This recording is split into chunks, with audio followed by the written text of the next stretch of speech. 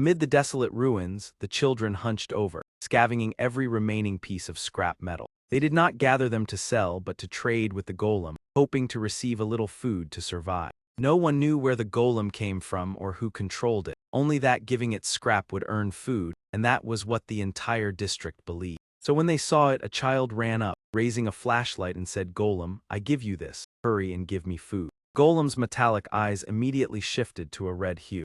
A few moments later, the light went out. It turned and walked away, causing the boy to shout angrily, "Hey, where are you going? You took a flashlight just yesterday." Golem continued to leave, making him furious. He was about to rush forward when a friend quickly held him back, saying not to act rashly. Someone had been counterattacked by it before. Not far away, Jay sat on a pile of debris, silently observing. Jumped down, blocking the golem's path, then opened the bag at his waist. "Here, take this."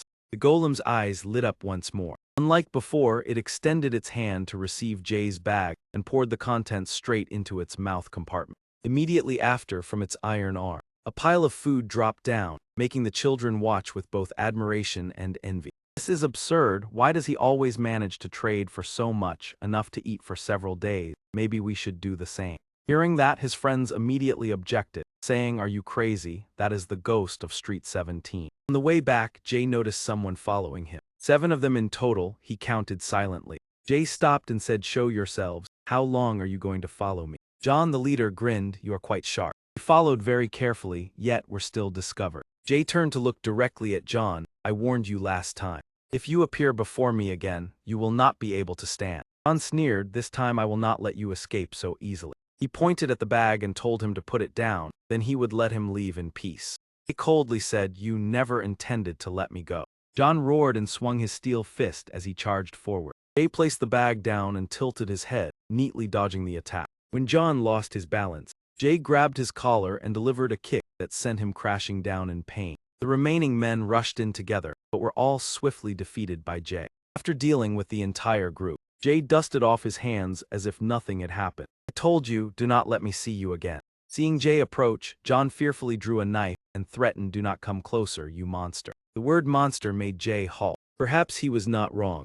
Since the age of 10, Jay had known he was different. Whether injured or witnessing his friends encounter misfortune. Even when someone passed away, he never wavered. At that time, Jay realized he could not feel emotions like others. 6 years passed, yet his desire to be like everyone else remained unfulfilled. Returning to the present, Jay looked at the knife and said, "There is an unwritten rule here not to use knives. You brought it to stab me, did you not?" John stammered that he had just picked it up. Children in the district still whispered that Street 17 had an emotionless, white-faced goat. "Do not look into his eyes or your lies will be exposed." That was not wrong because Jay saw a different world. Everyone had a mana vessel in their chest reflecting emotion. Anger and hatred formed a red hue. Mockery or indifference manifested as blue. Joy radiated a golden color. There were countless other shades as well. Looking at the color in John's vessel, Jay knew he was lying. John trembled and threatened that he would strike if Jay came closer. The dense black mana revealed his fear. Jay continued to step forward, causing John to retreat, till his back hit the wall.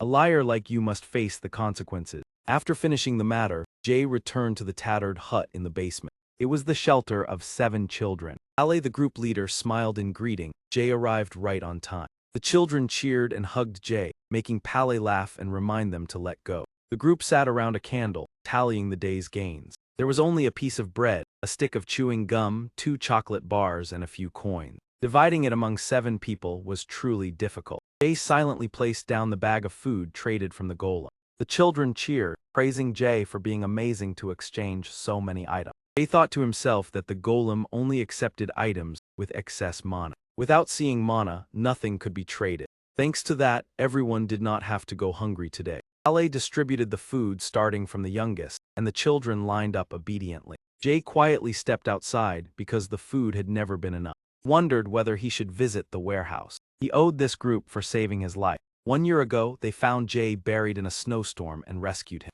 To Jay, debts of gratitude or resentment had to be repaid, so he took care of the children. Ale stepped outside and said Jay also had to take his share. The words pulled Jay out of his thoughts. He shook his head, saying he was not hungry. His stomach growled, making Pale chuckle. Pale broke the bread in half and offered it to Jay to share. "Jay, have you noticed that the rain has now turned black?" "Yes, I have seen it," Jay replied softly. He People say it is because the mages have cast too many spells. It is probably from the mages living in the lower numbered areas. I even suspect that Golem was also sent by a mage. Perhaps it is just a simple mechanical machine. No, I am certain it moves thanks to magical power.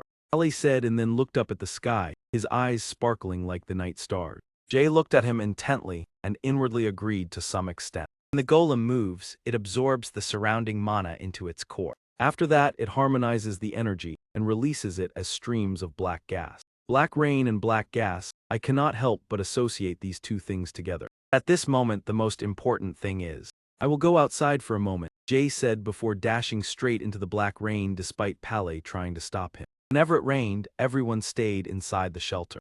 They believed that even a single drop was enough to carry disease. Only Jay could shield himself, so working in the rain was more convenient for him. He quickly ran to the familiar food warehouse. As expected, the guards were busy playing cards. Rainy weather was when they were most negligent, and it was an opportunity for Jay. He slipped past the fence and crawled toward the hole in the wall. He gently climbed inside the warehouse. Inside it was pitch dark. Jay gathered mana to create a small flame to light the way. Countless types of mana filled the air. Jay gathered the red-colored type and combined it according to a formula to create light. Although he did not fully understand the principle, he used this method quite skillfully. It was just that red mana was harder to control. As he collected canned food, he wondered if sensing its emotions clearly would make the flame stronger. Just as he extinguished the flame and prepared to leave, a knife suddenly shot toward him. Thanks to his quick reflexes, Jay only suffered a light scratch, otherwise the consequences would have been unimaginable. He immediately hid behind a crate.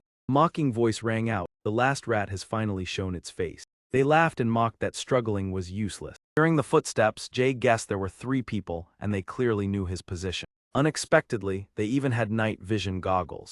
He said that he had fallen right into their trap. The short-haired man threw a knife straight at Jay. He dodged neatly, his eyes flashing. He moved in a zigzag pattern to close in on his opponent. The short-haired man panicked and was even scolded by his companion. He stammered that this kid was somehow abnormal. Before he could finish speaking, he was struck by a kick from Jay. They were astonished that he could see them. Another man shouted and rushed forward. Jay observed the flow of mana within his opponent's body. Thanks to that, he could predict the next action. In just a moment, 2 men had been defeated. The warehouse door suddenly burst open, and a bald man stepped inside. He grumbled because he had heard the noise in the warehouse. Seeing 3 people lying on the ground, he frowned. His expression turned ferocious when he learned they had been beaten by a mere boy.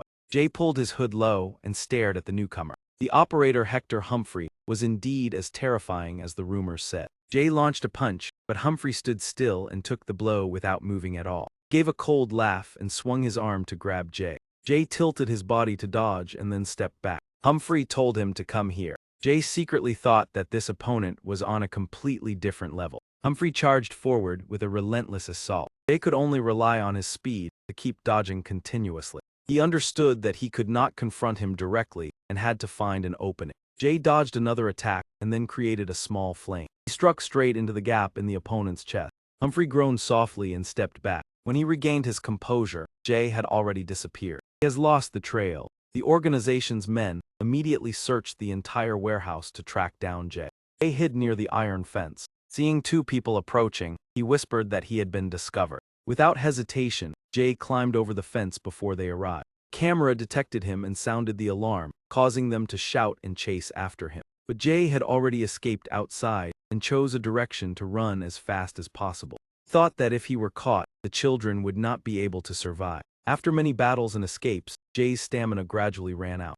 A shout from behind rang out, pointing out his position. Jay turned back and saw that the organization's men had caught up. He gritted his teeth and continued running while they shouted and chased after him. Finally, Jay had to stop because ahead was a dead end. The 2 men drew their knives and threatened him, demanding that he return what he had taken. Jay maintained a cold expression as he observed them. Since Humphrey was not here, there was still a chance. 2 men lost their patience and rushed forward to attack Jay. The first man charged forward, swinging his knife at Jay and snarling whether he was deaf. Jay remained calm, using one hand to forcefully knock aside the wrist holding the knife. At the same time, he tilted his body to dodge the strike and delivered a precise hook to the jaw, knocking the man down instantly. Without stopping, Jay spun around, grabbed the arm of the second attacker who had just rushed in and twisted hard, forcing him in pain to drop the knife. His other hand flashed with a faint golden spark, shooting straight toward the opponent's face. Only a few seconds later, the second man, his face charred black and white smoke rising from his mouth, lay motionless on the ground.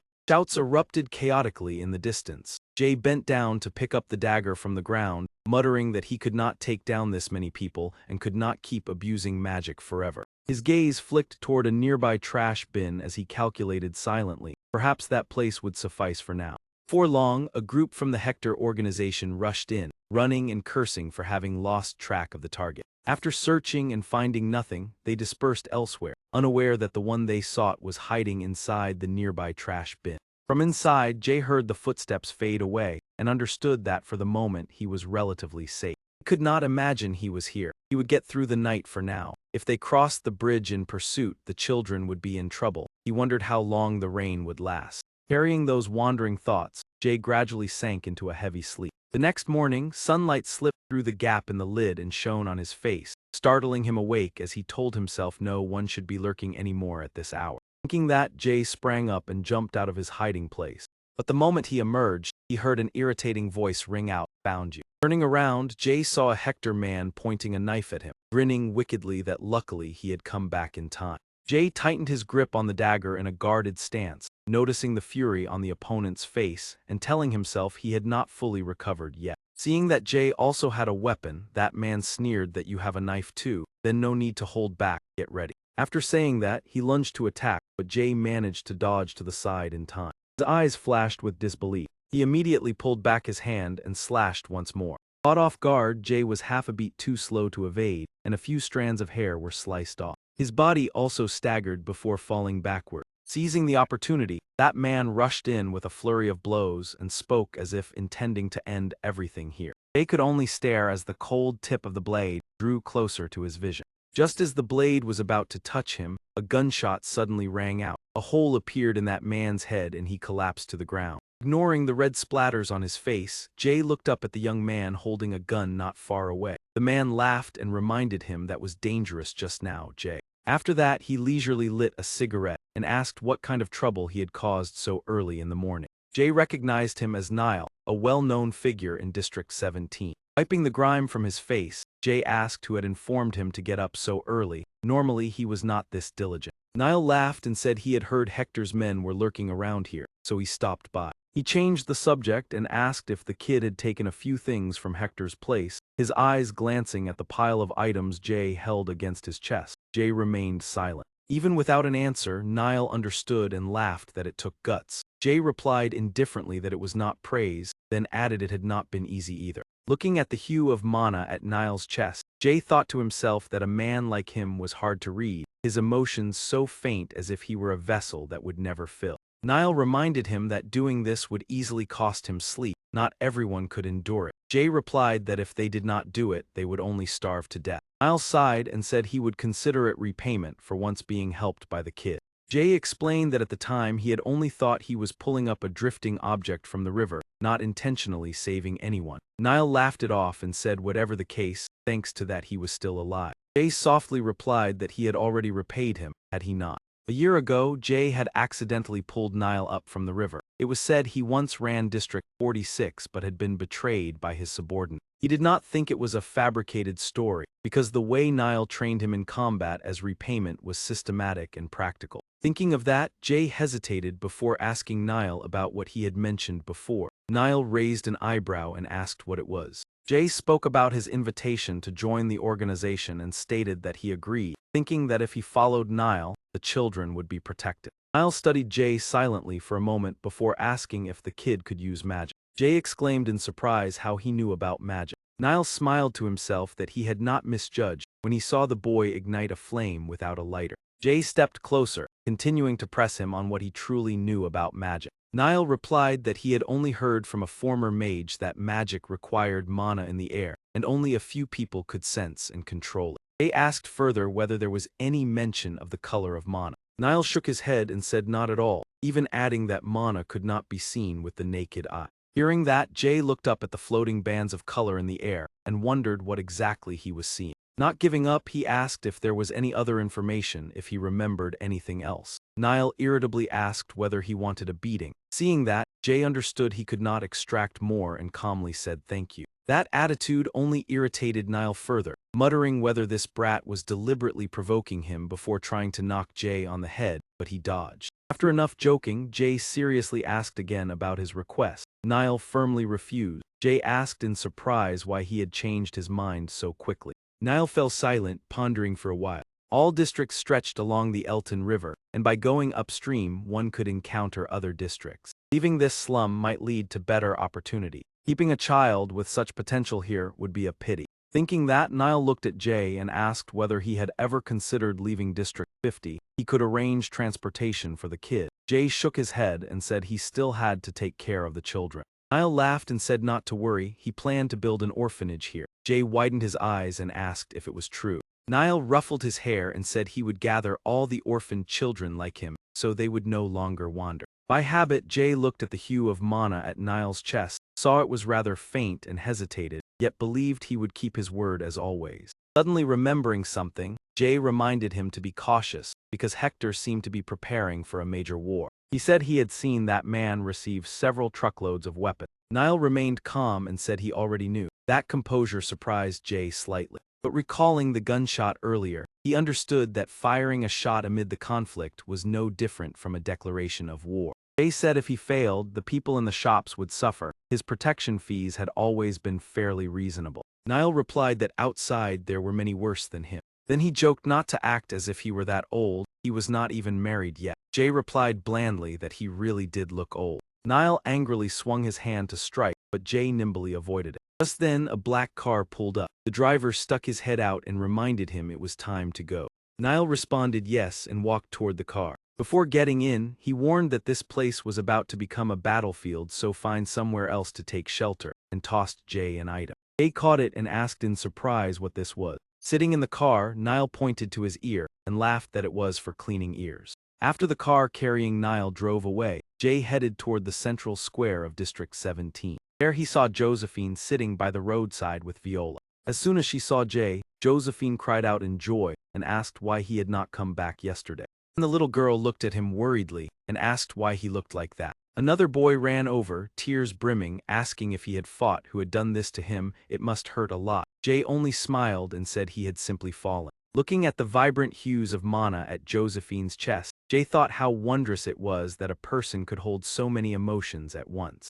Immediately after, Jay gathered the items and handed them to the boy, telling him to take them and return ahead. He sent a message to Pale that he would be there soon. Yes. A short reply came back. Josephine hugged the pile of items and hurried off. Once the boy's figure disappeared, Jay asked Viola, "What did you say to Josephine?" Viola smiled and replied, "Oh, it's Jay. I only told her a story about the rainbow strand." Jay quietly said, "Don't plant those things in the children's minds. If they keep chasing fantasies, they won't adapt here." Viola replied calmly, "Children need dreams." Looking at Viola, Jay wondered, what exactly is this feeling? That purple, besides Viola, he had never seen it on anyone else. Before leaving, Jay turned back and reminded, "You should move to another area, the battle will break out soon." Hearing Jay's footsteps fade, Viola whispered softly, "Truly a kind-hearted child." The next morning, Jay knocked on the door of an abandoned house. "Delivery here." The moment a man opened the door, seeing Jay, he exclaimed, "Oh, it's Jay. John said he would handle this delivery." Jay replied, "Really?" He thought to himself, John won't manage, he's injured in both legs. Jay placed the box inside and asked, "Aren't you planning to evacuate? When war breaks out, there will be no customers here." The man shook his head, "Where would I go if I left, and maybe there won't even be a war?" Jay asked again, "What do you mean by that?" The man pointed to the blue door, saying Hector and Niall are discussing inside. If all goes well, there will be no war. Just then the blue door swung open. Hector smiled and stepped out with two subordinates. Seeing them, the man quickly bowed his head. Jay pulled his hood to cover his face. Hector looked at Jay and said, "A kid delivering a job. Have all the adults run away already?" He stepped closer, placing a hand on Jay's neck. With his other hand, he placed a few coins in Jay's palm and smiled, "Well done, kid. Being diligent like this is how you survive. Take it and buy some snacks." Saying that, he called out to the door, "Let's go." A subordinate immediately responded and followed closely. Only Humphrey remained, casting a scrutinizing look at Jay. His gaze stopped at the bandage around Jay's wrist. Jay noticed it too, hurriedly pulled his hood to cover the wound and thought, he has discovered me. Outside, Hector shouted, Humphrey, what are you doing? Humphrey looked at Jay for a few more seconds and replied, I'm coming. After their vehicle left, the man sighed in relief. Finally, they're gone. Jay silently removed his hood, looked at the wound on his arm and wondered if he saw it. Why didn't he say anything and just leave? Not seeing Niall step out, the man worriedly called inside, Niall, what's going on? Jay followed in, saw Niall solemnly say, the negotiation has failed. Is war really coming? The shop owner asked softly. Niall replied, I cannot accept unreasonable terms like them wanting to take over our organization. This is the worst outcome. The shop owner clenched his hand. It's not your fault. I fear the shop must close for a while. Niall instructed Jay, during this time, don't leave your hiding place. Leaving the shop, Jay quietly walked alone down the street, his mind full of thoughts. If war breaks out, it will be hard to go out. Must stock up on food before it happens. While lost in thought, Jay suddenly saw a vehicle rush past. The driver was none other than Humphrey. Humphrey, I've never seen a vehicle like that in District 50. Very suspicious, I need to investigate. Thinking this, Jay immediately ran in the direction the vehicle disappeared. A moment later, at the entrance to Hector's organization on Street 18, Jay hid in the bushes and saw Hector's men standing solemnly beside the vehicle Humphrey drove. He also saw Hector personally open the car door, smiling, we have been waiting. Allow us to escort you inside, Master. The man called Master stepped out, a man wearing glasses covering one eye. Who is he? Dark blue, almost black, an unbelievable amount of mana, the color identical to golem mana when they move. Moreover, what are the circles around his container? Mana is dense around these circles, as if he used them to lock the energy in. This man is too dangerous, must inform Niall. Thinking this, Jay left and ran to Niall's organization headquarters on Street 17. Arriving, he saw members busily unloading boxes of weapons from the vehicle. Not bothering much, he approached a red-haired man and asked, where is Niall? Red-haired man looked cautiously. Recognizing Jay, he asked, how did you get in here? Jay replied, the gate was open. Anyway, where is Niall? The red-haired man said, the boss went out to prepare for war, very dangerous, so you should leave too. Not finding Niall, Jay could only say to the red-haired man, please convey a message for me. The red-haired man asked, what is it? Jay thought, I cannot speak directly about mana. After a moment of thought, Jay said, tell him to be wary of the man with one-eye glasses. That night, Jay returned to the basement where the children took shelter. When the children were asleep, Halle and Jay went outside the tent to chat. Mrs. Le drew back the curtain, seeing the children sleeping peacefully, said, this war will not last long. Jay replied, but he did not believe it would end in a week. Mrs. Le asked Jay, who do you think will win? Jay answered, I don't know, the two organizations are evenly matched. He thought, but Niall must win for the children's safety. If Hector gains the upper hand, the wandering children will be sold into slavery. Mrs. Le whispered, perhaps the war has already begun. Just as she spoke, a loud sound echoed from afar. Mrs. Le asked worriedly, did you hear that? Jay jumped up, clenching both hands, yes. Mrs. Le continued, I have never heard such a sound. Jay did not reply, only feeling that something was unusual. Meanwhile, at another corner of Street 17, two Niall members frantically fired at the golem in front of them. Their magazines emptied, fear and despair were clear on their faces. It was unharmed, not even a scratch. What is happening with this golem? Suddenly, the golem raised an arm, firing a dark blue-green beam that immediately knocked one down. Then it advanced toward the other, who sat terrified on the ground. It grabbed him and squeezed with terrifying strength. Minutes later, the golem approached the man with one-eye glasses. The man looked at the red streaks on the golem and said, what a foul smell. All right, per our contract, clean this place. Back in the basement where Jay and the children hid, the sounds outside grew louder. While talking, Mrs. Le saw Jay about to leave and quickly held him back. Jay, where are you going? This is not like before. If you want to go, let me go with you. Jay said softly, no, Mrs. Le, please stay here and wait for me. Just then, a little boy rubbed his eyes and walked out, mumbling, why is everyone still awake? Mrs. Le turned around and patted the boy's head, gently saying, sorry, did we wake you? We will go inside soon, so go back to sleep. The boy nodded and returned inside. After the boy's figure completely disappeared, Jay spoke up to call Mrs. Le. Mrs. Le turned around, placed her hand on Jay's shoulder and instructed, I will stay to watch the children. I cannot leave them alone, but do not go too far and return immediately if you learn anything. Jay nodded and replied, I understand. I will be back soon. A while later, Jay arrived at Street 17. Both sides of the road were engulfed in flames and thick smoke, and bodies lay scattered across the ground. He came across the red-haired man he had met in the morning, severely injured and slumped down. Jay hurriedly asked what had happened. Hearing the call, the red-haired man looked up and softly uttered Day. Jay anxiously asked if he was all right and what had happened. The man replied they brought a golem. A one-eyed man was controlling it. We cannot withstand it, run quickly Day. As soon as he finished speaking, the man's breath gradually faded. Jay stood still for a few seconds, then gently closed his eyes for him. After that, he picked up the throwing stars lying nearby. Turning his back and walking away, Jay thought that if this continued the Nile group would fail, he had to support them. At the same time, beneath the bridge where Jay had once stayed with the children, Ale, his entire body stained red, tightly held a child in his arms. Around him were small bodies lying motionless on the ground. In front of him, the golem raised its hand, gathering a dark blue stream of light. Ale understood that evasion was meaningless, so he did not move at all. He silently waited, with only one thought in his mind: Jay, do not come back here. The central square of Street 17, Jay held a small knife and looked at the devastated scene. Seeing people lying everywhere, he blamed himself for arriving too late. All of them were Niaz's subordinates, and it was unclear what had struck them down. After searching for a long time without finding Nile, he silently hoped that the man was still alive.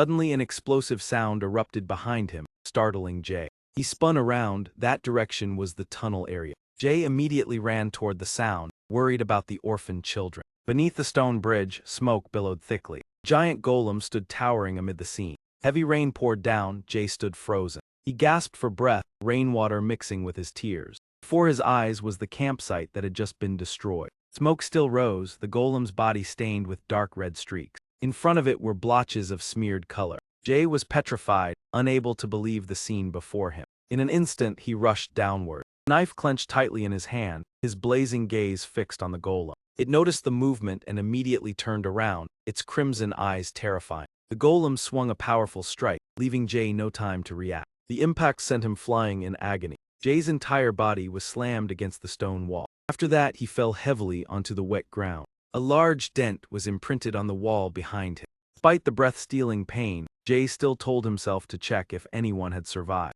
In his mind, the voices of the children echoed. The times he exchanged food and then returned to the tunnel. The children would rush out to welcome him whenever he came back. They smiled brightly at Jay, filled with excitement. They even cheered that Jay is back, he has returned. Just recalling it made his heart tighten. As Jay struggled to stand, he heard someone calling his name. Jay, I did not want you to come back. That was Palia's voice. That sound jolted Jay awake, forcing him to face the loss before him. Children lay still on the ground. Lorraine and Lee were still holding each other tightly. Gordon and Miles were no longer moving. Josephine was protected by Pali until the very end. Jay's trembling hand reached out. He could not believe it. He choked with emotion. He had not yet repaid their kindness. Jay tried to reach toward them while the golem advanced. Its massive hand appeared a dark blue mana ring. That sound was identical to the strange noise Jay had once heard in battle. He stared intently, understanding that it was the one responsible for everything. Children beneath the tunnel. Nile's subordinate. The residents on this street. Though his face was expressionless, Jay silently swore to bring justice for them. Realizing the danger before him, he had to act as the golem continued gathering mana. His entire body trembling, Jay reminded himself that he had to stand up. Suddenly, a car plunged down from above and crashed directly into the golem. Jay's eyes widened in astonishment. The golem was knocked away. The car skidded to a stop in front of it. Rift rammed again, sending the golem falling into the river. Nile opened the car door and called out to Jay, asking if he was all right. He jumped down and hurried toward him. Nile helped Jay up to check him and said, "Luckily, your bones are not broken." Jay clenched his hand against the ground and called Nile's name. He stammered the children. Upon hearing this, Nile's eyes darkened. Nile stood up and looked in that direction. The night was silent. An immense loss had just occurred. He clenched his hand until it turned pale. Then he gently bowed his head before him. "I am sorry, Jay, I arrived too late." Known as a cold and emotionless person, yet Jay's tears still mingled with the rain, he softly replied that this was not his fault. Looking at the young boy who had endured too many losses, Nile softly called Jay's name. He sat down, pulling him into his embrace, resting his head on his shoulder. Almost by reflex, Jay reached out and grasped that shoulder. After a while, Jay softly asked, "Nile, what about your subordinates?" He replied in a low voice that all of them were gone. Nile ran his hand through his hair and cursed Hector, not expecting that man to have even hired a mage from elsewhere. Jay looked up at him and asked what he planned to do next. Nile said he would return to the streets to search for survivors. As for Hector, for the time being, that man would have to Before he could finish speaking, he suddenly cried out in pain as a stream of deep blue mana pierced straight through his body, blood gushing out with it. Jay widened his eyes, once again witnessing the person before him collapse.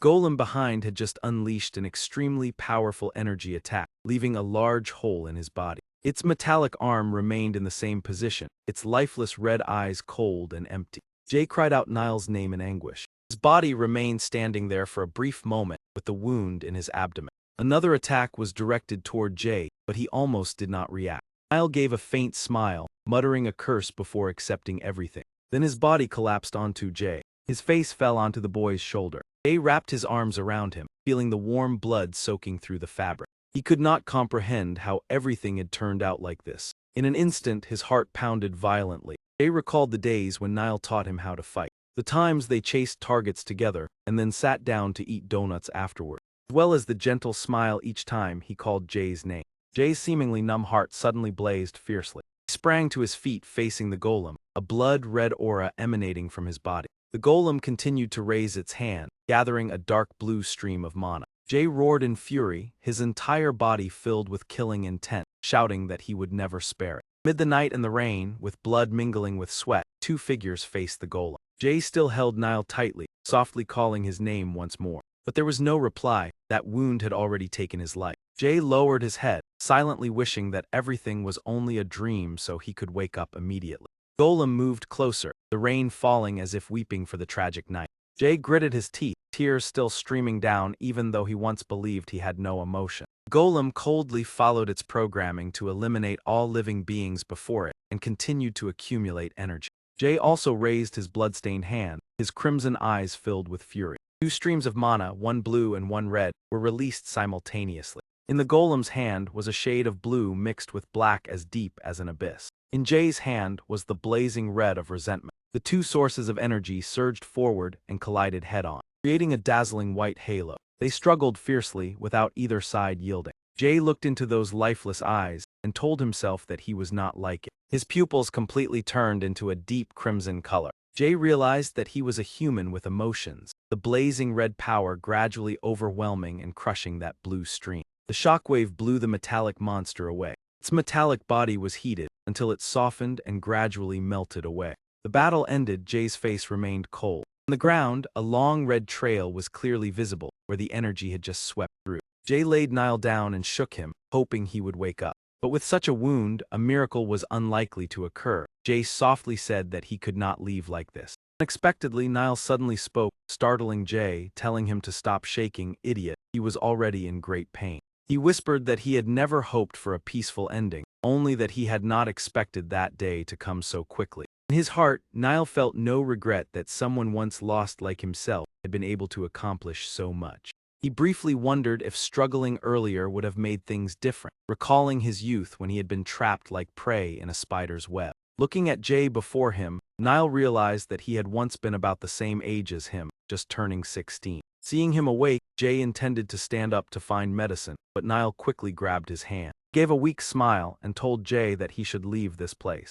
With his remaining breath, he advised him to seek a better path. For a long time, Niall had regarded Jay as his own younger brother. He hoped Jay would be strong enough to swim against the current and not be swept away. He believed the child before him could achieve that. Niall gathered his last bit of strength to tightly grasp Jay's hand. Then his hand loosened, leaving him a key and a small piece of paper. Jay stood motionless, staring at the items in his hand. His gaze lowered to Niall's motionless body. His pupils widened and then turned to a pale white. His chest tightened with fury and despair. Jay tilted his head back and screamed toward the sky, feeling the pain in its entirety for the first time. Next morning at the old tunnel, Jay still sat there. He slowly opened his eyes, the remnants of last night leaving his heart empty. The pain from his wounds became evident, his body trembling slightly as a faint groan escaped. He looked at his hand, thinking as if he had just gone through a long dream, merely recalling the scene from yesterday with the bodies lying scattered. The image of Niall falling, along with that mana-filled golem, was enough to make the memories overlap like before. He closed his eyes, sensing the blazing red aura spreading, knowing that he himself had changed. When he stirred his mana, a flickering flame flared up in the center of his palm. Jay suddenly understood that the more his anger surged, the fiercer the fire became. His emotions directly influenced his magic. Then the flame went out in an instant. Jay clutched his head, realizing he had exhausted too much strength. He stood still, lost in thought for a long time. After that, he began cleaning up, arranging the sharp items of the children and Nile neatly. Pulling on his coat and lowering his hood, he rushed off. It was time to leave. He told himself that regardless of right or wrong, this grudge had to be settled. They returned to the central square of Street 17. Hector's men were shouting, directing people to gather and remove all sharp objects. Townsfolk whispered that Hector had won and life would only grow harsher. Someone hurriedly warned them to speak softly lest they invite trouble. From a narrow alley, Jay quietly observed Hector laughing and talking with his subordinates across the street. He told his men that if Nile had obediently listened, things would have turned out differently. Jay channeled his mana until his body burned hot, tightening his grip on the knife and muttering that he had finally found his target. Suddenly, a large hand seized his shoulder, stopping him and calling him Kid from Team 1. By reflex, Jay spun and slashed his knife backward. It was Humphrey, the blade grazing his neck by a hair. A thin red line seeped from his neck, only a shallow wound and not dangerous. Humphrey stepped back a few paces and told Andrew to calm down. Jay raised his knife defensively, recognizing the man before him as leader Humphrey, the one who had nearly caught him last night. With the thought of wiping out Hector's faction, Jay charged again. Consecutive slashes aimed at Humphrey forced him to raise his arm to block. He was shocked that each strike targeted a vital weak point. Looking at Jay, Humphrey realized the boy had changed greatly. Worried that if this dragged on, he would fall into disadvantage. In the end, he chose to take one of Jay's blows on his shoulder. Jay froze when he saw him deliberately block with his shoulder. Seizing the moment, Humphrey grabbed his shirt, then delivered a punch as heavy as a sledgehammer. He looked at him and asked if it was worth trading his life for petty revenge. The name Jay, the Phantom of Street 17, echoed with hidden meaning. Pinning him to the ground, he said he had a proposal. The two turned into another alley. Jay leaned against the wall as Humphrey said he had been secretly observing him for a long time. Jay glanced at him, his eyes still guarded. Humphrey was called the Silent One because he spoke little yet completed every task flawlessly. Studying his expression carefully, Jay sensed no sign of deceit. After feeling the fluctuation of his emotions, Jay told him to speak plainly. Humphrey proposed that he leave District 50, causing Jay to ask the reason immediately. He admitted he wanted Jay to find his younger brother, who had been sold by Hector to Magic City. Humphrey explained that Hector promised after 10 years of service he would reveal his brother's whereabouts, so he endured all this time. Now the boy should be about Jay's age. Jay asked bluntly why he should help when it had nothing to do with him. Humphrey mentioned that Jay could use magic, making him stiffen slightly. Pulling aside his shirt to reveal the wound on his chest, he said that after the warehouse incident he was certain, but even with some magic Jay was not strong enough to face Hector. Jay folded his arms, listening intently for the rest. Humphrey added that Hector always had a terrifying mage by his side. Recalling that strange black mana made Humphrey tremble in fear. According to him, that man was like a demon wearing a mage's robe. Anyone who opposed him was frozen instantly. There had even been someone imprisoned in a sphere of water and drowned before everyone's eyes. His power and coldness made everyone shudder. Humphrey extended his hand, urging Jay to leave and survive before thinking of revenge, and he knew those words were not wrong. Jay told himself he used magic only by instinct, while his opponent was a true master. With such a gap, victory was almost impossible. Humphrey said Magic City lay upstream of the Elton River, and only mages could set foot there. He handed Jay the savings of his lifetime. Inside was a paper listing his brother's name and features. Jay looked at him and asked why he placed such trust in him. What if he broke his promise? Humphrey simply smiled, saying he was not a traitor. Moreover, he believed Jay could go even further, his eyes shining with firm conviction. Jay wavered slightly, his gaze lowering for a moment. Humphrey placed a hand on his shoulder, urging him because others were coming. Jay replied that he had one condition. Holding the pouch, Jay demanded that the bodies in the basement be properly buried before he would depart to find his brother. Humphrey nodded in agreement, promising to handle it thoroughly. Jay turned his back and said to wait for him. He darted through the alley, leaving behind a promise to return to Humphrey. After a while, Jay stopped at a crossroads, breathing heavily from exhaustion. He looked behind him and whispered that no one was following. Jay went to see Viola, the blind woman who often told stories to children. Dropping a coin into the can, he said he had an urgent question and hoped she would answer quickly. Hearing the familiar voice, she lifted her face and smiled at Jay, asking what he wished to know. The question about the rainbow startled her slightly. He seriously asked if finding a rainbow would allow one to make a wish come true. He remembered Josephine once pointing to the sky speaking of a rainbow. At that time, he did not even know what it was. The boy had excitedly explained it was a colorful arc appearing after rain, curved like a donut missing a bite. He also said that if one found where the rainbow touched the ground, a wonderful wish could be fulfilled. Back then he teased him about donuts. The children in the orphanage had once longed to eat donuts, making Josephine blush in anger. They ignored him, causing Josephine to pound his chest and call him an idiot. Now before Viola, he was entirely serious when mentioning the rainbow.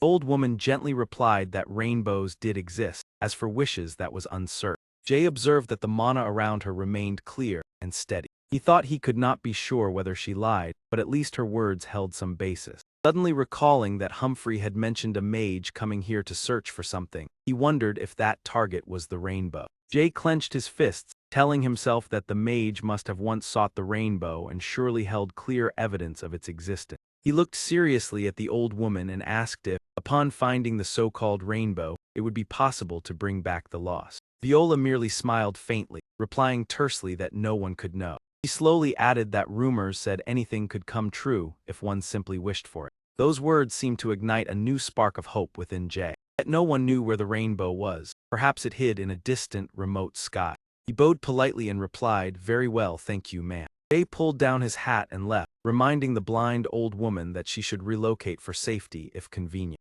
On the edge of District 50, 23rd Street, Jay sat quietly with the paper in his hands. The location Niall had noted was precisely here. On the paper at the red dot stood an old, leaning building right beside it. A moment later, he spotted the white car just as expected. Jay suddenly recalled Niall's warning. At the very least, he had to ensure the transport was ready. It turned out to be a four-seater car. Just as he touched the door handle, a sharp voice from behind demanded to know who he was. A figure, seemingly one of Niaz's subordinates, silently approached. He belonged to Hector's faction, holding a needle as if just finished using it, and asked if Jay had been ordered to deliver the car. He smiled meaningfully and then asked where Eneo's was. Jay remained silent, thinking he had escaped Hector's minions and could not afford to waste another moment. Instantly, he yanked the handle and opened the car door. Seeing this, Hector's soldier widened his eyes in shock. He lunged forward, shouting where he thought Jay was trying to escape. At the same moment, Jay swiftly slipped into the driver's seat and started the engine. He slammed the door, gripping the steering wheel tightly. Yet the man still managed to hold onto the front door before it fully closed. He slid along the car, using both hands to pull the door while Jay fought back with all his strength. He shouted in fury, "Open the door at once." But by now Jay had already exhausted much of his mana, leaving the enhancement spell nearly depleted. He tried to concentrate the remaining mana into his palms. Then he raised two fingers, forming a gesture as if aiming to shoot. Blazing red mana surged, striking straight over Hector's soldier's head. Jay then tossed him to the ground and quickly shut the car door. He shifted gears, pressed the gas, and the white car shot forward, leaving behind a faint, empty space. He fixed his gaze on the road ahead. Finally, Jay escaped District 50. He drove Niall's car along the Riverside Road, leaving the district behind. Surroundings remained the familiar desolation. The destination was a place where even crows had to scavenge for scrap. Jay stopped the car and stepped out to the rear. He opened the trunk to check the supplies he had prepared. With these items, food and water were provisionally sufficient. But at this pace, it would take several days to reach the next district. Night fell and Jay lit a fire, pondering that he would need to delve deeper into magic upon arrival. Currently, his knowledge was only at a basic level. Jay closed his eyes and began sensing the flow within. There were two types of mana. Red mana could be used immediately without intricate preparation. The other type required combining multiple colors. Mana was difficult to control, but focusing on a specific emotion made its use easier. He thought of anger, recalling the tragedy when his loved ones departed. Simply stirring the rage caused the emotions inside him to flare along with the red mana. Energy continued to swirl, but it still seemed incomplete. Jay paused, placing his hand on his chest, telling himself this was the current limit. Any lapse and the mana would dissipate. He raised his hands, colors appearing before his eyes, telling himself to try combining them. Jay rotated both hands around each other, gathering mana into his palms. He concentrated on harmonizing and blending them. Yet they could not merge and immediately separated. Jay stared at his empty hands in confusion. He realized conflicting types of mana repelled each other. Blending colors required delicacy and significant mental effort. Nevertheless, some combinations would certainly yield great results, so he decided to continue experimenting. Reflecting, he remembered that he hadn't needed to do this before, but circumstances had changed. Jay opened his eyes wide, observing the drifting colors ahead. Now he had a reason to pursue this method. Jay continued driving the car forward. He rested occasionally, stopping to eat and drink when tired. At night, he diligently studied ways to blend the mana colors. In his hands appeared mana forms like frost. At times gusts of wind or debris resembling stone appeared. Jay sighed in relief, feeling quite exhausted, and decided to pause. Lying on the car roof, he contemplated whether he could guide mana more gently. Retaining and using it when needed would be much more effective. Like circles surrounding that mage. He closed his eyes to rest, telling himself he would find a way upon reaching District 49. Back in District 50, 17th Street near the bridge, Hector's men were searching the area, as if seeking something important. The mage in the car asked if there was still no news. The trembling soldier stammered, apologizing, asking for more time to find the golem. The mage raised his staff, pointing at his face, demanding he keep his hands in place. He panicked, trembling violently, stammering apologies, begging for more time. The mage coldly replied that he disliked those who did not obey. He knelt with a hopeless gaze, aware of the outcome but dared not resist. Trembling, he touched the tip of the staff with his finger.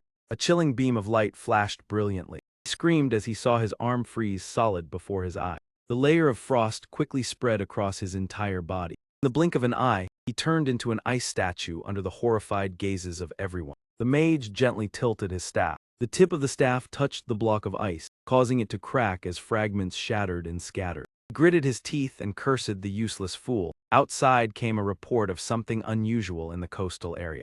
A long trench left by Jay was clearly visible. The soldier handed the recovered item to the mage and said, "Perhaps the golem fought here, a fragment of it still remains." A damp trail stretched toward the adjacent earthen trench. After careful observation and sensing, the mage realized that mana still lingered in the air, traces of a powerful form of magic. He stepped aside, it seemed residual energy still remained over there. The mage brushed his hand across the ground and called the soldier closer. He asked whether anyone had ever lived here. The soldier trembled as he replied that a few wandering children had once taken shelter. Paused, orphans, the soldier hurriedly added, "Yes, sir. This area is quite secluded, so they hid here. They must have left to avoid the conflict." The mage tightened his grip on the staff, his eyes filled with suspicion. Could an orphan child use magic? He curled his lips into a smile and then threw his head back in laughter, leaving the soldier bewildered. He thought to himself, could a street child truly discover a complex elemental magic combination among the countless possibilities that exist in this world? That was hardly possible. The mage did not believe that hypothesis. He turned away and stated clearly that another mage had come here to eliminate the golem, investigate everything. The soldier bowed and replied, "Yes, sir." Even so, he still kept a very small probability in his heart that the unimaginable might be true. If that were the case, it would surely be a genius capable of becoming the most renowned archmage in the world. Meanwhile, Jay had arrived at District 49. From the outside, this place appeared like castles in Western style. He recalled the time he sat in a tavern with Niall. Niall took a sip of beer and spoke about his homeland. District 42 was just as chaotic as this place. He said the difference was perhaps the larger scale compared to District 50, with taller buildings and denser streets. Jay listened beside his cup of coffee. In the lower districts it was the same. The further one went upstream, the more the scenery changed.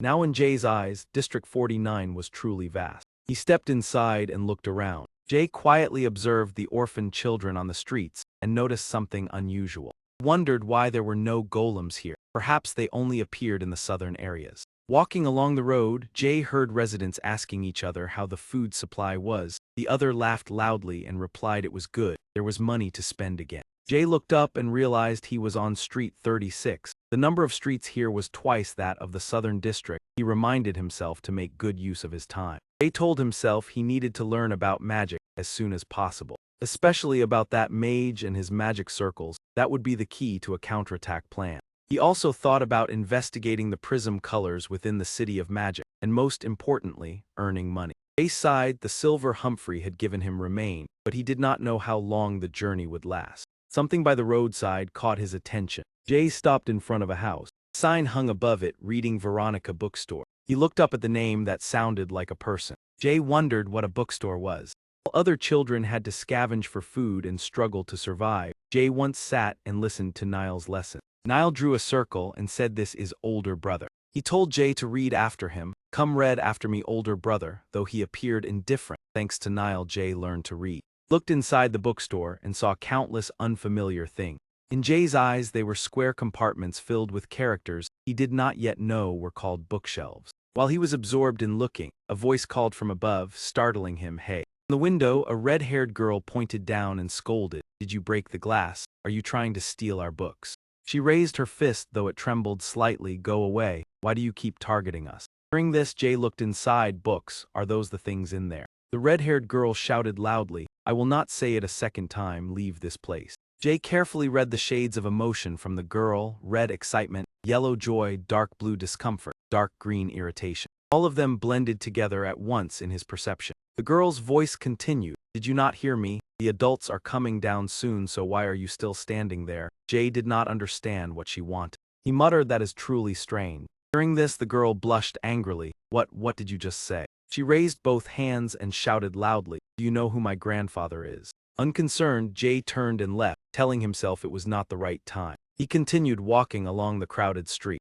Jay swept his gaze around. Several children about his age sat there silently watching. Jay noticed the vigilance in their eyes. He thought it made sense. He was a stranger entering their territory, so they likely believed he came to cause trouble. In Jay's eyes, this place was not much different from the southern district. As night fell, he chose to park at the outer edge for safety. Lying in the vehicle, Jay thought that he had passed many streets, yet still found no clues about magic. He closed his eyes to sleep, deciding to continue searching tomorrow. Noises outside alerted Jay's keen senses. The children from the afternoon were stealthily approaching with weapons in hand. Jay opened his eyes and thought at last they had come. He sensed 4 individuals surrounding him. Thinking he was fast asleep, they silently closed in on the vehicle. He discussed, "Take him down." The one wearing a hat shook his head. "Capture him alive. Do not let him shout." Another said, "Find the car keys too. I heard there is food in the trunk." While they whispered, from above, Jay quietly tightened the piece of cloth in his hand. Suddenly, he struck down on the head of the red-hatted one, followed with another blow to the face, sending him crashing backward. The remaining 2 cried out in panic, "What is happening?" Maintaining the element of surprise, Jay immediately leapt down behind one of the remaining 2. He spun around and realized, but he was immediately struck squarely in the chest. Those brats were no match for Jay, so as soon as they were beaten, they cried out loudly. In contrast, he remained strangely calm. With only a thin strip of cloth in hand, Jay knocked 2 of them to the ground. The remaining one charged forward with a stick, swinging it wildly while shouting in anger. Jay raised his hand and easily caught the stick, leaving him stunned. He flung the stick aside and stepped closer. The man panicked, fell backward, and stammered for him not to come near. Jay twirled the cloth in his hand and coldly told him to endure it. His face turned pale, his eyes filled with fear as he looked at Jay. In the quiet night, the chirping of crickets mixed with the groans of pain from the 3 children. After being thoroughly beaten, their faces swollen, they knelt before Jay. He crossed his arms and asked how many streets they had already taken control of. The leader remained silent, and Jay shouted for him to answer. He emphasized once more, asking how many areas they had occupied. The boy in the red cap lowered his head, avoiding his gaze. Jay lightly lashed across his face, making him tremble in shock. He hurriedly answered 3 streets, and Jay continued by asking which one. His gaze was firmly fixed on the opponent. He stammered from street 23 to 25. Jay observed the chaotic emotions within him, anxiety mixed with fear. He clenched his fist and shouted that he was lying. The other 2 trembled violently and quickly begged for mercy. Jay turned to the one beside him, his eyes sharp and cold as he called out to him. Without needing to be asked, he confessed that they controlled a total of 14 streets with 52 members. He lowered his head and said the leader was Cedric and that their base was in an abandoned house. Jay thought that the scale was larger than expected. When shouted at, he immediately raised his head and responded. Jay continued to ask his name. He said Nezu and then explained the mission he had been given. The mission was to beat Jay severely and seize all the food. At the same time, he reported that someone had been secretly following. Behind Jay, a 4th man appeared with a knife glinting. He rushed forward intending to stab while shouting loudly. Mana around Jay surged, so there truly was someone following. A strong gust of wind rose, sweeping up dust and knocking the attacker away. He covered his eyes and cried out as the dust filled the air. Immediately after, blows to his face and stomach caused him to collapse. The last man rolled on the ground. Jay approached with the cloth stuffed with stones in his hand. He clutched his face, trembling and speechless. Jay demanded that he deliver a message to his leader. He grabbed his hair and pulled him up. Then he reminded him that the one following was not alone. Next morning, while walking along the street, Jay realized that the people of District 49 were just as ignorant about magic as those in District 50. They only knew books as recorded sheets of paper. He thought that if there were enough books, there would surely be some about magic. While pondering this, someone blocked his path. 3 men stood in his way. The one in the middle smiled and said, "Could you come with us for a moment?" Seeing Jay staring intently, he quickly explained that they were not here to cause trouble. Jay asked if they were the children from yesterday. He replied yes because Jay had defeated Anthony and the other 2. He said that the boss had taken notice of Jay due to his impressive fighting ability. Then he pulled out a piece of paper and asked if the other 2 could read it. They awkwardly said they were illiterate, but had to read it verbatim to Jay. Jay snatched the paper and said, "Let me read it myself." They were surprised and asked if he could read. He glanced over the paper and replied that he knew a little. The children whispered among themselves, thinking that only the boss and Waver could read. Content stated, "Work for me, and you will never lack food."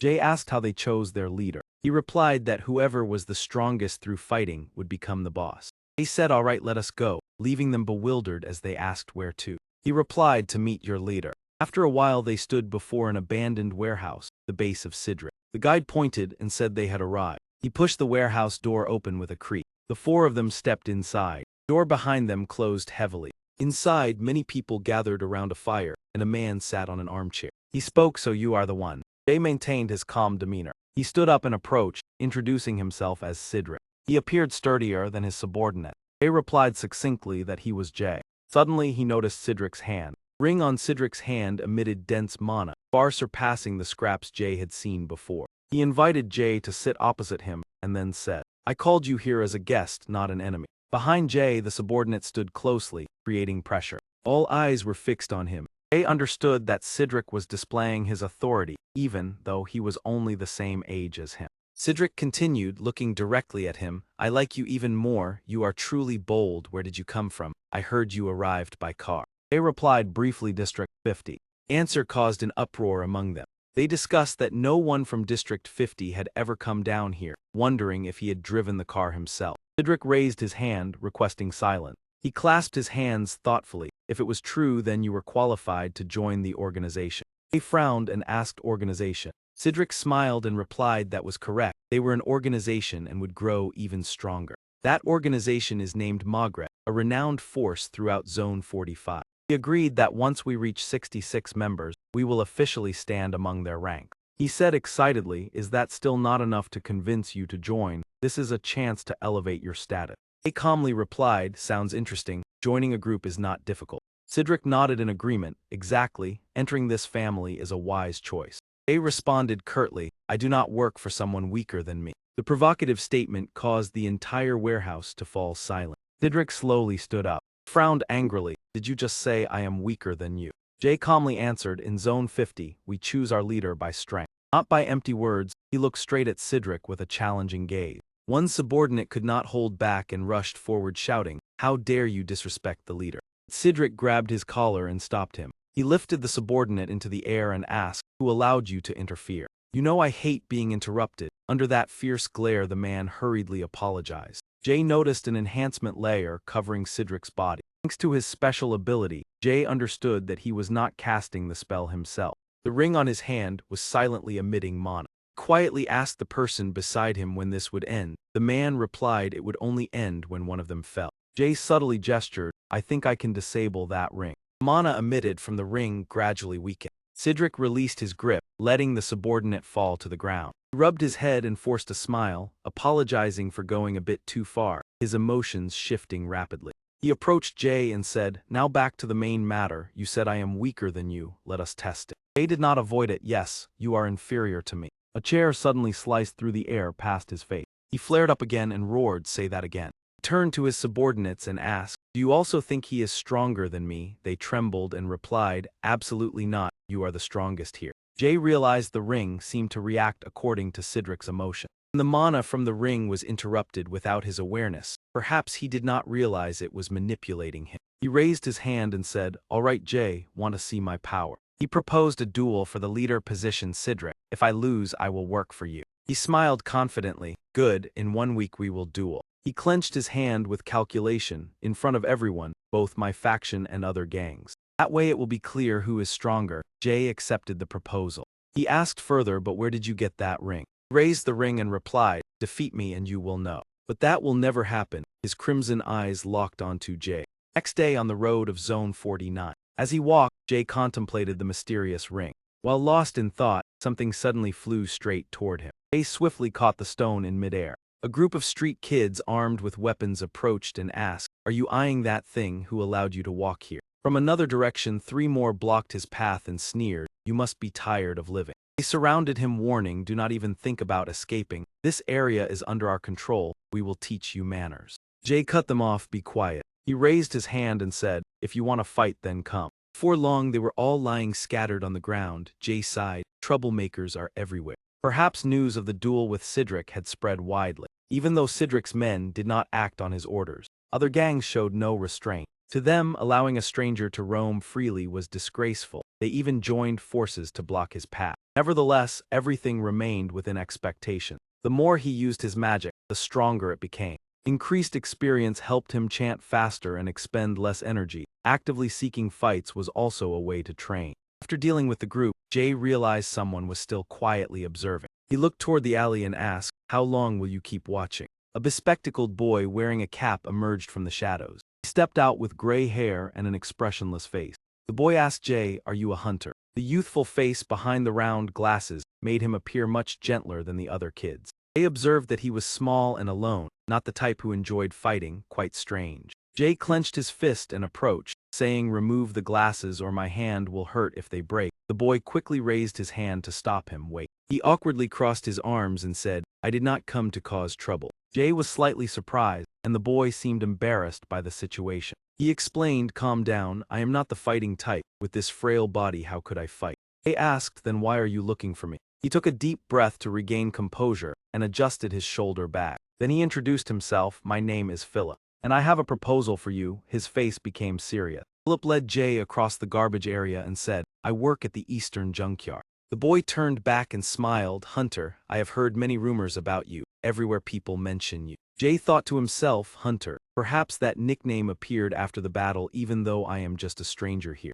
The two walked silently. Jay said nothing more. After a while they stopped in front of a house, located in the middle of the junkyard. Philip reached out and pushed the door open wide. Inside was noisy, completely opposite to the silent space outside. The liveliness surprised Jay slightly. People conversed and exchanged comfortably. Boy cheerfully said, welcome to Philip Hotel. I am the owner and named it after myself. Jay remarked, it looks like there are more than 100 people. Philip replied, precisely 186 people including those working outside. Jay glanced around and remarked that everyone here shared one thing in common. Philip asked curiously, so you noticed that? Jay replied that they seemed unable to blend in with other groups. Most of them were very young or small in stature. Philip nodded in praise of Jay's keen observation, then said that in District 49 there were many graves, meaning many adults had died. Philip sighed and confirmed that because of that, work here was always piling up. Shops were willing to hire even children. The number of wanderers was so large that even street gangs could not manage them all. Philip acted as an intermediary for labor exchanges with several other groups, taking a small fee and supplying manpower when needed. The boy smiled proudly and said he was like a broker, even renting out lodging, though of course not for free. Jay asked in surprise if he had built all of this himself. Philip confidently replied that he had worked very hard to establish this system. A boy named Jonathan ran over to report about work at the restaurant, happily saying he had not been bullied. After that, the boy handed over this month's rent to Philip. Before leaving, he waved in thanks, and Philip immediately took out his notebook and pen. He carefully recorded the amount he had just received. They stood watching. Philip quickly apologized for having to write it down right away. Philip handed the notebook to Jay and said this was the management ledger. If he was curious, he could look, though it might be hard to understand. Jay took it and flipped through each page. When he reached the section about himself, Hunter from District 50 rarely shows emotion and fights terrifyingly. He said softly that he had investigated him thoroughly. Philip was startled and asked if he could read, then hurriedly apologized. The boy trembled slightly and admitted he simply liked observing others. Jay said he was completely different from him. He could hardly understand him. Returning the notebook, Jay said there was no need to apologize. He did not mind. Philip let out a relieved sigh. After a while they arrived in front of a room, guarded by two men. Seeing Philip bring a stranger, they looked surprised. One man asked who he was, the other reminded that they could not casually let a stranger inside. Philip smiled brightly and introduced him as the hunter everyone was talking about and his guest. The two of them stepped into the room. Philip said he used this place privately, so feel free to sit. As he rummaged for something, Jay said he had initially thought he was a liar. Philip held up a money bag and replied that credibility was the most important thing. Placing the bag down, he said money could be earned again, but once credibility was lost, it was hard to regain. Jay asked what proposal he had mentioned. Philip trembled slightly but told himself he had to overcome his fear if he wanted to do business. The boy's eyes shone with determination. Philip extended his hand and proposed that Jay become business partners. After Jay defeated Sidric and became the new leader, the two sat facing each other in the private room. Jay observed Philip's expression. The black mana around the boy had diminished, replaced by courage. Jay asked if he was not afraid he would lose. Philip honestly said it was still possible, but the chance of winning was high. Jay asked why. Philip replied it was based on intuition.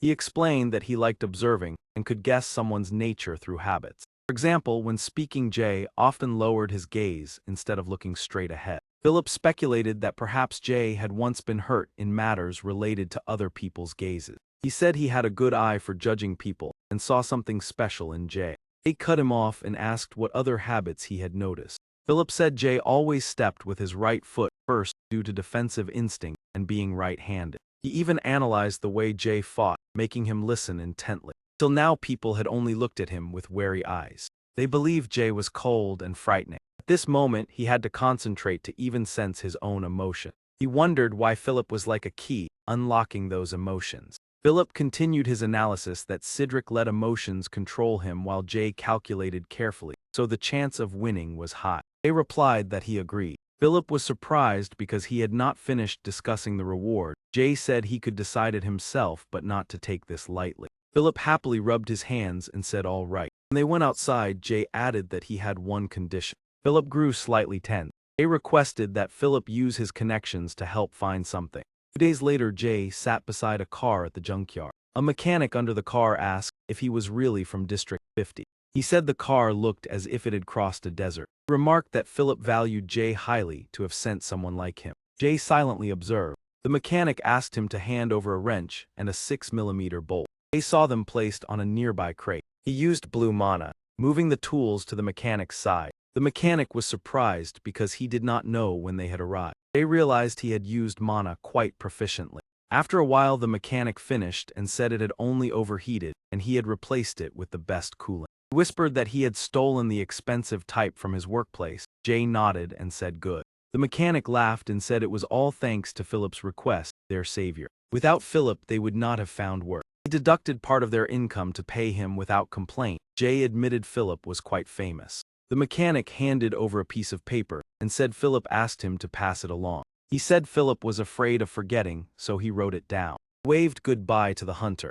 Jay held the paper and pondered. He recalled the condition he had mentioned to Philip. He needed information about Fap-Du. The boy replied, a mage, I have heard of that before. Anyone who shows suspicious signs I will investigate immediately. It will not take much time. Philip smiled confidently. Who do you think I am? Sitting in the carriage reading the paper, Jay could not help feeling surprised. He did not expect that in just 2 days he had gathered so much information. Clearly stated, Street 2 Goof Bakery, male 42 years old baker. Street 8 Kenny Andrew Store, male 23 years old sales clerk. However, one other detail made Jay pause. He stared intently at that line. This person was worth further verification. Following the directions on Philip's note, Jay turned into the listed street. Before him was a young chef carrying 2 crates on his shoulders. Jay stood behind, silently observing his every movement. He made another note and crossed out the name Lenin because there was no sign of a circle on his chest. Names were gradually eliminated until only one target remained. According to the description, abandoned shopping area number 32, male around 30 to 40 years old, frequently moving between ground level and basement, often carrying food, most likely living underground. Once a steel pipe had fallen due to an unexpected accident. Only thanks to a strong gust of wind did he escape the accident in an instant. Strangely, he did not appear startled at all. There was a very high chance he was a maid. Thinking that, Jay immediately set off to find him. While walking, the scene ahead made him suddenly stop. Two boys stood before a bookstore complaining that it was closed again today. If this continued, they would not be able to do business. One said, if we throw stones every day, how can they endure it? If we stop, we lose the job. The one in the blue shirt snapped, idiot, they pay double if we force the shop to open, so we cannot quit halfway. He held a large stone and grinned slyly, saying, this time aim for the second floor, we must make them leave. Then he raised his hand preparing to throw, acting as if teaching his companion. At that moment the red-haired girl opened the window and shouted down, all of you leave today. In a sharp voice she scolded that she had heard everything, they were the ones throwing stones at the shop, get out now. From afar Jay saw a pale golden hue in her emotions showing courage and belief, yet the layer of black mana around her showed she was very afraid. Two boys sneered, you think we cannot see you trembling, at least you have a home, we do not even have a place to sleep. The girl clenched her fists, her voice trembling slightly yet still trying to threaten, be quiet, our adults will. Before she could finish, a stone struck the wall beside her making her scream in shock. They mocked, you think we do not know only children and weak old men are inside. Red-haired girl still tried to shout loudly, shut up and leave here immediately. Jay stood in the alley observing everything. The one in the white shirt shouted, this time I will aim straight at her face. Jay was about to step out to intervene, but the next sight made him freeze. The girl raised both hands, a pale blue mana gathered before her. A sudden gust of wind blew the stone back toward the two boys. Seeing the stone return, they panicked and asked what just happened. The mana gradually faded, the red-haired girl still stood at the window. Her clear face showed anger mixed with helplessness, as if about to cry. They suddenly understood that she was likely a mage as well.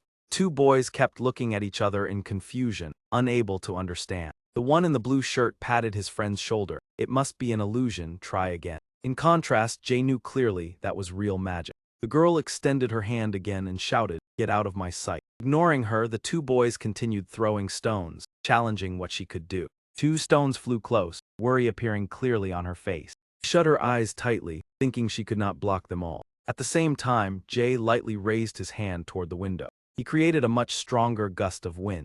Two boys had to raise their arms to shield their faces, cursing as the wind blew too fiercely. Suddenly an object flew straight into the blue shirt boy's face, making him fall backward. The white shirt boy beside him stood stunned, not understanding. He had just asked if his friend was all right when another stone struck him, making him dizzy. Jay stepped forward and casually threw away the remaining stone. He walked past the two boys lying on the ground. Looking up at the still astonished girl at the window, he greeted her, long time no see. Two boys were knocked to the roadside, curling up miserably. About 10 seconds later, the girl ran down to the bookstore and bowed to thank him. Jay waved his hand saying there was no need. By coincidence, he also had something to ask, and she was about to ask him as well. Almost in unison they said, you are a mage, right? You used magic just now, correct? Their faces unintentionally moved close. The red-haired girl blushed slightly. She quickly stepped back and softly invited him inside to talk. Two entered the room behind the bookstore. She closed the door and smiled, introducing herself. I am Veronica, the owner of this shop.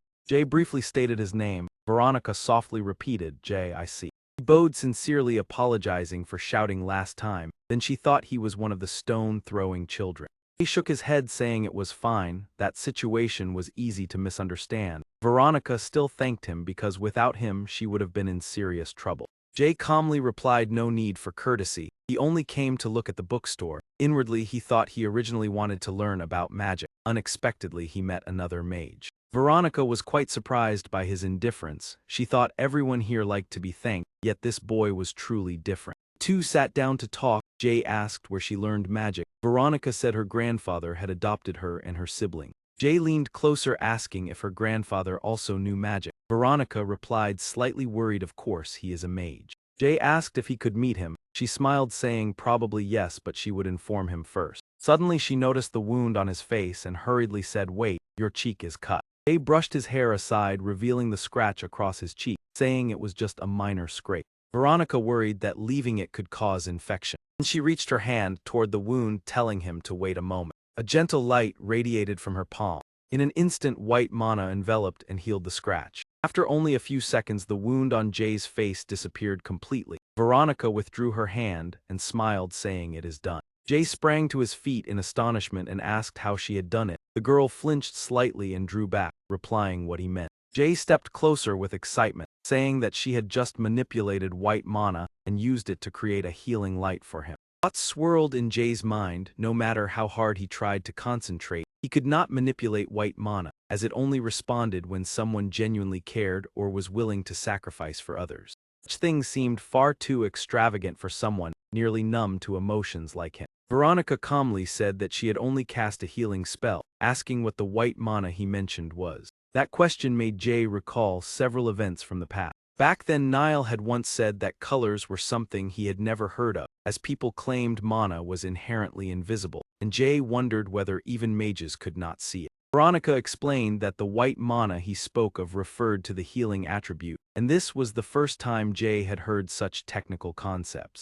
The girl began to elaborate that the magic she had just used belonged to the healing category, which typically possessed one primary attribute but could also combine with one or two supporting attributes. Jay curiously asked how many attributes existed in total. She replied that if only natural ones were counted, there were already many, and when including types such as amplification, interference, control, or healing, there were more than 100. Jay clenched his hand, thinking he had learned something new. If he could meet her grandfather, he might gain even more knowledge. He asked if her grandfather was on floor 2A. Veronica replied that he was seriously ill and spent most of his time lying in bed. She walked up the stairs and asked Jay to wait a moment while she checked whether her grandfather had awakened. She ran upstairs. She said she would return immediately. While waiting, Jay leisurely strolled around the bookstore and skimmed the titles on the shelf. He recalled having once heard that books were considered a luxury.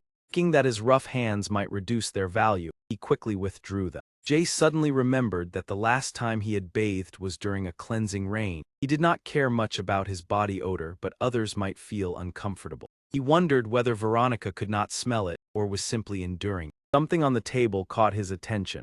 Jay examined the notebooks placed on the table. They resembled diaries rather than books for sale. One bore the title Research on the Distribution of Attributes by Region. Another manuscript discussed the cause of the spreading black rain, which aroused his curiosity. After a while, Veronica came down the stairs with the sound of footsteps. She looked around the first floor and did not see Jay, momentarily surprised. She thought he might have left due to the long wait, but Jay suddenly spoke from behind that he was still there. She jumped in surprise and cried out, completely opposite to her usual calm demeanor. Veronica composed herself and asked if he was looking at books, inwardly thinking that she had not noticed him standing so close behind. Jay asked if there were any books about magic since he could not find any. She asked in surprise whether he could read and if he had carefully checked the title. Veronica thought to herself that this boy was more interesting than she had expected. Jay asked about her grandfather's condition. She replied that he was sleeping deeply and could not speak at the moment. Slightly blushing, she asked if he could return the next day. Jay agreed and left, promising to come again. As he was about to open the door, Veronica hurriedly called out to him. She asked why he wanted to meet her grandfather, as that seemed to be his original purpose. Jay paused, unsure how to respond. After a few seconds, he turned back and said that he was looking for lenses. At around 4:30 in the afternoon, at a restaurant in the neighborhood, Jay continued to examine the paper Philip had given him, which noted that a suspicious man always went out at 7 to 8 in the morning and 6 to 7 in the evening, each time returning with a basket of food before heading down to the basement. Directly opposite the restaurant where he was sitting was that man's house. Jay patiently waited, hoping to gather more clues related to magic. The paper clearly stated that the information had been provided by Johnny. At that moment, the waiter wearing a name tag Johnny brought out the dish and cheerfully said it was his order. Jay realized that the name matched the person who had supplied the information. He said that he had not ordered this dish, but Johnny laughed and explained that it was complimentary because he was a hunter admired by the children. Jay nodded in acceptance and said he also had something to ask. Johnny enthusiastically told him to go ahead and ask, even joking that he could reveal the warehouse password. Jay thought to himself that he should not exaggerate like that. He held up the paper and asked how accurate the man's schedule was. Johnny affirmed that it was almost absolute because for the past 3 months he had seen that man go down to the basement at the exact time every day, and it was now nearly 7 in the evening. Johnny added that just seeing that man was enough to know the time without looking at a clock. The manager shouted for him, causing Johnny to hastily apologize and tell Jay to call him if he needed anything else. Having said that, the waiter quickly ran inside. Looking at the clock, it was just past 6 in the evening, meaning there was about an hour left. Jay decided to wait and took the opportunity to enjoy the meal. Before long, the steak had been completely finished. He took a sip of water, but his eyes remained fixed on the basement entrance across the street. Suddenly, Jay noticed something. The mysterious man was walking past in front of him.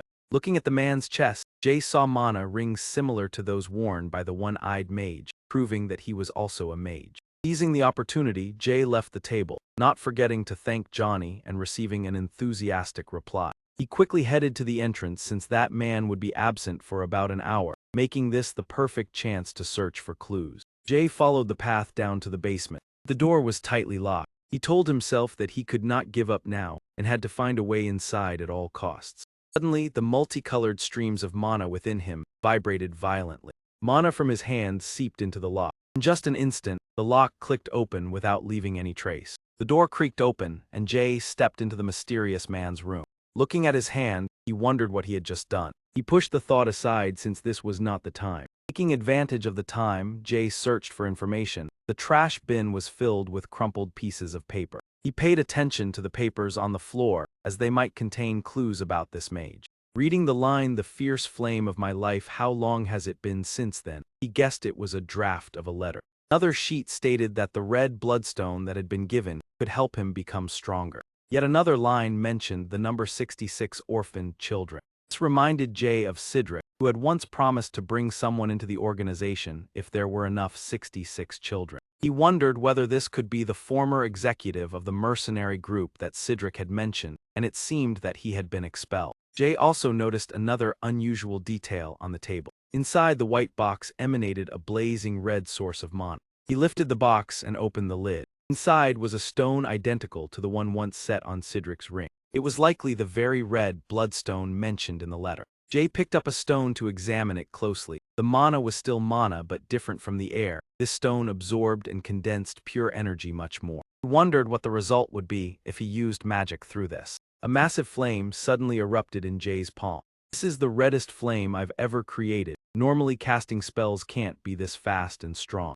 Footsteps echoed outside, descending the stairs. Jay quickly extinguished the fire and turned to the door. He's back already. Not even 15 minutes passed. The mysterious man pushed the door open and entered the room. He approached the table, muttering curses for forgetting his wallet, blaming himself for getting worse and being abandoned by the boss.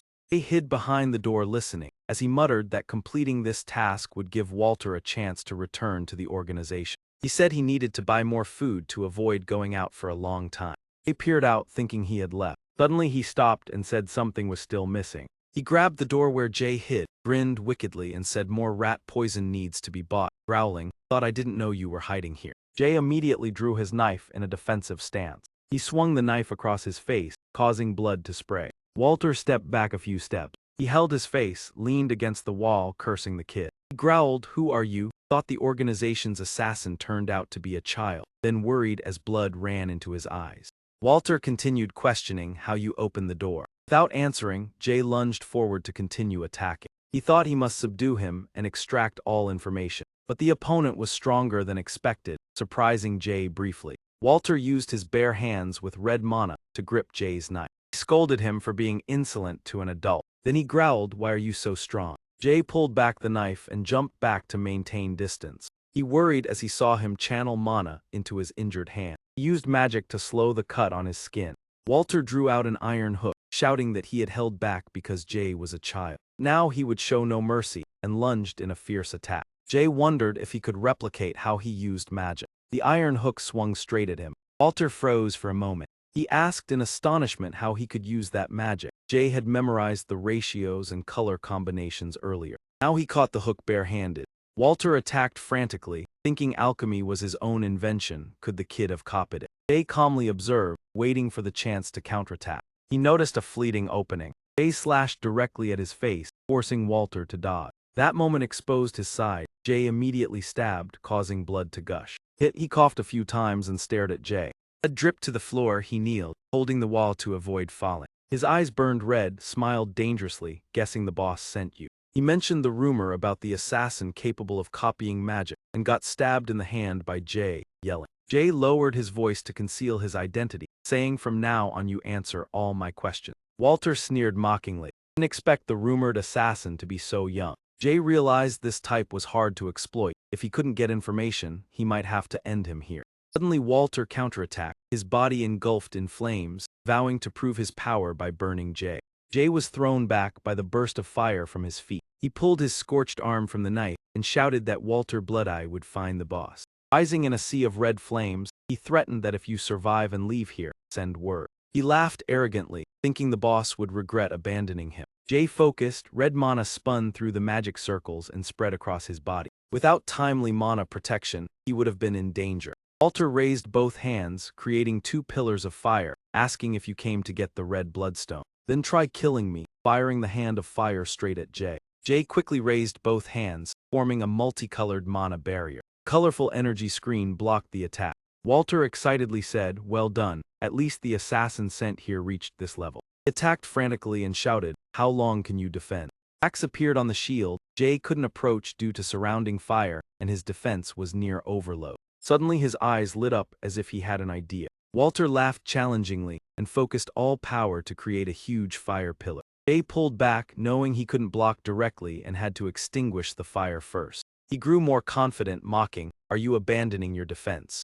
Jay's next move left him speechless. He summoned the water element, astonishing him by using 2 elements at once. Jay said nothing, focusing on controlling water to put out the fire. He clenched a water fist to counterattack. Walter widened his eyes. Could it be you are not an assassin? Water strike hit him directly. The flames were immediately extinguished. His body sank under the heavy water. A while later, familiar footsteps echoed on the street. Jay walked slowly, looking tired. Blood flowed from his nose due to exceeding his mental magic threshold. He thought the previous strike was extraordinarily strong. The mana circles rotated smoothly and mixed faster than before. Walter was truly a formidable opponent. Thinking of the one-eyed wizard being even more terrifying, Jay reminded himself he was not strong enough to take revenge yet. Yet he remained resolute, clenching his fists and telling himself that with more time he would surely grow stronger. Jay muttered as he reached into his pocket, wishing he had brought everything if he had known things would turn out this way. In his palm lay the bloodstone he had taken from Walter. The next morning, at Veronica's bookstore, a gentle step approached as if by prior arrangement. Veronica, holding a stack of books, cheered upon seeing him. "Jay, you're here, welcome." Noticing something different about him today, she curiously asked if he had changed clothes since he wore a raincoat yesterday. He replied plainly, "I left it behind." Jay thought that although it had been too dark for him to see clearly, wearing that outfit again might have revealed his identity. Veronica led Jay inside, chatting as she went. "I told him about you, that you helped us with magic and are searching for the rainbow." While walking, Jay suddenly felt a pair of eyes following him. Behind them, 2 boys peeked from behind a door. Caught, the 2 children jumped, showing their embarrassment.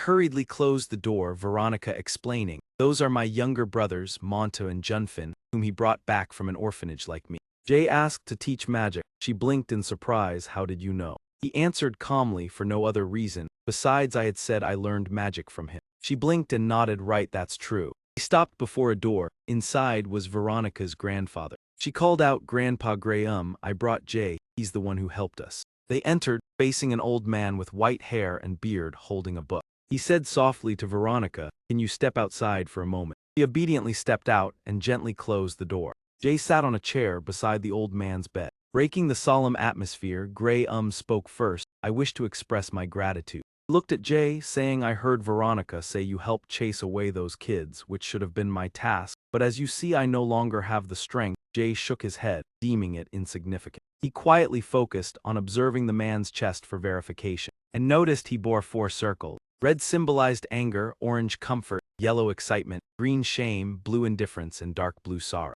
Those emotions could hardly coexist, so this was not mana but marks of emotion imprinted on the soul over the years. Jay understood that an experienced person like this old man was not easy to read. He asked, "I heard you have many things you wish to know." Jay answered honestly, "I've been seeking a mage all this time." Graham asked, "You are a mage, right?" Veronica said, "You wield magic very skillfully." But there were still things he did not understand. He asked further, "Jay, right? You are not from this area, so where do you come from?" Jay paused briefly. The old man sensed he carried a long story. If difficult to answer, try another way. Graham created a beam of light and suggested we play a game. The winner of each turn may ask a question. They exchanged glances, their reactions quick and sharp.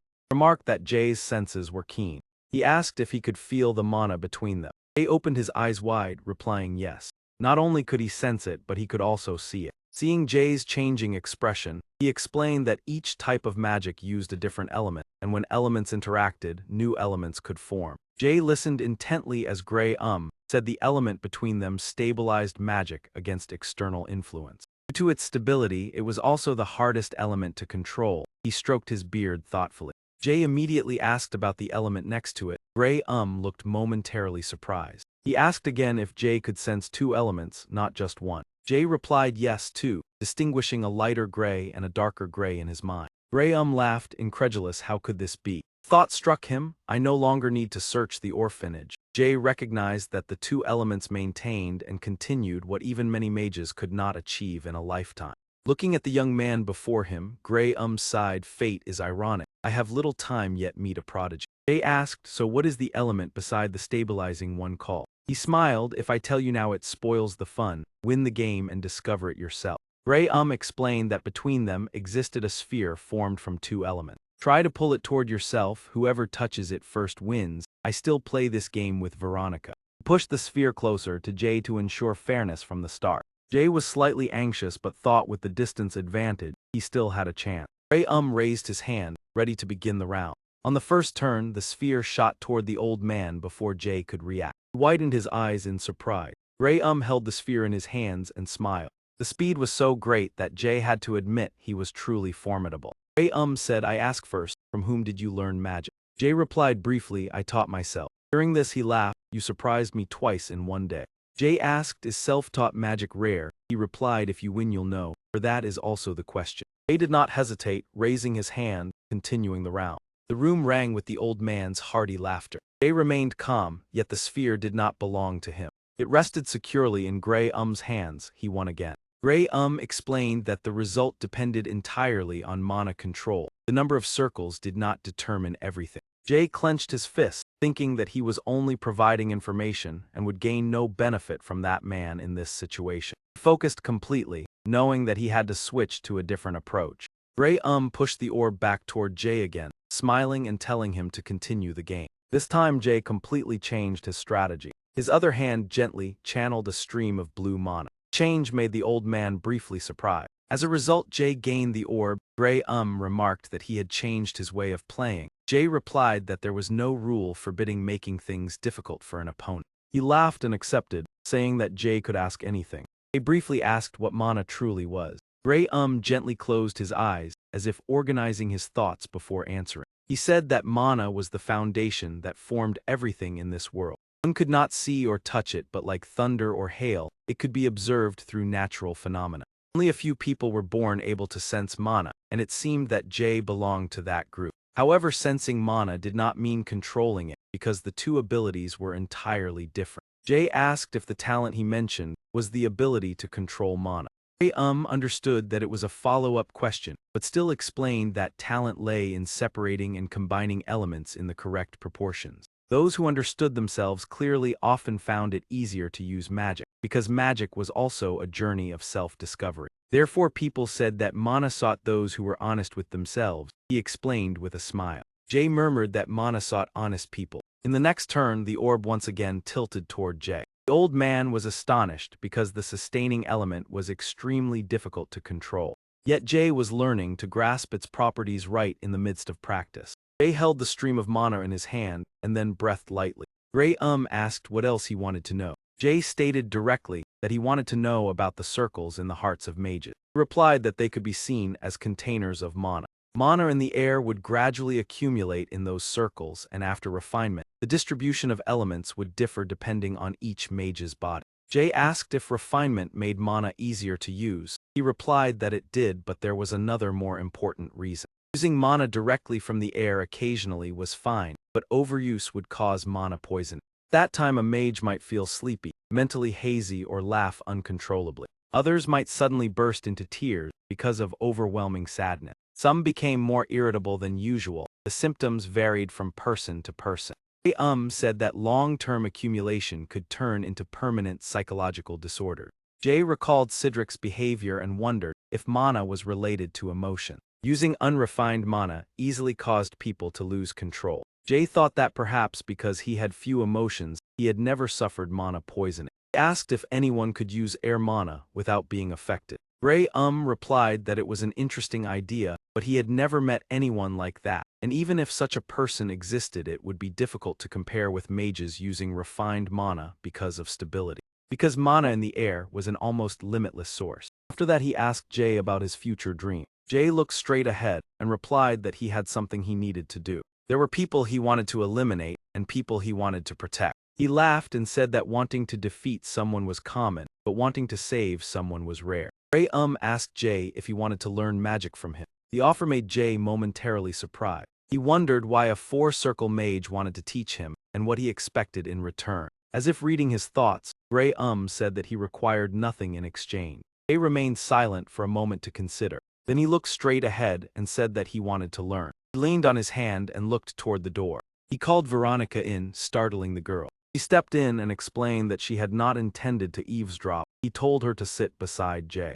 He asked if she remembered why he had adopted the two of them from the orphanage. Veronica replied that it was to pass on knowledge as a legacy, and he nodded in confirmation. Gray began to talk about the rainbow and asked Jay if he was searching for it. The rainbow was an ancient legend. Many people still wandered in search of it. Although there were many hypotheses, all of them converged on one point. Whoever found the rainbow could reach a godlike state. Veronica asked what a god was, and he replied that it was an existence capable of doing anything in this world. They thought that this was why the one-eyed mage was also searching for it. Veronica was about to ask more about the rainbow, but a stone suddenly flew through the glass window. The girl froze without reacting in time. They quickly pulled Veronica back and caught the stone. The girl unintentionally lay neatly within his arms. Veronica widened her eyes and gradually calmed down.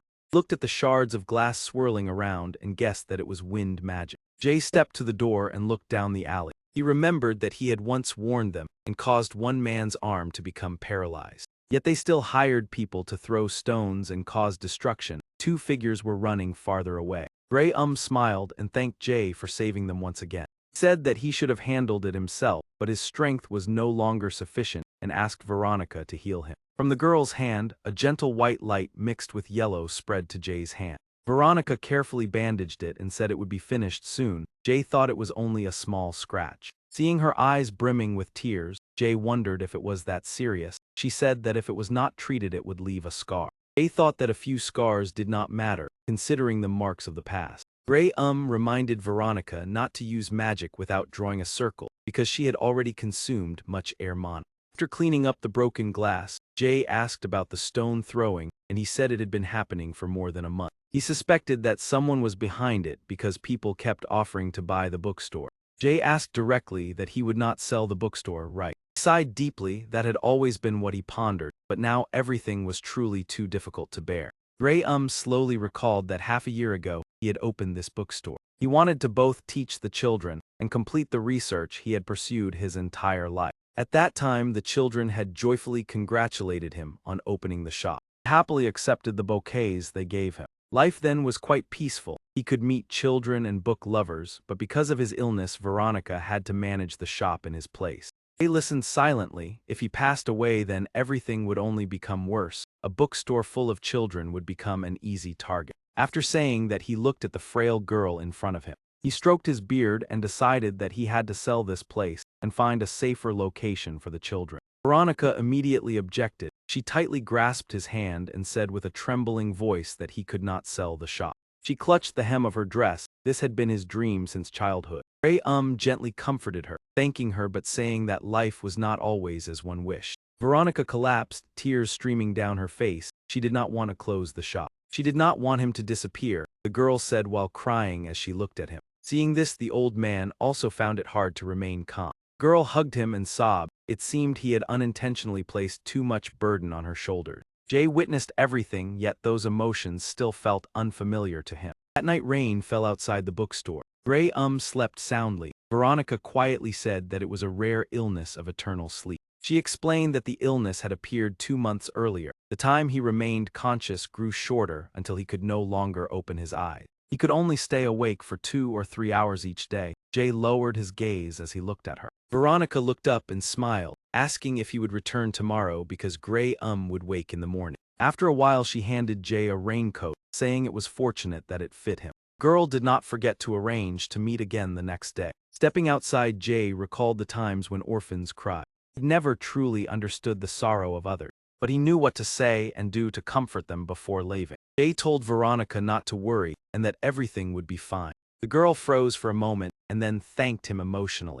They left while she remained standing and wiped away her tears. He wandered through the streets searching for the troublemakers and wondered where they had disappeared to. Street number 8, where the Oxford shop was located, belonged to the territory of the Jeffer gang. Children from before likely came from there as well. Jay thought they might be sheltering from the black rain. His plan to deal with Jeffer might need adjustment. He sped forward beneath the unrelenting rain. First he had to find Philip because he had connections with many gangs and could arrange a meeting with Jeffer. Jay suddenly halted when he saw several familiar faces. He moved to the side to observe. They were members of the Cedric gang. It was unclear why they had gathered here. One of them said that once he finished his task, the boss would continue until morning. Jay focused his ability to look inside. Inside the container he saw Cedric, and Philip was there as well. Jay was briefly surprised. Cedric stood in front of Philip and scolded him. He raised his fist in anger.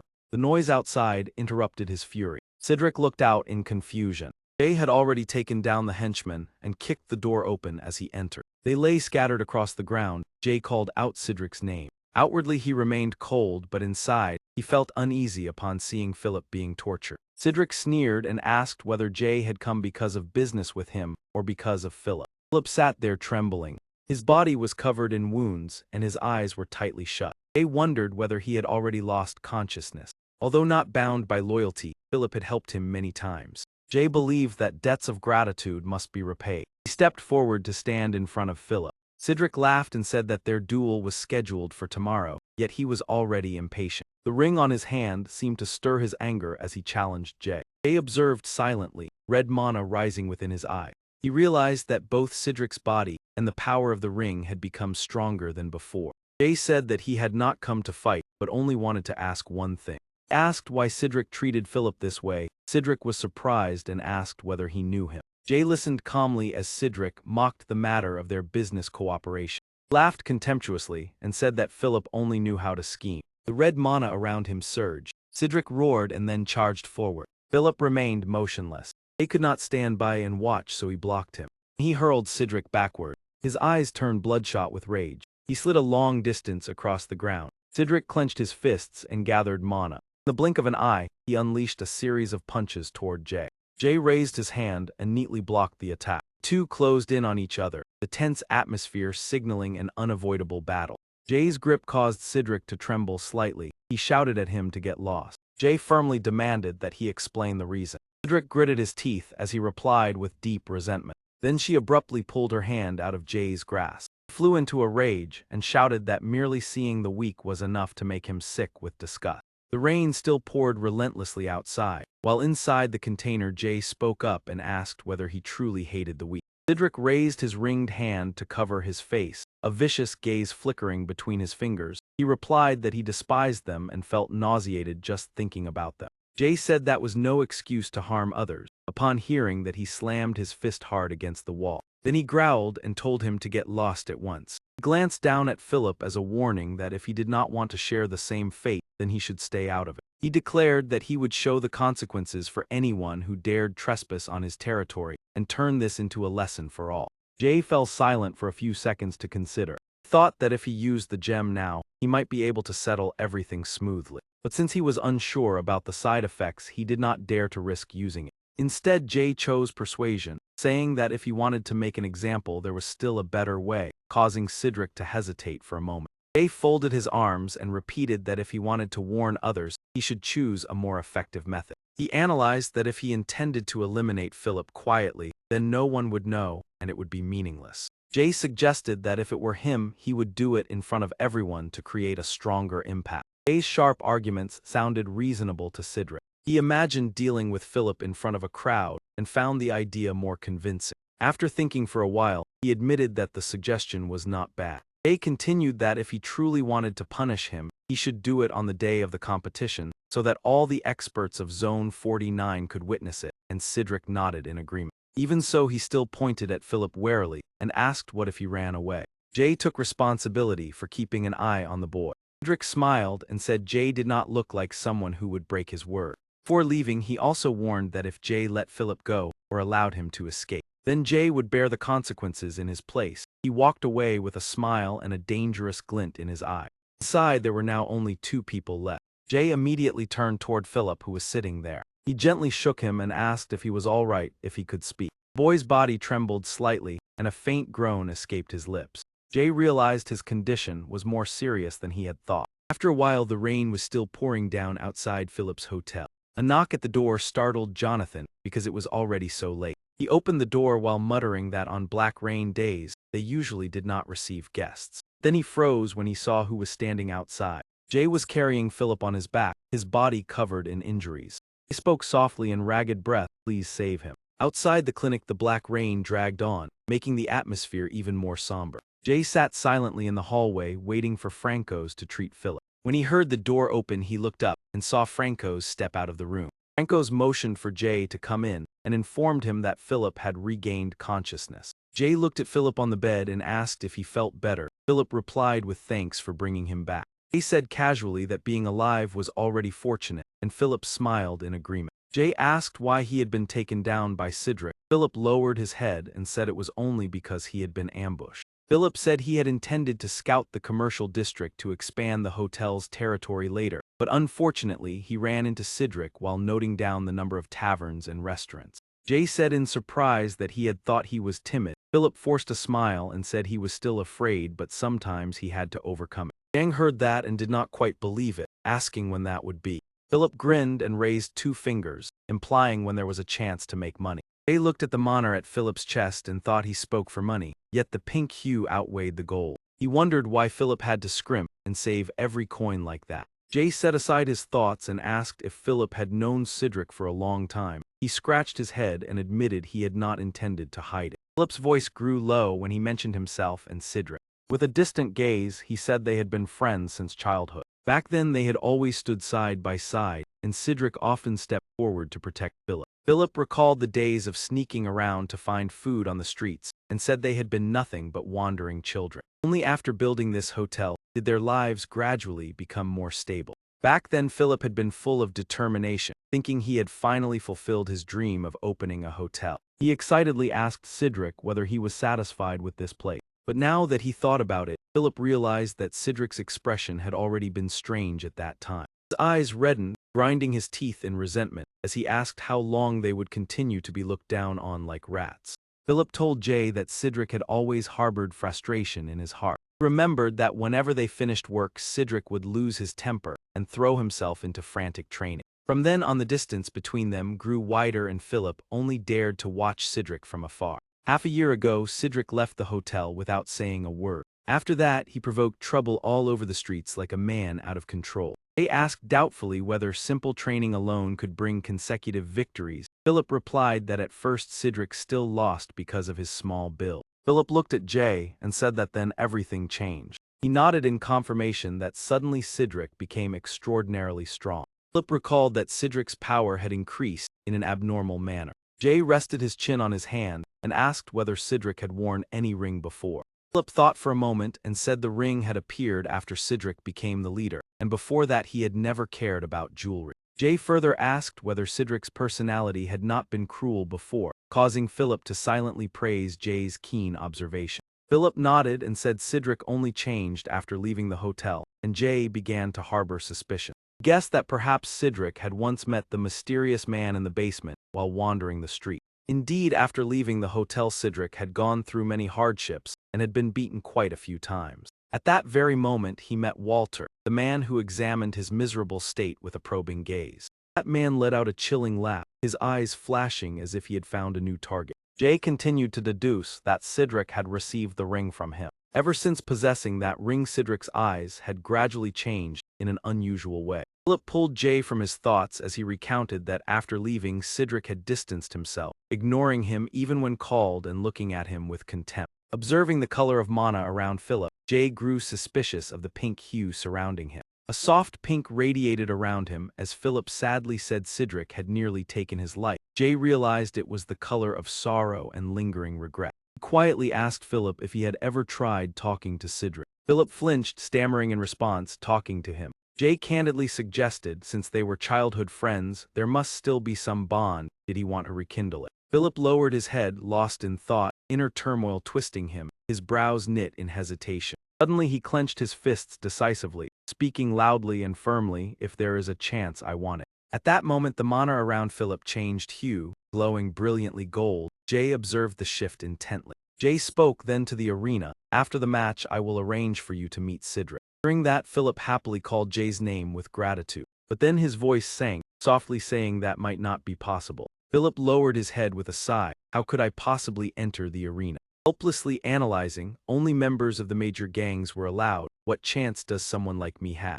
Jay interrupted confidently, "Leave that to me. I said I would help you meet Sidra." Philip asked with surprise and hope, "Really?" He clasped his chest in relief, eyes full of appreciation. "Thank you so much." Jay remained serious, replying calmly, "No need for thanks." He informed the price to pay. "If I lose before all the gangs in the arena, you will face public punishment." Hearing that, Philip turned pale, trembling, asked again, "Publicly punish me?" Jay seemed unfazed by the fear, calmly said, "Yes, if Sidric wins, you will not escape that outcome."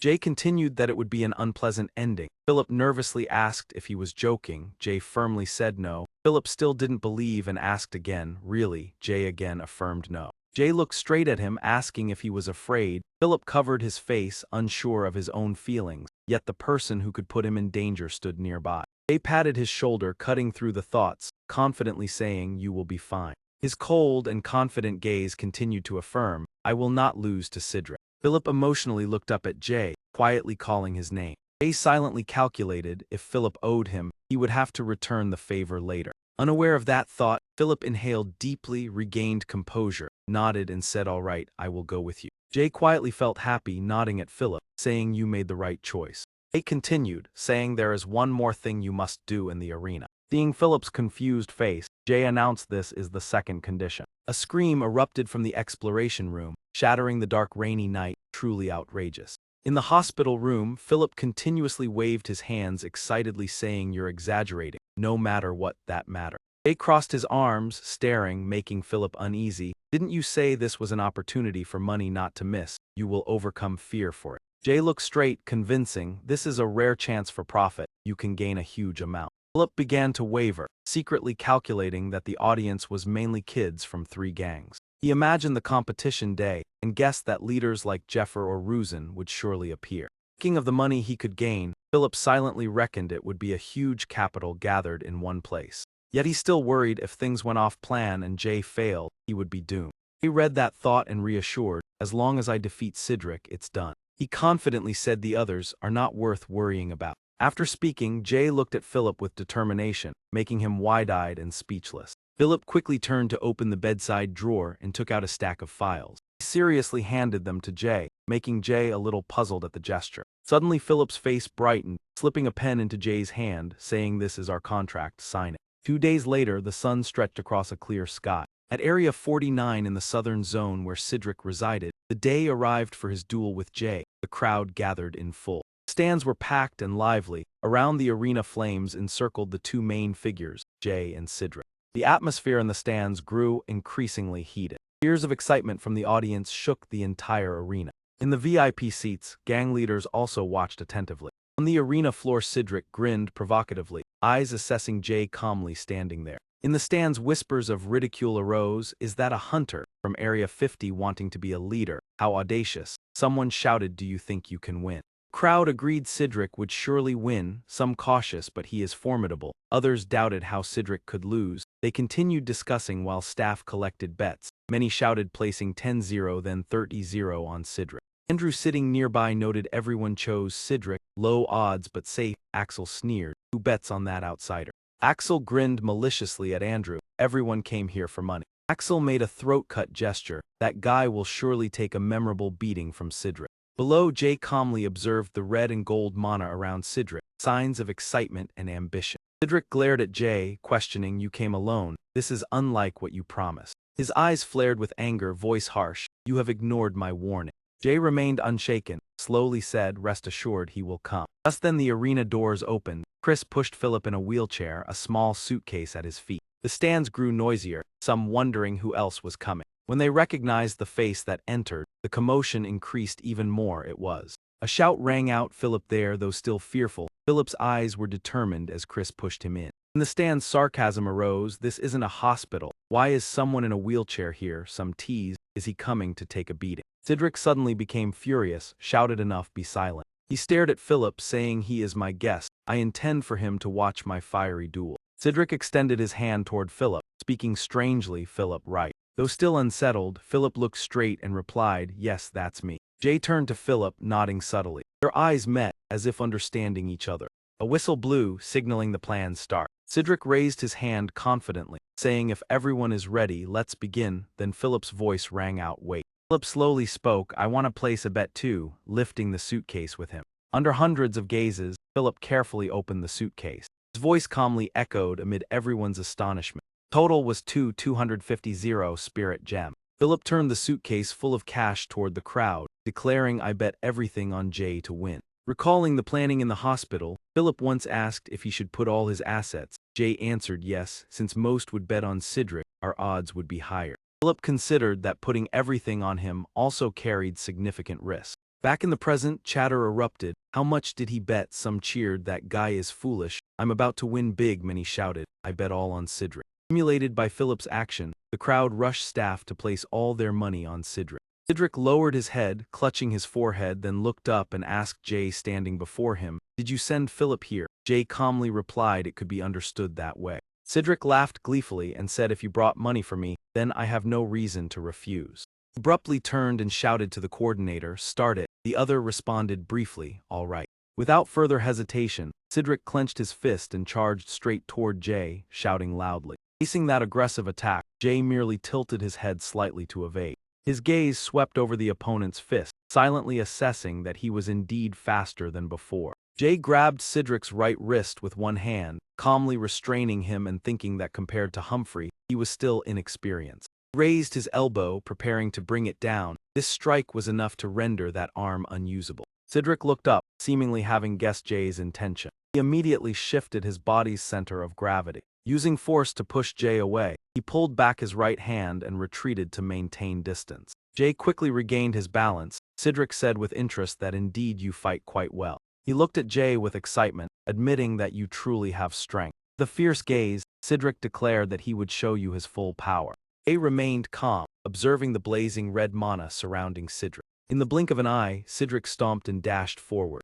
He launched a straight kick toward Jay, but he sidestepped and dodged cleanly. Jay raised his hand, his body leaning slightly forward, his sharp eyes locking onto his opponent. He threw a powerful punch. Cedric sneered and tilted his head to avoid it. In the stands, Andrew clenched his fist and cheered. Axel stroked his chin and remarked that it was truly impressive. Philip frowned thoughtfully. Neither of them was willing to back down. On the arena floor, they continued to struggle. Philip secretly worried that if this continued, it would turn into a major brawl. Cedric glared at Jay and shouted loudly. He spun around, unleashing a barrage of relentless strikes. Powerful kick aimed at Jay, but he ducked low to evade. Jay glanced down at his leg, thinking that direct confrontation was too exhausting, and he needed to find a way to take him down first. He shifted his steps, his body agile as he lunged forward. Jay rushed in and grabbed Cedric's body, pushing him backward. Cedric's eyes widened in surprise at the close-range attack. He placed his hands on Jay's back, his face showing a trace of astonishment. Cedric gripped Jay's shirt tightly and roared that, "Did you think I would let you do as you please?" Jay exerted force and lifted his body off the ground. He spun and violently hurled Cedric toward the pillars of fire. From the stands, someone shouted that with that force, it must hurt terribly. Another voice exclaimed in surprise, "How is that kid so strong?" Philip anxiously called Cedric's name. Jay stood still, wiping his sweat. Murmurs arose around him that this hunter was truly formidable. Cedric lay motionless on the floor as if he had lost consciousness. Someone said the important thing was that he had fallen and was surely defeated. Suddenly, Cedric opened his eyes, blazing with anger. He propped himself up and slammed his hand onto the floor, muttering, "Damn it." Jay narrowed his eyes, his cold expression unchanged. Cedric slowly stood up, an unpredictable aura erupting around him, his hand clutching his chest. He raised his head, gritting his teeth, and said, "I cannot lose." As soon as he finished speaking, Cedric stomped and charged forward again. He raised his fist and roared loudly. The sweeping strike came. Jay raised his hand and slipped aside to evade. The force of the blow still made Jay slide back several steps. He realized every strike was heavy. Cedric continued to press forward. Jay raised his hand to block. Jay thought that if this continued, the match would never end. The image of Nile appeared. He once said that body weight greatly affected hand-to-hand combat. Cedric threw another punch. Jay raised both hands to block it. Cedric smiled sinisterly, his red eyes staring intently. Jay frowned, knowing he could not rely on the protective guard forever. Nile's words echoed in his mind. There was still a way to overcome the weight difference. Nile once raised a finger and smiled, saying it was joint locking. Returning to the present, Jay spread his arms and lunged forward. Cedric was momentarily stunned. Jay tightly embraced Cedric's head and leaped up. He slammed him down and locked him tightly with all 4 limbs. Cedric grabbed Jay's hand, his voice trembling as he cursed. He struggled and shouted to let go. Jay pressed him down firmly and whispered surrender. Cedric suddenly gritted his teeth. The ring on his hand suddenly glowed red. Cedric tried to stand up, dragging Jay along as he still clung tightly. Jay thought that doing so would only cause him to harm himself. A surge of magical power burst forth from the ring. Cedric was startled, his eyes widening. In an instant he fainted and collapsed. Jay released his grip but remained vigilant. The energy from the ring gradually dissipated. Cedric lay motionless. Jay bent down and removed the ring from his hand. From the stands came a voice asking if he had fainted. The crowd grew noisy. Cedric lost. All the betting money was gone. I put a lot on him. Jay looked down thinking that at least for a week he would hardly be able to move. Philip approached in his wheelchair and called out loudly to Jay. Jay held the box from Benny and said, I will keep it until everything is finished. Philip thought that his priority was money. On the other side, Cedric gradually regained consciousness, gritting his teeth in anger. Jay glanced back. Cedric slowly stood up, muttering that it was not over yet. He looked at Jay, panting, and said, I have not lost. I am not weak. Suddenly a can flew over and struck his head. Someone shouted that you already lost. The audience threw objects and jeered after losing money, cursing him as useless. Someone shouted that you are trash. Cedric trembled and stammered, no, I am not weak. All eyes focused on him. In Cedric's mind, he only wished, do not look at me like that. Cedric reached out his hand and grabbed a nearby blazing pillar of fire. Jay turned his head to look back at Cedric, while Philip beside him shouted in panic, Cedric. Cedric hurled the pillar of fire toward the stands and roared, damn it, I will burn all of you. Flames surged violently. The audience screamed in panic. It is on fire. The seats are burning. Has he gone mad? Run quickly. Cedric burst into wild laughter and shouted arrogantly, that is right, I will burn all of you. The flames spread fiercely. People shouted in alarm, the fire is huge, escape quickly. The entire arena fell into chaos. The crowd pushed and shoved to find an escape. Some shouted move aside, others yelled jump down there quickly. In stark contrast, Cedric placed his hand on his head and laughed loudly as he watched the chaotic scene before him. He looked up at the sky, gave a wry laugh and said, from now on no one will dare to look down on me. As soon as he finished speaking, Cedric seemed to exhaust all his strength, collapsed to the ground and lost consciousness. A gloomy surge of demonic energy rose from behind him. Jay gently closed his eyes, thinking to himself that Cedric was no longer capable of moving. He stepped back, calculating that if he tried to save him now, both he and Philip would be in danger. At that moment a voice called from behind, causing Jay to halt Cedric. Jay showed a look of astonishment and turned his head to search for the source of the sound. Nearby, Philip was shaking Cedric, trying to wake him, while Jay stood silently watching the two of them. Philip supported Cedric and said softly, we must leave here immediately. The arena was engulfed in a sea of flames. Philip struggled to pull Cedric to his feet and shouted, wake up. He maintained his balance while supporting his friend, his voice trembling, let us get outside quickly. Jay stepped forward and asked, are you planning to pull him away with that wheelchair? Philip gave a faint smile and said softly, I thought you would leave. It turns out you came back to save me, Jay. The box slung over his shoulder swayed slightly. Jay recalled that 2 days ago Philip had nearly lost his life because of Cedric, yet now he was still risking himself to save him. Philip helped Cedric toward the wheelchair and looked back to ask, could you lend me a hand? Jay stood still, gazing at the two of them with concern amid the sea of flame. Jay placed Cedric onto the wheelchair, his head drooping as he remained unconscious. Gripping the handles to push, Jay asked, now that he is seated, what should we do next? Philip replied that they only needed to take him outside. Philip lowered his voice, you can take all of my prize money as long as you save Cedric. As for me, it does not matter. Jay looked at him. Philip added, I cannot save both of us in these flames. Philip placed his hand on his chest and forced a smile, I will be fine. Jay clenched his hand, thinking that everyone would want to preserve their own life first. Jay asked directly, what do you gain from doing this? Philip looked bewildered. What benefit? Jay continued, what are you risking your life to save Cedric for? Jay reminded him that he had always been practical. Philip looked back and replied, I am not calculating anything. I am simply doing what I believe is right. Jay asked in confusion why Philip interrupted. There is no reason. Philip scratched his cheek with a gentle smile. Cedric and I have been friends since childhood. I only want to protect him. Hearing this, Jay was stunned, his eyes widening in surprise. He stood still for a long time, his gaze fixed on Philip, as two unfamiliar words echoed in his mind. The image of the Nile family appeared, and Jay wondered whether friends could truly sacrifice so much for one another. Memories suddenly flooded back. Anna handed him a cake with a smile saying, "Because we are friends." Kai also pushed another piece toward him, telling him to eat. Jay. Rue brought a repaired cloak. Mon stood with hands on hips laughing. Jin from afar said he only offered a little advice. Niall leaned against the wall and said that because he resembled his younger brother, he cared about him. Having an older brother like him was not so bad. Ale shyly admitted using expensive medicine because he could not bear to see anyone die before his eyes. He only thought of saving him. Halle smiled brightly, saying that he would still do the same next time because they were friends. Jay reached out as if trying to touch Pale, while the words "because we are friends" echoed in his mind. The stream of thoughts continued. If he only reached a little further, perhaps he would understand true friendship. But amid the damp darkness, Jay slumped down, telling himself that no matter how hard he tried, he could never reach it. Jay frowned as he gazed distantly into the endless void. Returning to the present, Philip asked whether he would truly help them. Jay pushed the wheelchair and replied that escaping now was very difficult because the flames surrounded them. It was slightly safer here. After speaking, Jay removed his outer coat, and Philip cried out in alarm. Philip asked anxiously whether he had inhaled too much smoke. Jay tore the coat in half and said that was not the case. Philip realized something. His eyes widened as he stepped back. A flash of light emanated from Jay's soaked coat, leaving Philip frozen in place.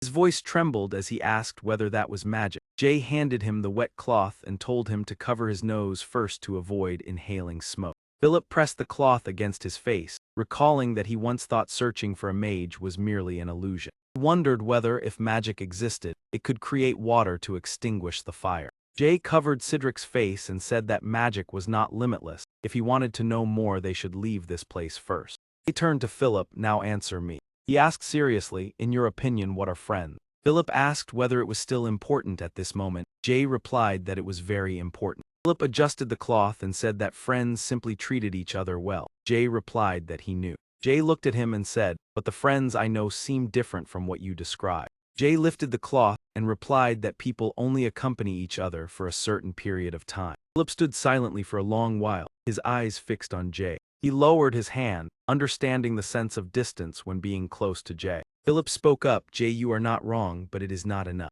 He said in a low voice that friends help each other unconditionally, and can also receive that help in return. Philip lowered the cloth and clarified that this was what true friendship meant. Jay looked straight at him and asked whether he had no regrets, that he might die here. Philip smiled calmly. "I am only following my heart." He reiterated that his heart wanted to protect his friend. Philip's gaze was resolute. He simply wanted to protect his friend. Jay nodded slightly, as if realizing something. Suddenly from above, the iron bars shook violently and began to fall. Amid the sea of flames, both of them froze as they saw the danger approaching. Philip's eyes widened, his entire body stiff as he could not evade in time. He clenched his fists, thinking that it would be difficult to escape this time. Memories of the previous night suddenly surfaced, causing Jay to halt. He remembered that at that time, he had only thought about defeating the golem. Jay gritted his teeth, his heart pounding. If they died, would he still have a chance to repay the favor? The surge of conflicting emotions prevented Jay from calming himself. He closed his eyes and then opened them with a completely different gaze. No. Jay closed his eyes for a moment, then opened them. His gaze completely changed. Now he understood everything. He raised his hand. Mana began to gather around him, then spread outward with force. His eyes grew steady as he thought of the simple life he longed for, just wanting to be like any other child. His hand clenched tight, his heart pounded rapidly. He had to protect the one who mattered. He extended his hand and white light burst from his palm. Philip sat beside him stunned, unable to believe what he was seeing. He looked down at his own power, white light covering the entire space. He suddenly spoke when he saw that scene. Just as he reached out his hand, he abruptly stopped. Philip exclaimed in shock, "This thing, is it magic?" He turned back, his voice calm yet resolute. "Do not move, just stand still." The other asked blankly why. Philip swallowed hard as a bad thought flashed through his mind. They focused, white light enveloped the injured leg. Philip widened his eyes as the pain completely vanished. The broken leg had healed. Continued, guiding the stream of energy to spread to Cedric's body. The other looked at Jay with deep gratitude. Thank you very much. Philip bowed slightly, his voice sincere. I will not forget that you helped us.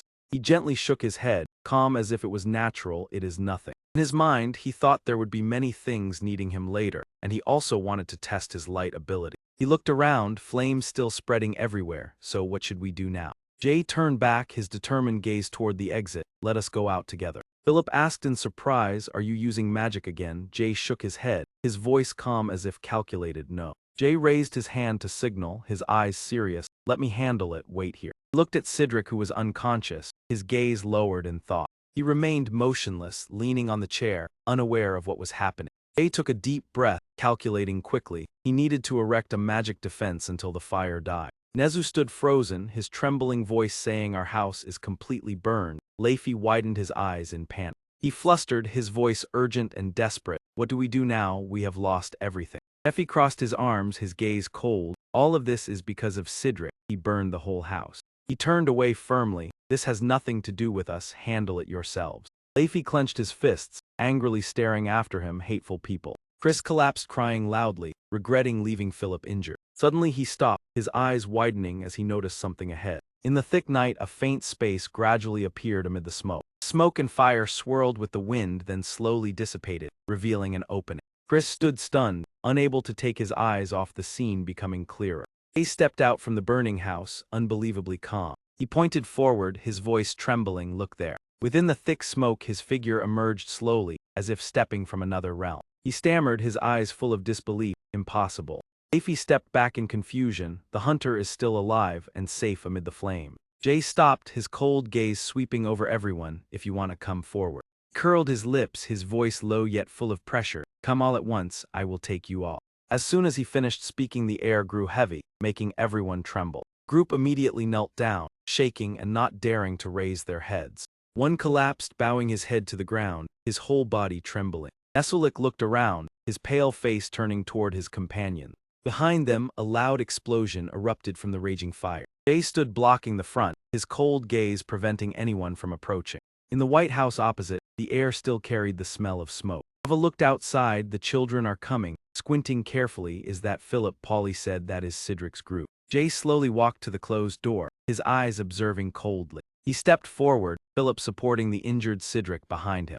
Jay raised his hands signaling, his voice firm. Everyone stay still until ordered. The other hurriedly said with slight worry, can you wait a moment, Jay? Philip turned to look at Chris, hesitating behind. He spoke gently, Chris, are you not coming in? Chris lowered his head, his voice trembling. I left you behind. How can I dare step inside? Philip smiled lightly, his eyes gentle. It is fine. If it were me, I would do the same. He stepped forward, his voice warmer. I do not blame you. Come inside. Chris still clenched his fists, feeling guilty, but Philip reassured him and asked Jay if he could enter. Stood still, thinking briefly. This is his place. Why ask me? Jay shrugged. Up to you. He lowered his head in thanks, his eyes full of gratitude for being allowed. Walked while crying, saying Jay was truly generous. Leify stood behind, surprised. The hunter has a guest house, and even lets in someone who once abandoned him. He said sadly in a low voice, if we had done better then perhaps we also. A gentle light gradually appeared, spreading throughout the room. Ben approached asking if Philip was all right. You won the fight, right? Philip signaled to stop, saying everyone needed treatment first. Polly asked about the group outside. Al frowned, observing Cedric. He seemed severely injured. He raised his hands signaling, step aside, I will explain later. Philip thought of the medical room upstairs. Jay stepped forward telling everyone to make way. Without hesitation he bent down and firmly lifted Cedric up. The other hurriedly followed behind, his eyes fixed on Cedric. The two quickly entered the medical room, the space becoming quiet. Philip took a deep breath, regaining calm, then asked about what he saw in the arena. Jay shrugged, his voice calm. You saw it as it was. I can use that spell. He nodded lightly, his eyes lowering, understood, thinking Jay did not want to say much about himself. Jay took out the box, quickly changing the subject. Settle the wager first. The other nodded in agreement. He calmly read the total, 424,000 super spirits. Jay handed Philip his share. He was surprised at the quick calculation. Jay tilted his head, saying he wanted to ask a favor. Philip frowned curiously, asking what favor. Jay spoke seriously. The base has burned down. We need to find another place to move. Jay crossed his arms, his voice calm. If you lack money for rent then say so. The other interrupted softly, calling Jay. Philip's voice rang with confidence. Finding a new location was my concern, even acquiring equipment was hardly a worry. He lifted his head, eyes steady, words firm without hesitation. But I truly cannot accept this money, don't you understand? Philip hurriedly explained that such a division was unreasonable. He deserved more because everything relied on him. Jay looked at him in confusion and asked, "Why are you so insistent?" He sighed softly, a hint of irritation in his eyes as he pushed the money forward. "Just take it." But Philip clenched his hand firmly and returned it. "I cannot accept." His cold gaze fixed on Philip. "I don't understand." Philip paused, a flicker of embarrassment crossing his face. "Is he angry?" Jay half closed his eyes, sensing the energy in Philip. The golden mana was sparse but the white mana abundant. Clearly he was uneasy. He focused, observing carefully, eyes probing deep into the hidden energy within. Jay tilted his head slightly, curiosity in his eyes. "Is he worried about me?" Philip suddenly froze, his voice slightly awkward, worried about him, yet inwardly admitting he was the strongest among the kids in District 49. Inner turmoil stirred. If there was worry, it was only for those who dared confront him. Philip looked straight, voice calm yet firm. "I'm not worried for him. I just think the division is off." Jay frowned and asked again, "So what do you gain?" He smiled, explaining to think of it as me investing in you. Jay froze. "Investing?" Philip nodded. "Indeed, this money will yield profit later. If you use it to elevate the group, the hotel can operate safely." Jay pondered for a few seconds, then nodded in acceptance. "All right," he exhaled, eyes returning to normal. "What's next?" A person rushed over, panic in his voice. "Something big." Jeffy and Rosen brought the whole gang here. Philip and Jay turned, tense eyes upon hearing the unexpected news. The messenger ran while speaking rapidly. "They have watchers everywhere." The money transfer was exposed. Jay pressed his lips, eyes cold. "I foresaw trouble." Philip glanced teasingly. "Then why didn't you stop it?" He stood tall, gaze calm yet confident. "Sooner or later we had to meet." Philip frowned worriedly. "But you just fought." The eye tilted his head, recalling. "Philip, what did you say about that investment profit earlier?" Philip paused, puzzled. "Why bring it up now?" He smirked, cold gaze toward the other. "You're about to receive dividends." Jeffy approached from afar, eyes contemptuous, finally revealed. "So you really survived the fire." Rosen stood nearby smirking. "I thought you perished in the flames." He squinted suspiciously. "How could you survive?" Jeffy crossed his arms, voice full of doubt. "That fire killed many. Or did you cause it to claim all the money?" Grinned slyly, daring to outwit us. "Truly disappointing." Philip edged. Jeffy raised his hand to command. "Enough talk. Hand over the money we earned and we'll leave." Philip clenched his fists, anger rising, outrageous. He hesitated at the money. Jay stepped forward, gaze icy. "I will deliver." He raised his hand, flicking decisively through the tense air. Coins gleamed briefly, shooting forward from Jay's hand. The coins scattered at Rosen and Jeffy's feet. He looked down with disdain. "This is all you get." Jeffy gritted his teeth, eyes reddening at the meager pile. "Damn it." He stood amidst the crowd, cold gaze sweeping across. "Want money? Take it yourself. That's street law." Jeffy's face twisted in anger at the direct provocation. "Bastard." GI leaned to give orders. "Philip, enter the hotel first." Philip nodded in response, understood. He turned, shouting, "Grab that guy fast." Jeffy advanced, eyes disdainful. "Even an outsider like you dare speak." Jay inhaled lightly, realizing his body hadn't fully recovered from the previous fight. He clenched his hand, gaze sharpening, still capable against these two. Jay pressed his lips, drawing the hidden magic ring. "I still have this." He raised his hand to intercept, calmly blocking the simultaneous attack from both. The clash broke Johnson's wooden stake instantly. He glared at the bent pipe from the impact. What the hell was that? Jay concentrated force, spinning to counterattack fiercely toward both. The burst of power pinned them to the ground before they could resist. The henchmen behind froze, daring not to charge. Faces pale, mouths agape at the overwhelming strength. He lifted his head, cold gaze sweeping. "What's wrong?" Scared now.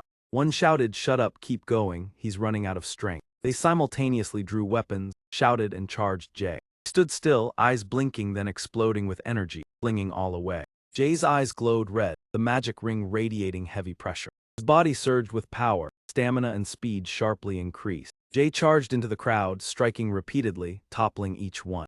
Ify watched from outside, eyes wide. "This guy is reckless." He swallowed dryly, voice trembling, facing the whole gang alone without faltering. Standing nearby couldn't contain it, blurted praise. "Incredible." Ify turned annoyed. "Wake up." "Cedric is the leader," Standing replied, but he already lost to the hunter. He inhaled deeply then shouted, "Everyone sees Cedric as troublesome, always doing as he pleases," then paused. "That's true though." Some henchmen snickered. "Actually, when he was defeated by the hunter I felt relieved." Another added, "Me too. Better let him be leader." easier to deal with. Jayak stepped forward shouting, split into two groups, break into the hotel. Ian standing turned, eyes stunned at the command. Jay froze, cold gaze piercing as he understood the intent. What? He gritted his teeth, aura rising as the group approached the hotel. Bastards. Jay inhaled deeply, chest expanding, preparing for the next move. He adjusted his breathing, gaze locked on the target ahead. Jay faced the crowd, furious, shouting, "Stop them." Henchmen shivered at the dangerous pressure.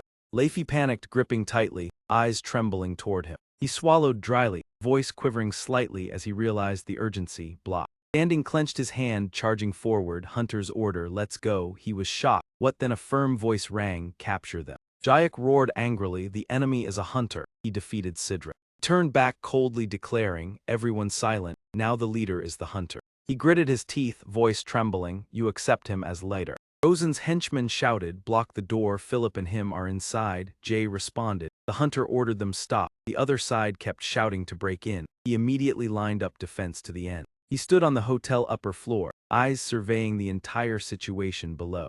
Inside, the hotel chatter rose, "Sidric's henchmen helping us." Confusing, what are they thinking? Philip's eyes widened in shock at the movement outside. Sidric's henchmen shouted, wielding weapons trying to break the door, charging forward. Leafy gritted her teeth, her eyes filled with unease as the situation gradually spiraled beyond control. Those people had truly lost their mind. People in front shouted, pushing everyone aside to clear a path for a direct assault inward, blocking the way out. A large pillar was lifted into the air, preparing to be hurled straight toward the hotel entrance.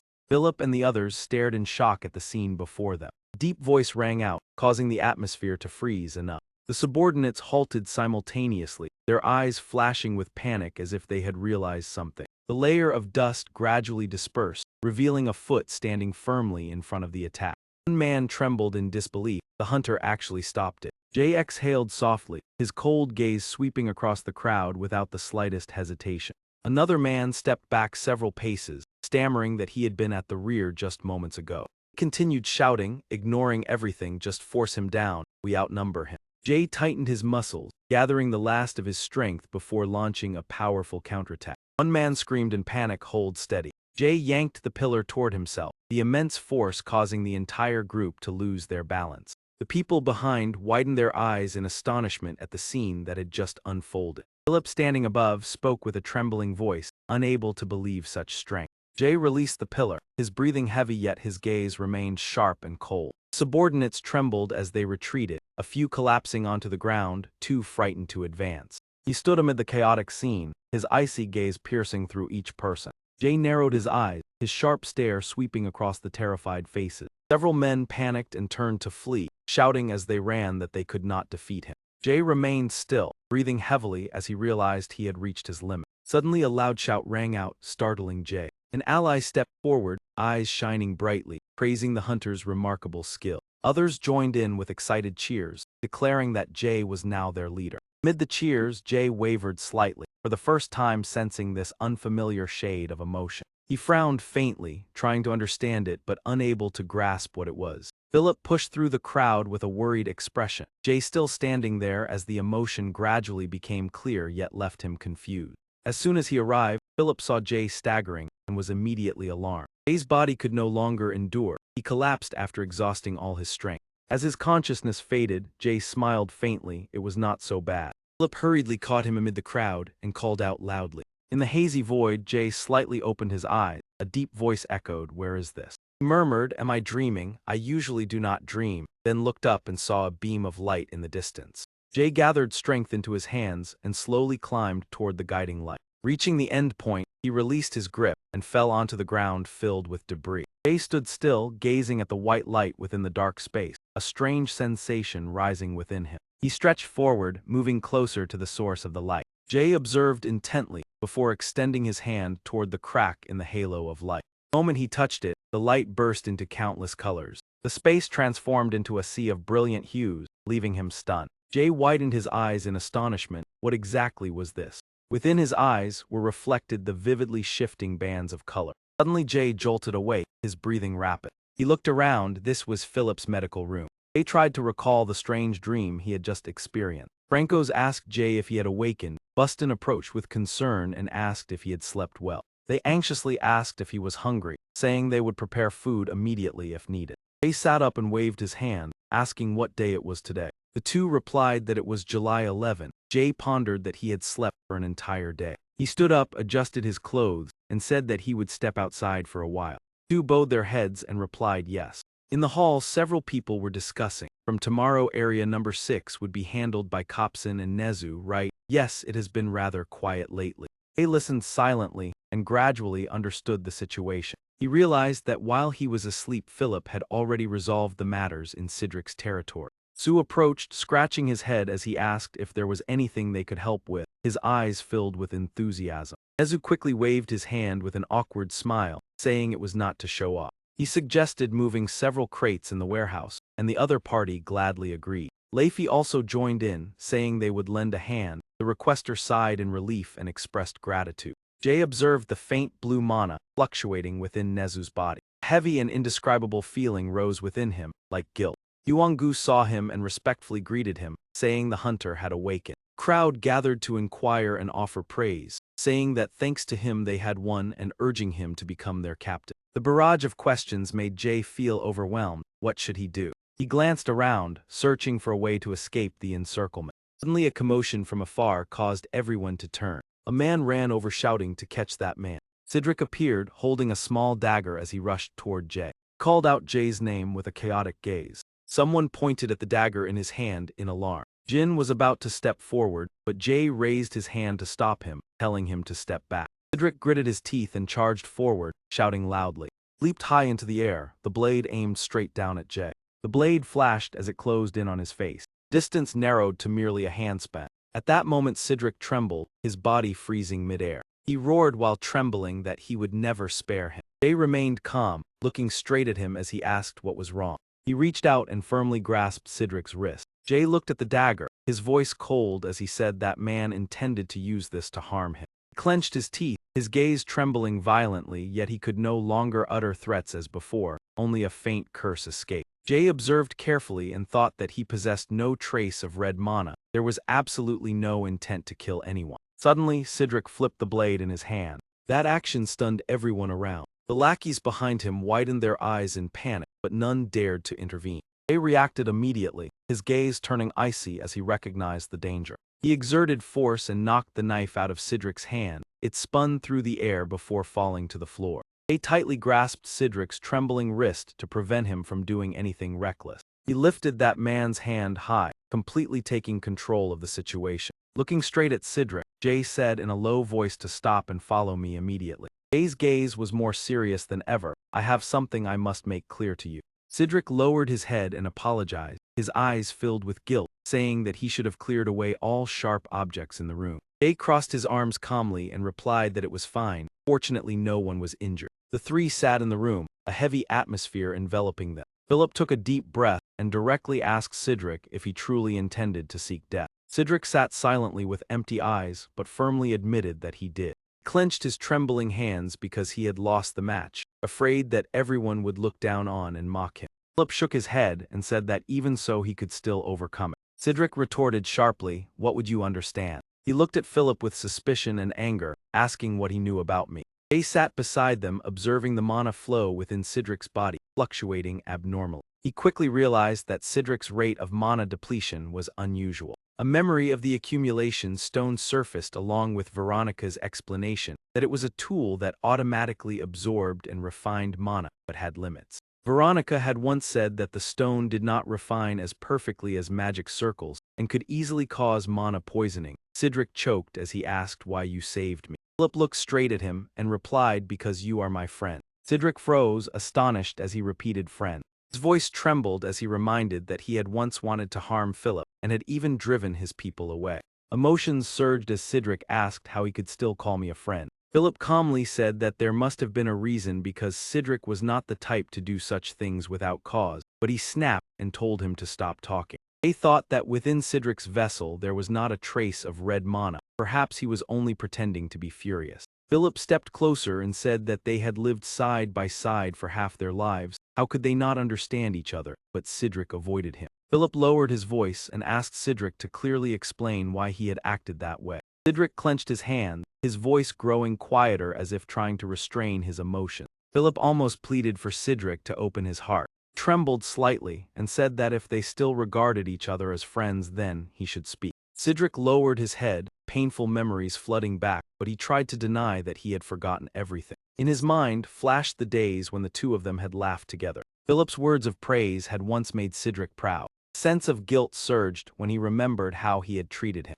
Images of the past were vivid, as if they had never faded. Their hands once clasped tightly as proof of friendship. Cedric was confused, unable to understand why he was still called a friend. Finally, his voice trembling, he said sorry. Tears fell. Philip gently comforted him not to cry.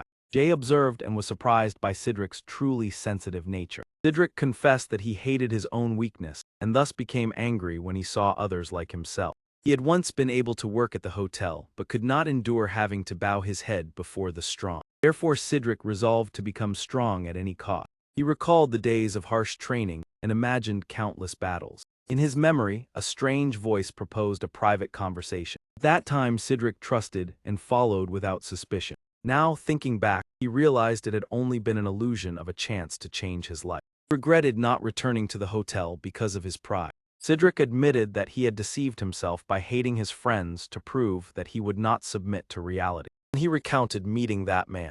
Walter looked at Cedric and said that he was harboring anger like a barrel of gunpowder. Cedric confessed that he hated himself to the point he could not bear it. Walter shook his head and smiled meaningfully, saying that was not entirely true. He handed Cedric a ring and told him to accept it. Walter said that Cedric suffered from an illness that prevented his muscles from functioning and that the ring would help restrain it. Cedric felt his body change and believed his words. Walter warned that he must not remove the ring or the illness would return. Cedric immediately agreed. He also demanded that Cedric form a group of about 66 strong individuals to receive a greater reward.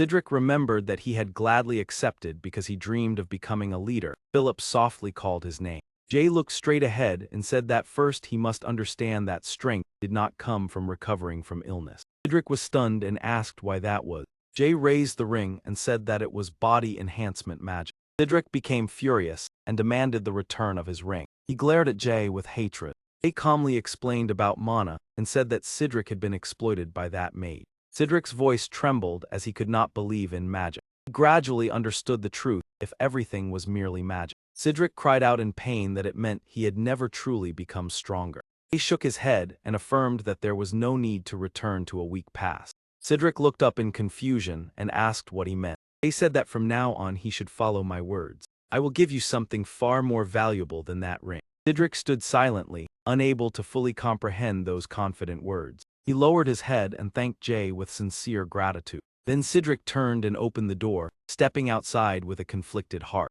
Philip watched Cedric's figure fade away, then turned to Jay, his eyes filled with worry. Are you truly planning to choose him as your main supporter and entrust everything to him in the future? Jay pondered for a moment before replying in a calm yet resolute voice. Yes, once everything settles down, I will leave this place. In his mind, Jay recalled their earlier exchange. Cedric had once asked whether he would train him directly like in the previous match, and Jay answered that his physical foundation was already quite solid. Jay's words at that time rang clearly. With proper technique, it was entirely possible to compensate to some extent for the gap in strength and physique. Philip looked at Jay with softened eyes and sincerely thanked him for thinking of him. He continued, his voice thoughtful as he mentioned the recent decision, and using the reward to draw Cedric back to his side, that was truly a wise move. Philip slowly added that using violence to suppress others was not always the optimal approach. He went on with a pensive gaze, because sometimes people still retain their pride and would seek a chance to retaliate.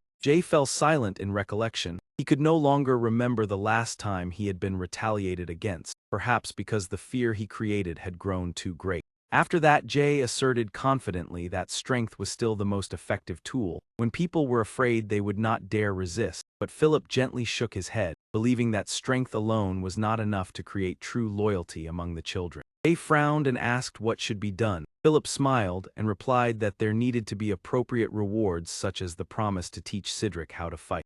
Jay folded his arms in thought. Though not entirely convinced, he could not deny that Philip was very skilled in dealing with people. In the hotel lobby, Jay spoke sternly, announcing that for now everyone would stay here, and if anyone caused trouble for the children he would personally deal with it. He declared that from now on Cedric would be the deputy leader. Most of his orders would be conveyed through him, and Cedric's words would represent his will. Nezu scratched his head and remarked that things from yesterday seemed to have settled. Leify said Cedric had once been the leader before, so perhaps his old group had taken him away for training. Jay silently connected his thoughts about rewards and loyalty before suddenly speaking up. He stepped forward decisively and announced that he would refund all the betting money because he had already earned enough from other groups. Everyone asked in astonishment if it was true. He affirmed that he always supported hunters. Philip reminded Jay that the matter of Jeffy and Rosen had not yet been resolved. The two quickly left and headed to where they were being held. Jay stood before the two men and coldly asked where the Veronica bookstore was located. Jeffy kept shaking his head, his eyes evasive as if hiding something. Before he could say more, he received a blow that made his body stagger. Jay bent down and looked at him with icy eyes, asking whether he understood the situation. The man trembled and asked whether they wanted money or something else. Before he finished speaking, he was slapped again, his face snapping to the side. Jay cut him off coldly, saying that was not what he was asking. He straightened up and yanked the gag from Rosen's mouth. Rosen took a deep breath and hastily confessed that he had been hired to cause trouble at the bookstore on Street 8 to force them to leave because someone wanted to seize the location. Jay continued interrogating who had hired them. Rosen trembled and said it was Fred, the owner of the grocery store on Street 3. Jay gave a slight nod, as if understanding everything. He bent down and grabbed the man's hair, pulling his head up without hesitation. He exerted force and slammed him down hard onto the cold floor. Blood trickled from his nose as he was dragged back up in a dazed state. Jay continued without the slightest change in expression. Philip realized that was Jay's true face. Yet the emotions in his heart had not completely settled. Philip observed the scene and understood that public punishment reassured the children while also serving as a warning to Cedric's group.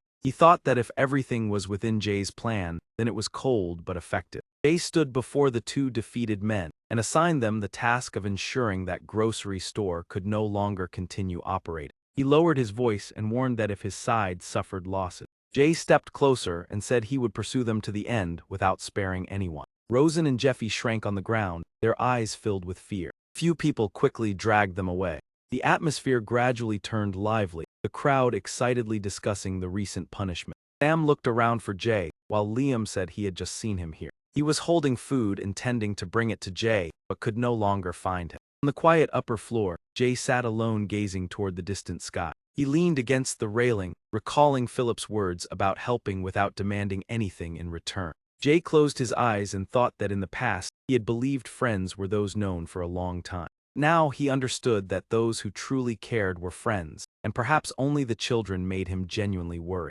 Jay opened his eyes to the vast sky and wondered whether he could consider Niall a friend despite the age gap. A trace of hesitation surfaced as he wondered whether he still had the chance to call anyone a friend. Jay lowered his head and told himself perhaps not, because he was inherently different and lacking in emotion. He thought that only Niall and the children under the bridge had ever treated him sincerely, and few could truly understand him. From behind, a warm voice broke the silence, saying that quietness was sometimes more pleasant than noise. Philip handed Jay a cup of hot cocoa still steaming, and said he thought he liked sweet flavors. Jay looked at the cup, recalling how he once ate candy to recover stamina, then allowed Philip to sit beside him. He took a sip of cocoa in the quiet space. Sweetness spread, causing him to pause slightly. Philip smiled as if he had anticipated that reaction. Jay looked at the cup of cocoa, feeling the warmth spread. That warmth eased his heart, momentarily forgetting the cold emptiness. After some thought, Philip said he would head north where there were many abandoned factories,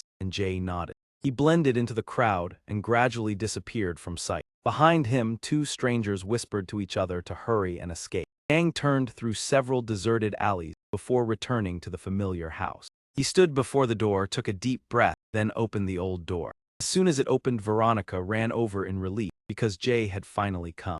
She said she had not seen him for days and had been very worried. But then she suddenly paused upon noticing something unusual. She sternly asked whether he had been fighting when she saw the wounds on his body. Jay casually said those wounds were nothing serious. Veronica lightly reproached him for being injured, yet saying it was nothing. Jay's gaze softened, and he thought to himself that she was truly radiant. In his mind, her image was like a small warm sun. Jay lowered his eyes, realizing that he had begun to care about others, which was why he could perceive what he once had not. Veronica hurriedly raised her hand, intending to use mana to heal him. Jay gently stopped her, saying he had already treated the wounds and overusing mana would not be good. She sighed and explained that she had only reacted that way because she was too worried. Jay smiled and stepped inside, saying he was fine and wanted to see him. Veronica remained standing there, her heart trembling slightly. Jay suddenly halted and turned back, softly calling Veronica's name. Jay's gaze grew subdued as he suddenly asked, "Do you consider me a friend?"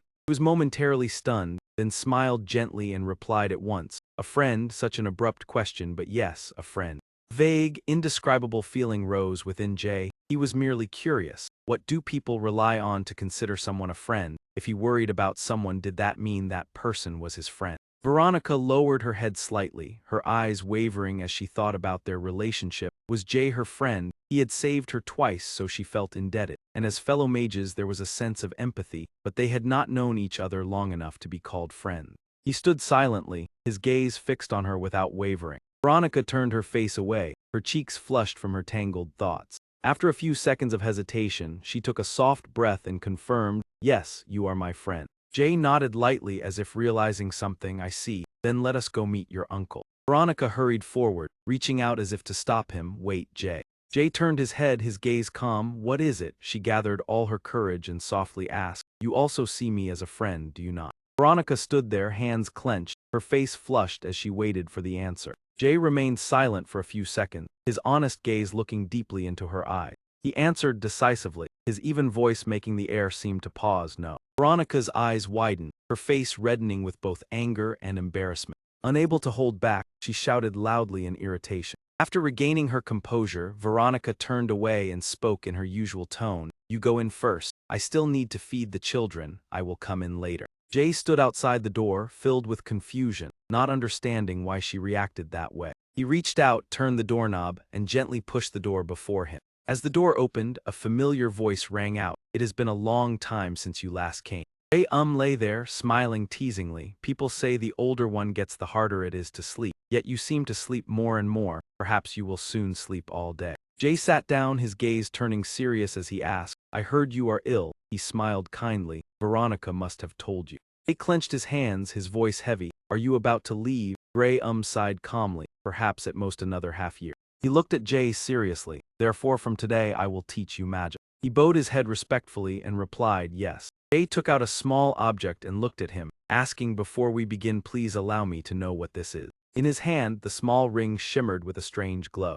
Gray examined it carefully and recognized it as a type of mana battery. He lifted the ring and slowly explained its structure and function. Inside it contained amplification and enhancement effects. He continued, his voice lowering. It was also enchanted. Under certain conditions it would increase strength and reflexes, and there was more. He paused, his gaze grave as he spoke of the dangerous aspect. It was also imbued with life-draining magic. Jay frowned in confusion. Life-draining magic. Gray nodded in confirmation. He explained that ordinary mana batteries would wear out and become empty shells. Gray looked at the ring, his voice deepening, but this one was different. It absorbed the wearer's life force to restore itself. Jay's eyes widened. Can it truly do that? He smiled lightly, of course. Human life force is merely another form of mana. Gray asked seriously, "This formula is not widely known. Where did you obtain it?" Jay pondered and recounted his past. He had once been the leader of a wandering group and received it from the previous leader, who said it was given by someone claiming to be a high-ranking member of Macra.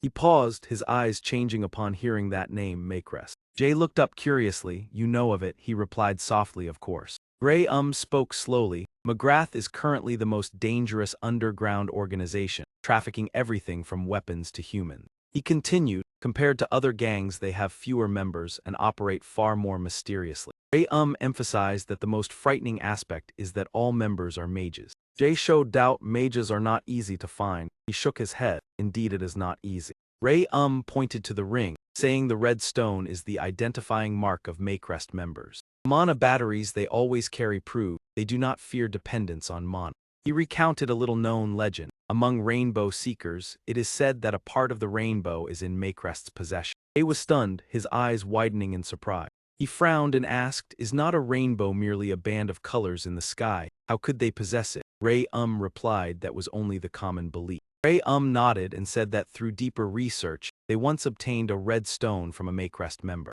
He spoke gravely, its quality far surpassed ordinary mana batteries, leading them to wonder where such a source came from, and thus the idea of the rainbow emerged. Ray emphasized the terrifying hypothesis that the rainbow is in fact a gem, emitting infinite light and mana. Jay fell silent, the word infinite echoed in his mind. Could you explain more clearly? Closed his eyes as if recalling ancient tale.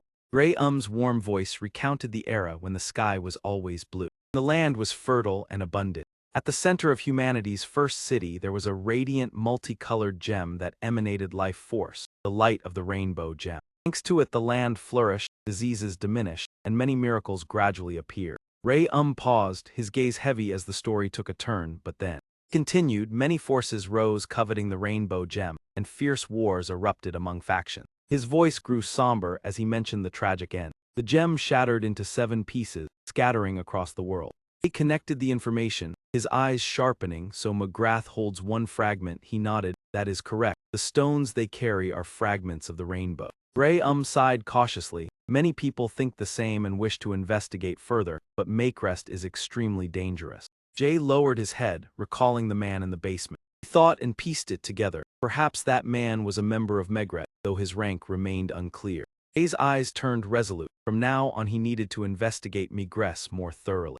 Hope flickered within him. Perhaps it was the key to finding the true rainbow. Ray smiled as if he had anticipated it. It sounds like you are about to embark on a dangerous journey, and it would be useless for me to stop you, would it not? He nodded in acceptance. I respect your decision. He placed the ring back into Jay's hand and sighed softly. That is all I know about MakeRest. Ray looked straight at Jay. Is there anything else you wish to ask? Jay looked at the ring, worried about the enhancement and life-draining magic on it, wondering if it could be removed. At that moment Veronica's voice came from outside the door. Grandfather, I am coming in. He turned back and smiled, beginning the lesson. Today we have a new student, so we will start with the basics. Veronica, what do you think? She replied confidently, I am ready. Ray nodded in satisfaction, and explained that all magic begins with creating a circle. He raised his hand to demonstrate, explaining mana and its usage. It could be drawn from the air or a mana battery, but due to the risk of dependence one must create a circle. Ray continued, when mana flows into the circle it is purified, and the element differs for each person. He concluded firmly that this meant each person has their own limit regarding the types of spells they can use. Jay reflected, recalling the mages he had encountered, and the different colors of mana from their rings. Ray smiled and asked Veronica, creating a circle is very simple, try explaining it. She took a deep breath and replied, yes. Jay watched Veronica raise her hand. She focused and began to instruct. First, gather mana into your palm. She continued in a calm voice as if reviewing old knowledge. Choose the type of mana that you feel is the easiest to control. Veronica closed her eyes, demonstrating while explaining, guiding the flow of mana along her arm toward her heart and then letting it rotate around. A gentle blue light slowly spread, enveloping the area around her heart. She kept her eyes closed, striving to maintain a steady rhythm and prevent the mana from being interrupted. Do not stop. Gradually increase the speed of the rotation. Suddenly, the blue stream of mana flared violently and burst out of her body. Yet in the blink of an eye, the entire source of mana vanished without leaving a trace. Veronica froze, her eyes widening as she realized she had just lost control. She lowered her head sadly and admitted that she had failed right at the step of forming the circle. She should have kept the mana stable until the final second. He smiled kindly to encourage her so she would not lose heart. Do not worry too much. You are improving every day. Veronica gently nodded and replied yes. Determination arose within her, believing that next time she would certainly complete the circle to prove that it was not simple at all. Ray-Ung looked toward Jay with anticipation and asked if he wanted to try. He nodded seriously in response yes. He stood still, slowly closing his eyes and focusing all his concentration. In his mind appeared a radiant space filled with countless interwoven colors. He told himself that first he should absorb the type of mana that he could control most easily. After a brief hesitation, he decided not to limit himself any longer. Any color would do. Before Jay, a blazing red stream of light gradually appeared, moving with great intensity. That light slowly seeped into the heart beating within his chest. He clenched his hands, pouring all his willpower into maintaining the stability of the rotating mana. Sweat ran down his face, yet he gritted his teeth and continued. Veronica opened her eyes wide in worry as she sensed the abnormality from Jay. She turned to Grey Room and asked in a trembling voice, Sir, what is happening? He felt a terrifying pressure bearing down on him, as if his body were about to split apart. He pressed his hand tightly against his chest, striving to endure the rising pain. His mind remained only the determination to overcome it at all costs. He reminded himself that he had only one goal to pursue. Suddenly, Jay opened his eyes as if he had just escaped from the brink of danger. He breathed heavily, trying to calm himself after the intense pressure. He frowned in confusion as the mana rotation from earlier had suddenly disappeared. His heart seemed to tighten, causing his body to stiffen for a moment. Suddenly, from deep within, a dazzling red light erupted. That light circulated throughout his body as if searching for something. Finally, it gathered and shone powerfully right at Jay's heart. He stood still, sensing the surge of energy, and softly exclaimed in astonishment at the transformation. A powerful gust of wind emanated from Jay, leaving all three of them stunned. He halted, startled by the fierce power that had just erupted from within himself. He placed his hand on his chest and whispered, "So it is done." Veronica cried out excitedly, "Wonderful," and grasped both of his hands. She could not hide her excitement as she said that he had truly formed the circle. She joyfully shook Jay's hands repeatedly, praising him as a genius. He softly murmured, "A genius." Gray glanced at Jay with satisfaction. Even he who had once been called a prodigy needed 3 months to create the first circle, yet he accomplished it on the very first attempt. He humbly replied that it was best to stay calm. Calling him a genius might still be insufficient. Lying on the bed, he remarked that most of the circles contained enhancement, weakening, and regeneration elements, yet many other factors were still interwoven. Gray pondered and added that although the proportions were small, they nearly encompassed every type of element. He explained further, red mana represented anger, pale pink signified sorrow, and white symbolized anxiety. And in this world, countless other mana colors existed. Veronica exclaimed in astonishment that such a thing was possible. Jay seriously asked whether he could truly see the mana within his circle. Gray calmly replied that he could not see it but only sense it. If he did not want anyone to detect the circle, he should cut off the mana flow. Jay silently repeated, "Cut off the flow," and the circle on his chest softly activated. Immediately afterward, the circle gradually faded and vanished as if under his control. Once the circle completely disappeared, he advised that this was sufficient. In everyday life, one should conceal the identity of a mage within this harsh world. Gray continued explaining that when casting spells the circle would appear, but the level of detection depended on distance. He smiled and praised Jay for creating the circle, without showing any sign of fatigue. Then he suggested trying immediately. He would chant the spell first and Jay should follow. He clasped his hands together, light leaking through the gaps between his fingers. A few seconds later, a polyhedral mass of electricity floated above Gray's hand. He presented it before Jay and asked if he could do it. Veronica, sitting nearby, let out a worried cry. She rubbed her hands nervously because that incantation used more than 7 complex elements, requiring precise calculations, yet he asked Jay to try immediately. However, a similar polyhedral mass had already appeared in Jay's hand, leaving Veronica stunned. Both Gray and Veronica were astonished at the same time. They froze for a few seconds. He could not restrain his praise and continued to present another challenge. Gray created 3 different patterns, and Jay completed all 3 perfectly. Gray closed his eyes in satisfaction, while Veronica exclaimed that he was truly a genius far beyond imagination. After a while, Gray lay properly and drifted into sleep. Jay and Veronica gently opened the door and stepped outside. He turned to him excitedly and asked how he had been so outstanding earlier, how he managed to do it. Jay thought he could not say that he could see mana, so he only replied that he tried and succeeded. Veronica was suspicious but temporarily let it pass. He smiled and praised him as extremely impressive. As they walked down the stairs, she said that perhaps he was the greatest mage she had ever known. Jay remained silent along the way, and then suddenly called Veronica's name. She paused and turned her head to look. Jay asked directly whether she was jealous of him. Veronica forced a smile and admitted that perhaps she was a little, silently wondering why he asked so directly. Jay coldly continued asking whether she hated or was annoyed with him. He remembered the uncomfortable gazes that had once been directed at him. Jay looked down and added whether she thought the one to create the circle should have been her, instead of him. Veronica asked again if he was asking whether she was jealous. Jay gently nodded. She touched her finger to her forehead and closed her eyes, thinking seriously. After a moment she honestly said she admired him but was not jealous. Jay asked why. Veronica smiled and replied because he was her friend. Jay paused upon hearing that answer. He asked whether friends were not jealous. She replied that it was not always so but mostly it was. She silently hoped that he also considered her a friend. Memories of Palais surfaced along with the words about sharing food to eat together. Jay seemed to awaken and said he understood. Veronica observed his expressionless, yet faintly sorrowful face. She turned away and said he was truly a strange person. Jay lowered his gaze slightly and told himself that it was not wrong. He called Veronica again. She turned back and asked what else. Jay seriously asked her to teach him how to read and write. Veronica thought for a moment and asked whether he truly wanted to learn.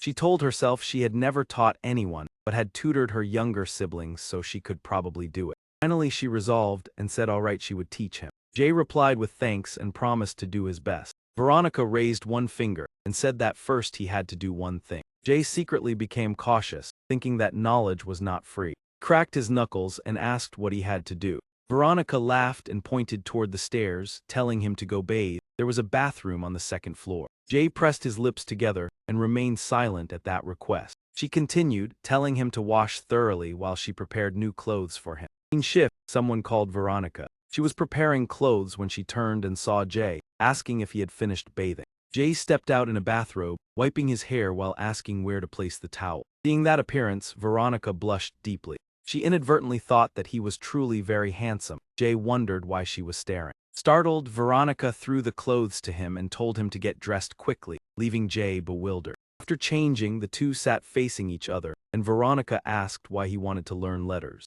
Jay calmly replied because he wanted to read books. He added a deeper reason for his learning. If he continued his journey, he needed more knowledge than he currently possessed. Jay recalled that Niall had once taught him to read, but it had not been systematic. During that, Veronica enthusiastically said to drop by whenever he was free, and she would teach him.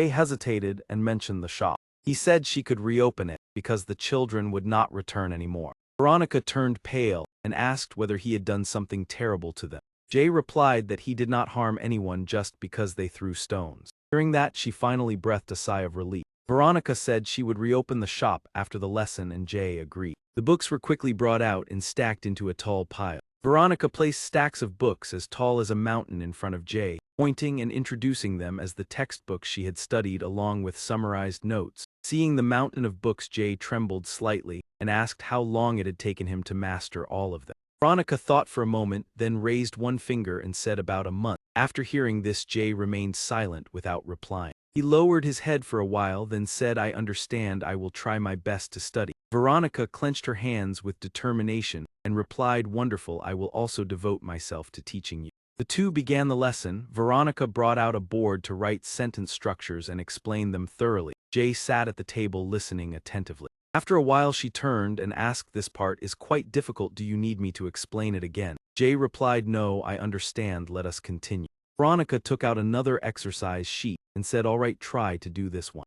Jay received the assignment and quickly solved each question. In no time he put down his pen. He handed the paper back saying, I have finished. Veronica, who was wiping the board, turned around in surprise because it had not even been a minute. She immediately graded the exercise for Jay. After carefully reviewing each line, her hand trembled slightly, and she called Jay over. Veronica held up the paper with sparkling eyes and said, you only got one question wrong. At this speed you will finish reading the entire book in the blink of an eye. Jay maintained a calm expression but replied, hearing that makes me very happy. Veronica suggested ending the lesson to prepare more material. Jay nodded, and she hesitated before saying she still had something she wanted to ask. Jay looked up at her with curiosity. Veronica blushed and softly asked, could you observe while I try to draw a magic circle? Jay replied, I am afraid I cannot help much because I am not good at teaching. Veronica quickly waved her hand, saying it was fine. She awkwardly said, you only need to watch, and if you have any ideas, just tell me.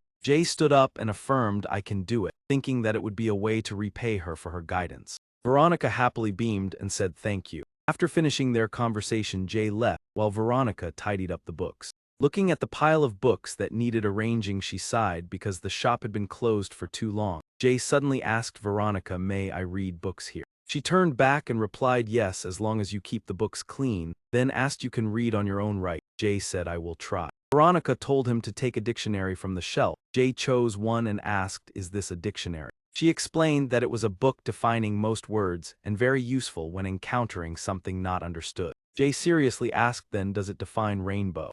Veronica said she had not checked, but since it related to magical terminology, it might not be included. Jay nodded and said, I understand. Suddenly another book on the shelf emitted an unusual glow. The brown patterned book flew off the shelf. Jay used magic to hold it in his hand. The other books were also lifted and floated by him. He thought that previously he could barely lift even one. Now, thanks to the mana from the ring, everything was much lighter. When returning to the carriage, he should try more spells. The amount of mana in the ring was currently arranged in order, with red being the most, followed by pale pink and then white. Jay remembered that he used to often use pale pink because it was rigid and difficult to control like white. But now the layer of pale pink energy no longer felt rigid. He sat down and flipped through each page of the book, thinking that if he continued experimenting, he might discover new magic. Nevertheless, he did not want to use it without knowing the reason. Jay said red and white energy were enough, in his mind understanding that pale pink was associated with sadness. He did not want to touch that feeling again.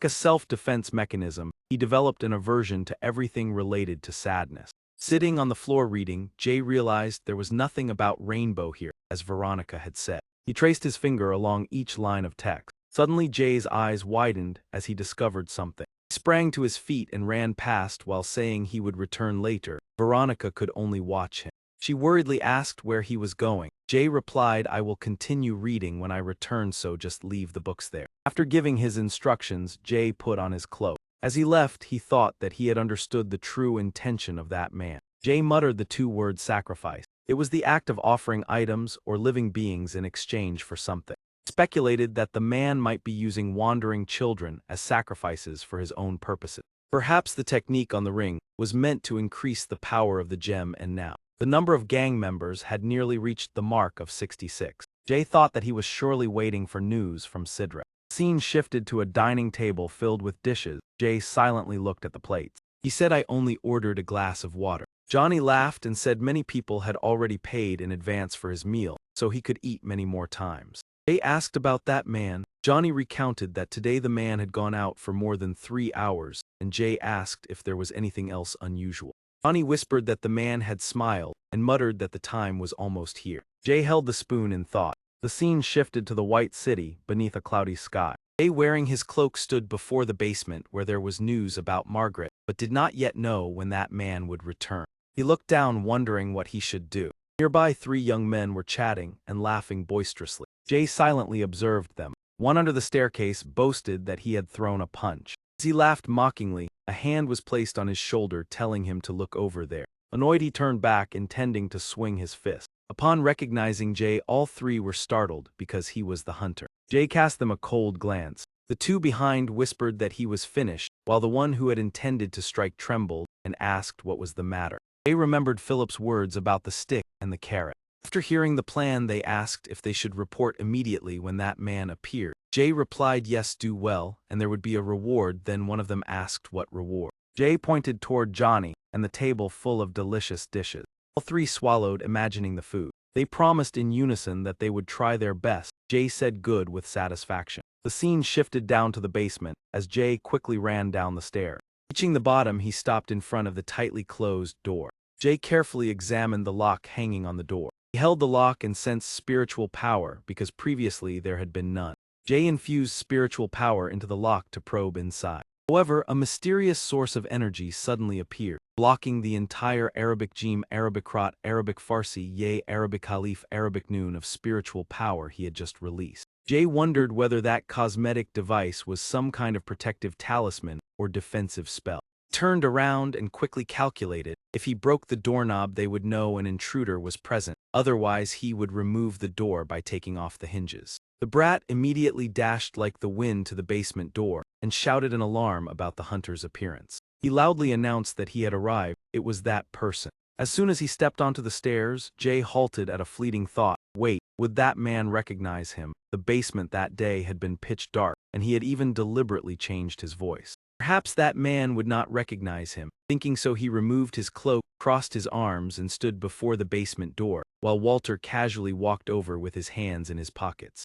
That man squinted nervously, staring down at Jay from above. He maintained a calm expression, arms crossed, standing still without the slightest fluctuation. After a brief observation, Walter noticed nothing unusual and continued deeper into the basement. Jay glanced at his back and silently rejoiced. Just as expected, that man did not recognize him, which meant he had gained another useful piece of information. The story shifted to noon the following day, at a desolate ruin. Jay and Cedric stood before a collapsed house. He remained as composed as ever, while Cedric was so tense he even bit his nail. Cedric anxiously turned to ask if everything was all right. He reassured him, "Do not worry, just follow my instructions." Immediately after, he broke into a cold sweat upon hearing a sound from ahead. In front of them was Walter. That man leisurely approached with both hands in his pockets. Walter raised his head, his icy gaze sweeping over the two of them as if to see through them. Two of them immediately bent at a 90-degree angle. Cedric respectfully greeted him loudly, saying it had been a long time since they last met, teacher.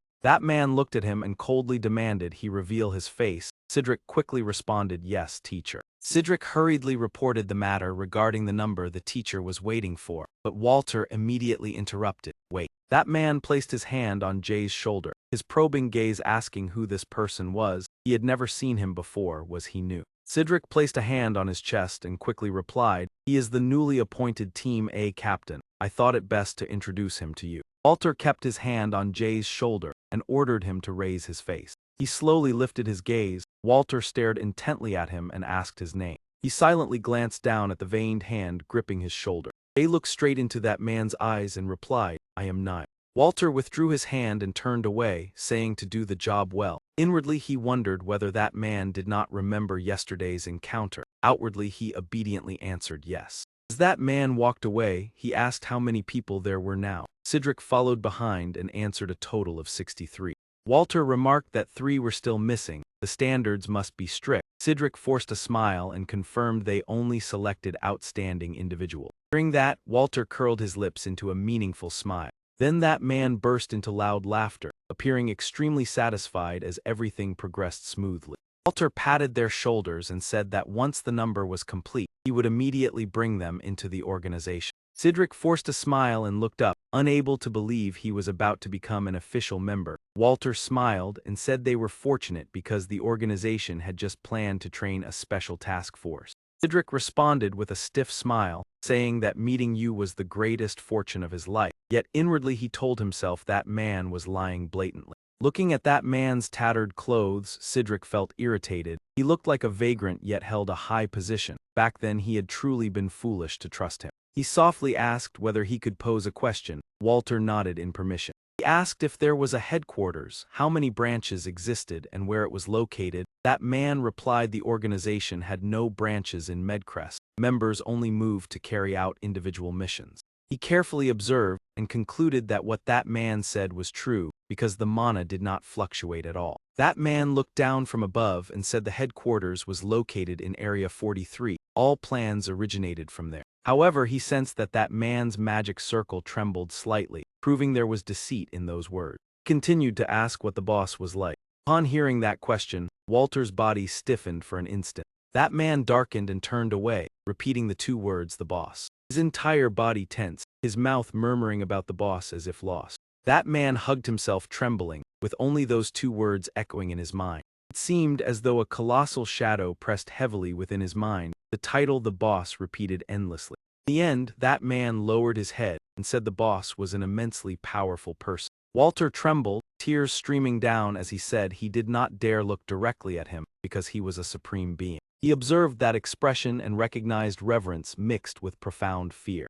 Walter suddenly asked Cedric when he would move here. He respectfully answered within 2 more days. That man said he would return after 3 days to carefully inspect those about to join. Cedric replied yes while sweating. At that moment, a red glint flickered in Jay's eyes. A thin strand of mana flashed within Walter's palm. That stream of mana extended from his hand and spread down into the ground. He coldly deduced that that man had deliberately revealed an extremely small amount of mana for some purpose. Walter used his mana to gradually sketch a talisman. He inwardly thought the entire abandoned factory was being turned into a gigantic magic array. After a while of manipulation, that man stopped once the formation was complete. Walter reached into his coat as if searching for something, and he took out several crimson stones. Cedric stared blankly at the stones and asked what they were. Walter bared his teeth in a bizarre grin. That man infused inner force into them and replied that it was a very special item. Stones merged with Walter's spiritual power,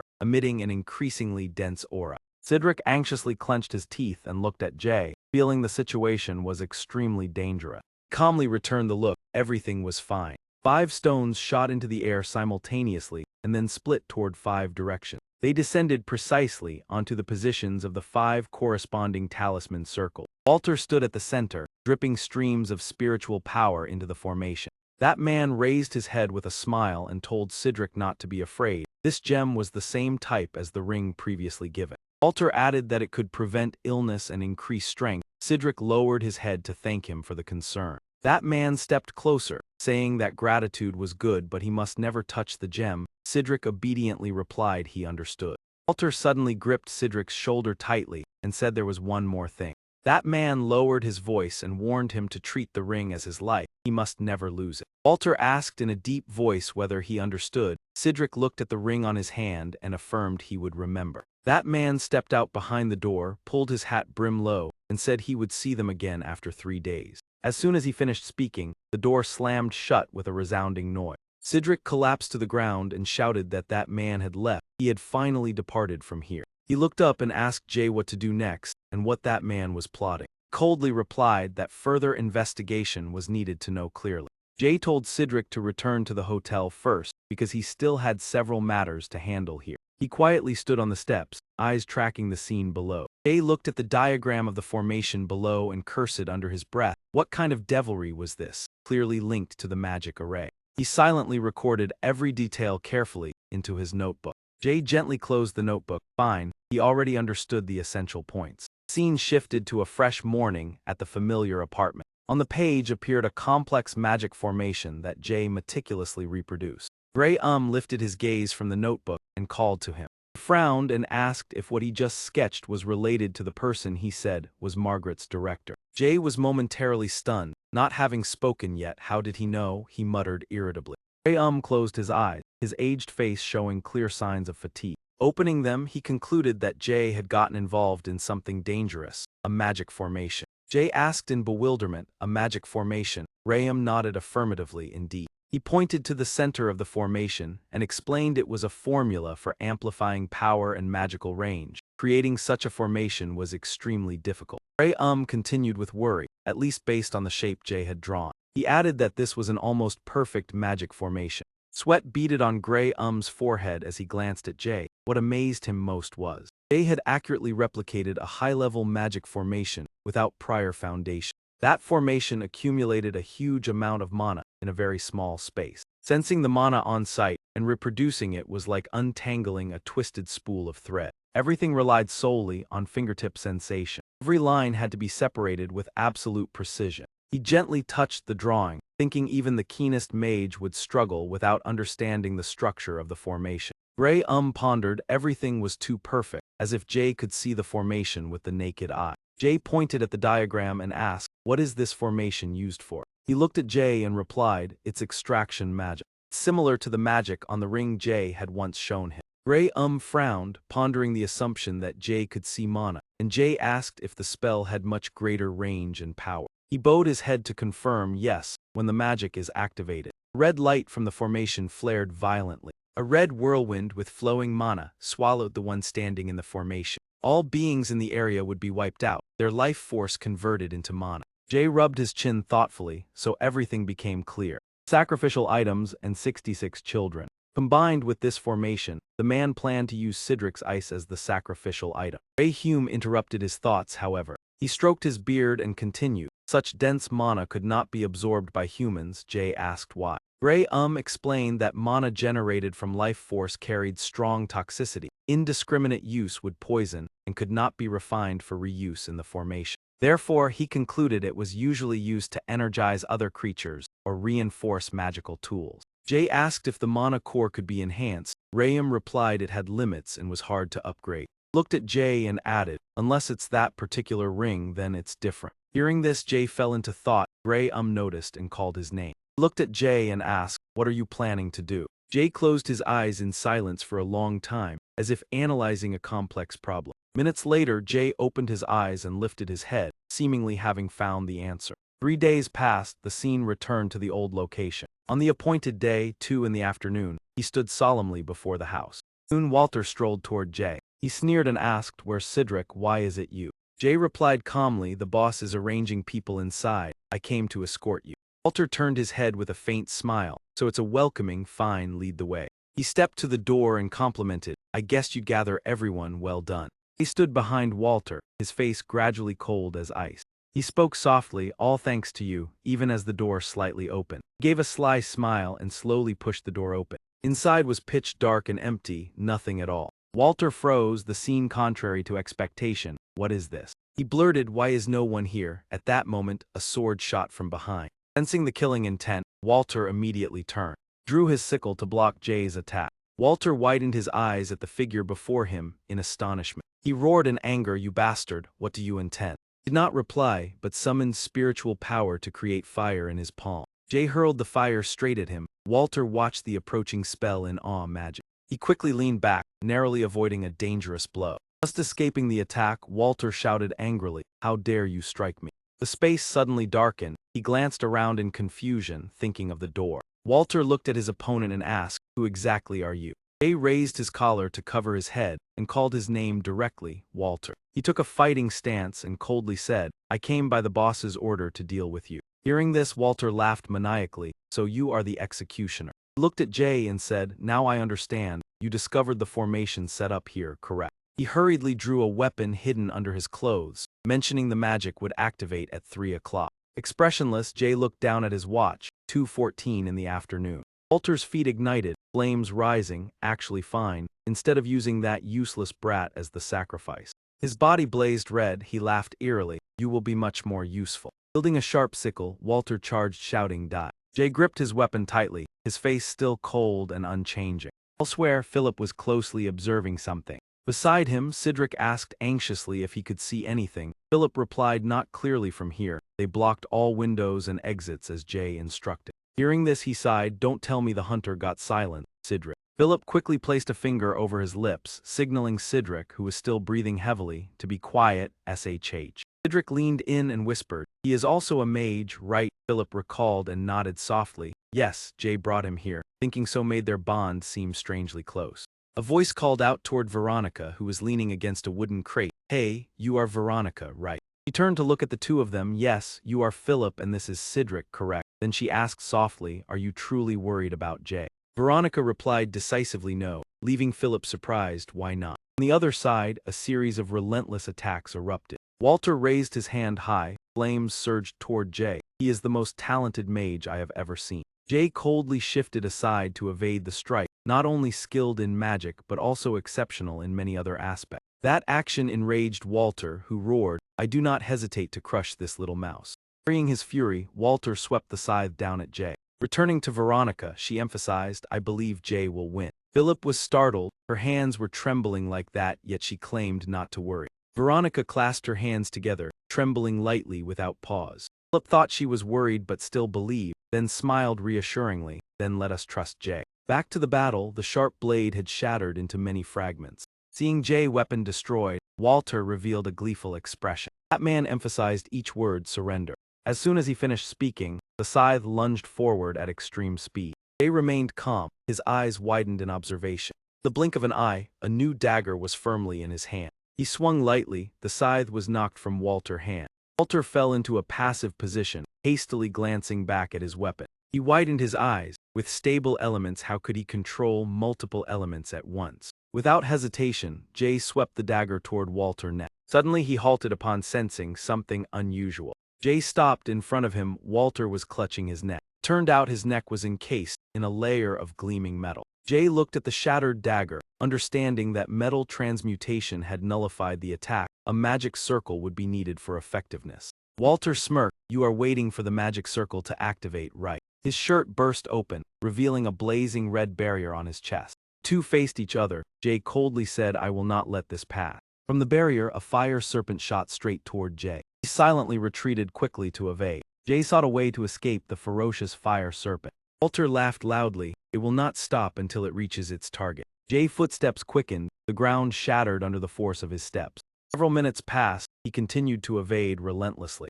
Jay kicked off the wall and landed to regain his balance. He thought that if this continued, it would never end. Looking at Walter, Jay realized he had to remain still to control the fire. Plan formed, Jay stomped heavily on the ground. He changed direction and charged straight toward Walter. Walter laughed disdainfully. You think to distract me with that trick. Jay remained silent. A stream of green energy appeared around his hand, fully aware he was inferior in rank. He recalled the blueprint he had exchanged with Veronica. A magic circle was recreated before his eyes. Jay focused all his strength to redraw that structure. Within seconds, the fire serpent completely vanished. Walter was horrified. This is not first rank. He froze as if seeing something in the distance. Opposite him, Jay raised a finger shrouded in green energy. Green stream shot straight into Walter. Jay calmly lowered his hand, observing the result. Walter lost strength and collapsed before Jay. Space sank into a chilling silence. Jay rolled up his sleeve and looked at the watch. The time clearly displayed 2 hours 50 minutes. Walter suddenly sprang up, causing Jay to pause briefly. He lowered his head and said he had to return to meet his master. Jay watched him and then called for Walter to stop. Ignoring him, he turned his hand to grasp the door handle. Jay pulled out the ring and warned, "Stay away from the door or I will crush it." Walter still said it was useless. This item is not easily destroyed. Jay felt his body exhausted, but still tried to stall for time. His words made Walter tremble slightly when mentioning the officer Red Bloodstone. Jay said that if an appropriate elemental combination was added, a crack would appear inside that could be destroyed. He raised the quartz ring, blending truth and falsehood to create pressure. Walter gritted his teeth upon hearing that. His face twisted as he roared he would make you pay. Jay clenched the ring tightly. Go ahead and try. He pulled his arm back to gain momentum and hurled the ring forcefully forward.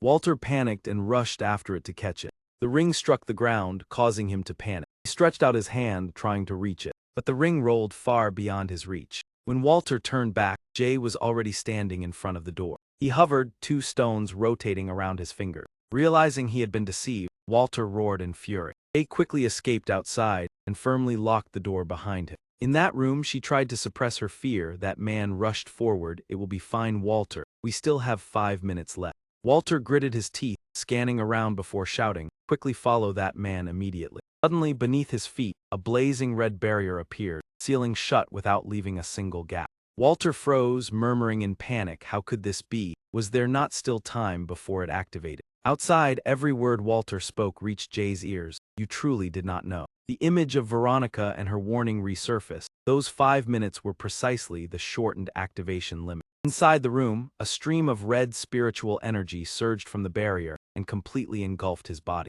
Walter raised his face, tears streaming down. The magic circle had been arranged in advance. A while later, Jay turned the doorknob and stepped into the room, still lingering with faint smoke. On the floor remained only the set of clothes he had been wearing earlier. Jay bent down and picked up the ring left behind on that layer of fabric. His lifeless gaze silently examined every detail of the ring. At the place where the other 3 were, Cedric impatiently complained, "It has been too long, this cannot be right." Philip softly smiled and told him to wait a bit longer, he will win. With his face swollen and red from being beaten, Cedric still tried to say, he is so strong, he surely will not lose, right? Suddenly, Veronica seemed to sense something. Her eyes widened in alertness. She abruptly stood up, startling the 2 men. The amount of mana was rising abnormally. Cedric anxiously asked what she meant. Philip suggested they should quickly go and check. The 2 hurriedly followed. Veronica, what is happening? After only a few steps, they were stunned, their faces turning pale. What is that? A blazing red foot appeared, standing motionless.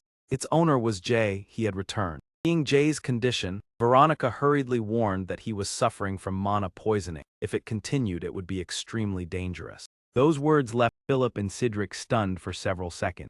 Gaining his composure, Cedric quickly grabbed items to use as protection. A steel pipe and a metal plate were used by him as a shield. The boss is in danger. We must do something. After saying that, Cedric rushed quickly toward Jay, who was standing absent-mindedly. Jay seemed soulless, raising his hand and firing mana toward him. Cedric was blasted far away, able only to stare at Jay in terror. Jay stepped forward, 2 fingers raised as if to deliver the final blow. Wake up, Jay. Philip rushed forward to shield Cedric. It is me, Philip. Despite his desperate shouts, the mana around Jay continued to gather more densely. With danger approaching, the 2 could only cling to each other and swallow nervously. As the stream of mana approached, Veronica risked herself and rushed out to block it. She spread her arms as a signal and said there were 2 ways to stop Jay.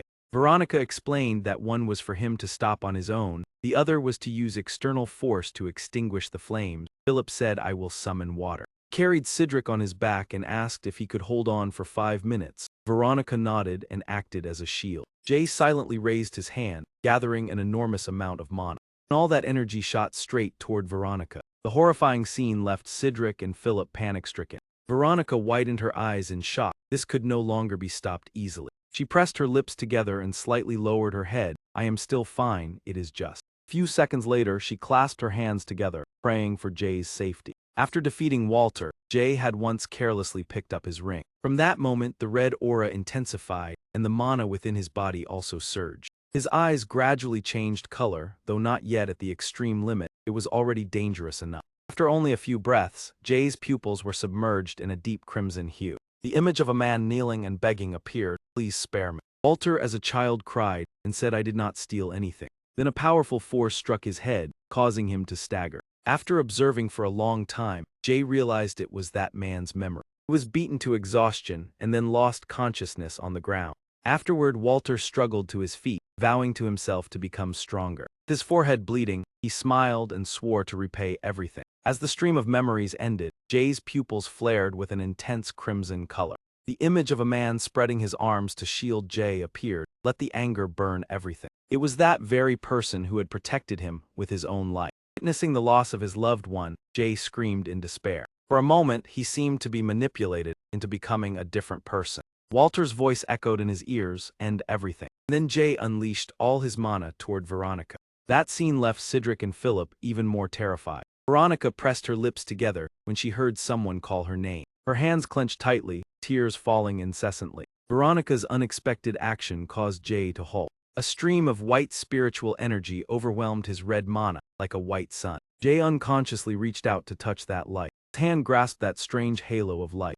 Thanks to that, Jay gradually regained his clarity. He looked at Veronica and softly called her name. Veronica whispered in response, Jay. 3 days later, at a large house on an open field within Philip's hotel, a room bearing the sign of the medical care area came into view. Veronica lay on the bed and asked Jay to help her get some water. Jay handed her the glass of water. She smiled and thanked him. Only Jay remained silent, his expression unusually pensive. The image of her lying ill for 2 days due to excessive mana use made Jay stay behind to take care of her. Veronica took the opportunity to ask for various things from books to a soft pillow and returned the glass after finishing. Jay quietly complied because he always wanted to repay what he had received. After a while, she asked whether it had been mana poisoning at that time. Jay nodded as if to confirm. Veronica frowned and reproached him for using mana without control. Remembering something, Jay reached into his trouser pocket and said, but this is the true root of the problem. He took out Walter's ring set with a stone. In truth, it was that man's mana core battery.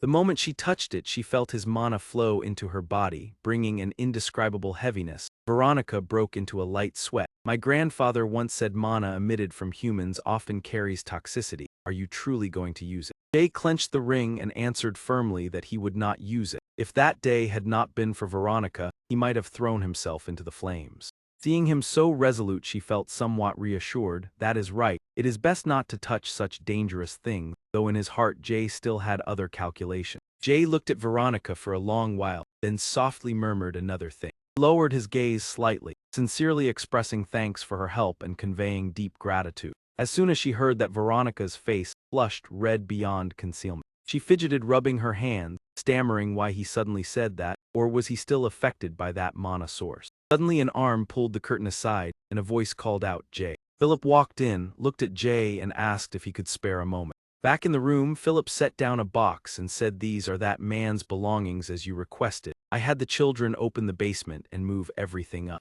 Jay reached out and took a sheet of paper from the box to examine. The information about Walter startled him, so he had once been an orphan. Lines of text and attached images left Jay confused as the faces looked quite similar. Perhaps he would need to check carefully later. Philip pointed to a notebook and said it seems that was his usual journal, so I separated it because I thought it important. Jay flipped through the pages, seeing lines such as Zone 43 Bond. Mildred withdrew after the defector completed the mission. G009 Zone 58 Kettermany Bank Transport Interception completed. F142 Zone 47 Authorized use of large-scale magic. Is this an order from Mercrest? Near the middle of the notebook, he suddenly paused for a few seconds. A handwritten line stood out clearly. Zone 31 Investigator Ngok Luke at Kelly Gold Auction House failed to obtain anything. What does this mean? The next page continued similarly. Zone 48 investigator Ngok Lam at Mount Grand failed. Ngok Vang failed. Ngok Cam also yielded no result. Pieces of the story about a rainbow shattered into 7 parts and orders to search for gems by color gradually surfaced. Could Margaret be hunting them? Jay lightly touched his chin in thought. It could also be not a real rainbow but other gems. Either way it is worth verifying. Seeing his expression, Philip guessed he had made a decision and asked if he was about to leave this place. Philip placed a large bag of money on the table, saying this is your payment up to now and an extra portion as thanks because thanks to you I could reconcile with Sidra. They looked at him in surprised silence. Philip said, while you are still here I will have money delivered every day. If it feels unsuitable just say so. Philip blushed slightly, scratched his neck and said, when you decide the departure day let me know so I can see you off myself. Philip's gaze lowered, because once you leave we may hardly have a chance to meet again. A slender hand extended along with a call. Philip. They stood straight and seriously asked, when I leave here, do you want to accompany me? Sudden proposal left Philip stunned. A few seconds later he exclaimed in shock, what did you say? Philip stammered, asking if it was a joke. Jay affirmed with an upright posture that he was completely serious. Philip was in turmoil because he had never left Zone 49. If he went he would have to abandon everything he had built. Not letting his friend hesitate, Jay reminded him of the goal of saving money he once mentioned. The two looked straight at each other. Jay said only by leaving here could he achieve that dream. Philip recalled their earlier conversation when they sat side by side. The image of himself holding a glass, taking a sip then pondering return. He remembered his mother's gentle figure, comforting him in childhood. Their hands clasped together. Philip asked, you still remember that? He pressed his lips together, swallowing as if to strengthen his resolve. Placing his hand on his knee, Philip nodded, saying, all right, I will go with you. He stood up slowly, asking for more time to arrange hotel affairs. Jay asked how long. Philip raised 2 fingers, saying 2 weeks is enough. Jay agreed immediately. In the blink of an eye 7 days passed. He said farewell to Cedric's group. Philip carefully guided Chris through every work detail. Jay also finished preparations, then drove his own car to a certain place. He had a private conversation with Gray in a quiet room. After that, Jay sought Veronica to complete the magic circle blueprint. Holding the drawing, she exclaimed, I have nothing left to teach you. You truly are a genius. Jay calmly denied it, saying it is thanks to your good teaching, making Veronica sigh at that familiar modesty. As if sensing something, Jay glanced toward a nearby direction. Behind the bookshelf, 2 children were secretly peeking with flushed faces. Caught, they hurried away, making Veronica awkwardly apologize because the children are shy. She recounted that the 2 liked Jay very much and dreamed of becoming hunters. They once asked what hunters like and what life outside is like. Come on, do not bombard him with questions. After saying that, Veronica proposed switching roles with Jay. She quickly sat in the chair he had just vacated. Veronica circulated her inner force, white spiritual energy spreading endlessly through her body. Seeing that Jay inwardly praised her mana control had improved greatly, though I taught nothing special. Perhaps only a little guidance. Jay urged faster, making her annoyed because she had to accelerate more. He nodded, saying it was still not enough. Veronica's heartbeat raced from excessive, internal energy consumption. Sweat streamed down her ever-busy face. She remembered Gray lying ill with little time left, but now, looking at Jay with seriousness, she realized she had someone standing beside her. That thought made Veronica clutch her shirt tighter. She had to go faster. Recalling days gathered with her grandfather and 2 siblings, she closed her eyes to focus, unwilling to disappoint anyone. Her heart pounded and a strange light began to radiate. Veronica opened her eyes in shock, looking ahead. Jay realized the empty ring had been filled with mana. After so much effort, she finally succeeded, then collapsed, saying, I did it. Jay immediately supported her, becoming a firm support. He softly asked if Veronica was all right. She wiped her face, replying she was just a little tired. Looking at her then, Jay was stunned, not knowing what to say. Veronica's tears fell, her hand gripping her shirt as she softly thanked him. She choked, saying, thanks to you, I created that circle. Jay awkwardly replied, I did not do much. Why are you crying? He reminded her, did you not intend to show your grandfather immediately after finishing? Veronica wiped her tears, nodding yes. She regained strength, then quickly ran upstairs, calling Jay. Seeing Jay still below, she asked why he was not coming up. He replied, why should I go? Holding the railing, she smiled, saying, because I did it thanks to you, so come with me to tell grandfather. Finally, Jay agreed. The 2 climbed the stairs together, step by step. Veronica looked like a happy child, her eyes curved in radiant laughter. Jay exhaled softly in frustration, but eventually reluctantly followed her lead. A few minutes later, they reached the upper floor and stopped in front of the wooden door of the room. Veronica raised her hand and knocked lightly a few times to signal those inside. She turned the doorknob and stepped in slowly. "Father, may I come in?" Veronica smiled brightly at Gray. Father, just now I. After a few steps, she suddenly froze with a strange expression on her face. Veronica's unusual demeanor made Jay even more bewildered. Veronica. He immediately looked ahead, eyes wide with surprise. On the floor, Gray lay motionless, showing no sign of movement. Sight left Veronica stunned. She stood frozen, then trembled as she called, "Father." The next morning, the city greeted the sunrise with clear sunlight spreading everywhere. After 2 days in a coma, Gray finally opened his eyes. Seeing him awaken, Jay asked softly, "You're awake?" Gray whispered Jay's name. Gray hoarsely asked how long he had slept. Jay replied that about 2 days had passed. He smiled as if understanding his own condition. "It seems my time is running short, Veronica." Next to Jay, the chair remained empty, as Veronica had left earlier. Without being told, Gray guessed, "That girl probably lacks the courage to face my final moments. Her soul is gentle but fragile." He turned to Jay with gratitude. "My earlier offer to teach magic must have surprised you. Thank you for accompanying me on this journey." Jay pondered, then replied, "I only saw it as mutual benefit. You need someone to teach. I need someone to guide." Gray chuckled softly. "This child is as strange as ever. Perhaps this is our final lesson. Do you have any questions?" Hearing his suggestion, Jay thought inwardly, if it is now then. He spoke frankly about his secret. "I cannot feel emotions like others." Gray calmly replied, "Is that so?" Jay asked in surprise, "Had you known beforehand?" He nodded lightly. "I had some suspicion." Jay looked at him, then explained, "In daily life I do not perceive emotions. I have to concentrate hard to understand a few special states." Asked if it was an illness, Gray said gravely, "A crack in the soul can indeed be called a disease." He spoke of people who had suffered such deep wounds that their hearts shut themselves off. Jay reflected, "I can choose which emotions to feel, perhaps a rare case, yet I do not fully understand why." He continued, "So what kind of magic are you using?" Which made Gray a bit surprised. "What do you mean?" Jay analyzed, "Even if you don't speak, I can partly understand your thoughts and what troubles you." Hearing this, Gray laughed and rubbed his forehead. "Magic." Jay's expression full of doubt. "Could it not be magic?" Jay raised a finger to explain, "Not magic. I only observe your aura." Jay protested, "But I display nothing." He pointed at him. "Whenever you succeed with a spell, your lips curl slightly. When deep in thought, your eyes sharpen. Even now I see you haven't fully understood me."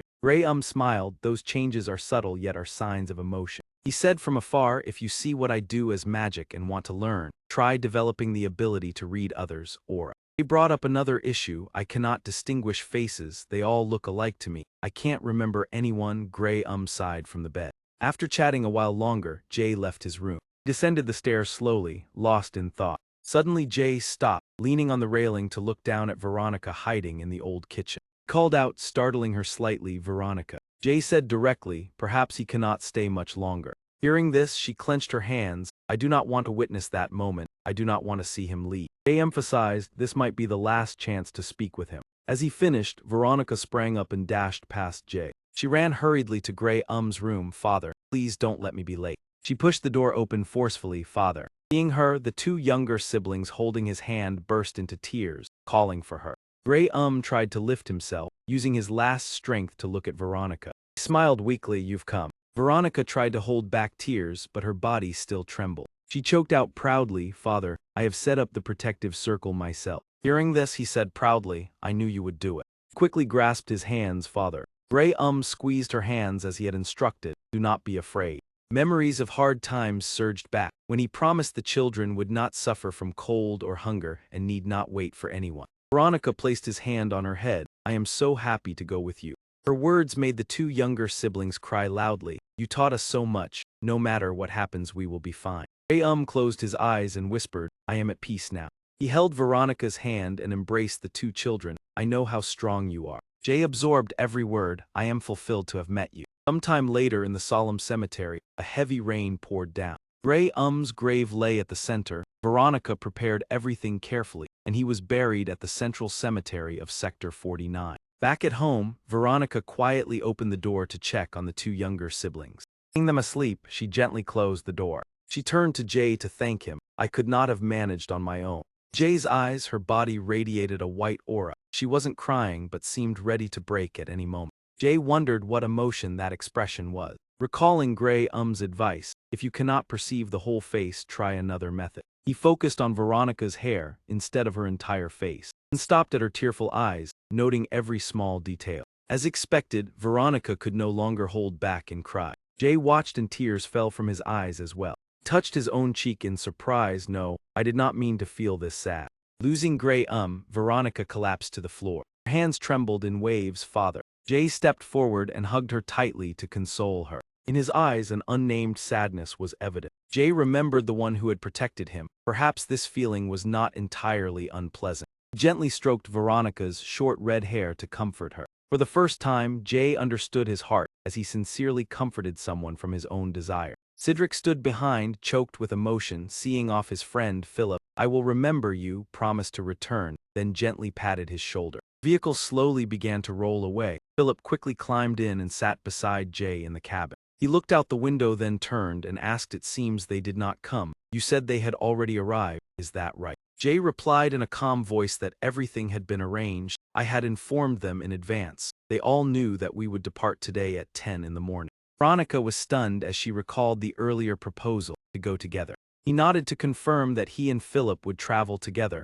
Inwardly, Jay calculated that Veronica would be very useful in the theoretical aspects of magic formations, which was his current weakness. He also thought about the special ability she had once revealed, the so-called white sun that made him extremely curious and could help them overcome danger. He stepped back, clearly unprepared. This had come too suddenly. I still have to take care of the children. Jay immediately replied that Philip's hotel would take care of the children. I have already discussed it with them. Veronica widened her eyes in astonishment. When did that happen? Jay shrugged lightly, saying they agreed according to her wishes. Veronica then worriedly asked if she left, who would look after the shop. He tilted his head, explaining that everything had been arranged. She only needed to temporarily close the shop for a while. Cedric and his men would take turns guarding it each day. No one would dare approach. Jay looked straight into Veronica's eyes, wanting to know whether she truly wished to leave this place. She crossed her arms, her eyes clearly showing hesitation. Is it that obvious? Jay nodded slightly in confirmation. Veronica turned her face away and took a deep breath to calm herself. Give me a little more time to think. Philip glanced at his watch and reminded that it was time to depart. Jay, it is 10 o'clock. Jay looked straight ahead, his voice resolute. Let us go. Cedric stood silently watching them. His voice deepened as he realized they had truly set off. From afar, Veronica hurriedly ran toward them, calling out as she ran, wait for me. She waved her hand repeatedly, loudly asking to go with them. Jay looked through the rearview mirror, saw her figure faintly behind a rock, and told them to stop. Veronica shouted while running, do not stop the vehicle, just keep going and open the door. Philip widened his eyes in surprise. Are you planning to climb into the vehicle while it is moving? Jay immediately stood up and yielded the steering wheel. Hold the wheel for me for a moment. Philip had not yet understood what was happening. Veronica ran parallel to the vehicle, her astonished face watching it approach. Jay opened the door and extended his hand with a serious gaze. Take my hand. Hearing this, she froze for a moment in surprise. Tears welled up in her eyes. She laughed while unable to restrain her emotion. Veronica reached out and tightly grasped Jay's hand, as if seizing her final opportunity. Once safely inside the vehicle, she panted continuously after the dangerous moment. Philip turned and smiled gently. You finally decided to come with us. He tilted his head in confusion. But why did you tell us not to stop the vehicle? Veronica sat up and slowly said, if the vehicle stopped even for a moment, I was afraid I would not have enough courage to leave. Jay and Philip fell silent as they looked at her, their eyes filled with contemplation. Philip joked to ease the tension, you are even more timid than I am. Veronica immediately responded that she had gathered all her courage for this decision. When the vehicle stopped at a deserted place, Jay quickly checked and confirmed that the transport was still completely stable. Veronica spoke as if ready for the 10-hour journey without rest. Philip held his stomach and complained of hunger as it had been growling continuously. Jay observed the surroundings and decided to set up camp here for the night. They would continue in the morning. Both agreed immediately.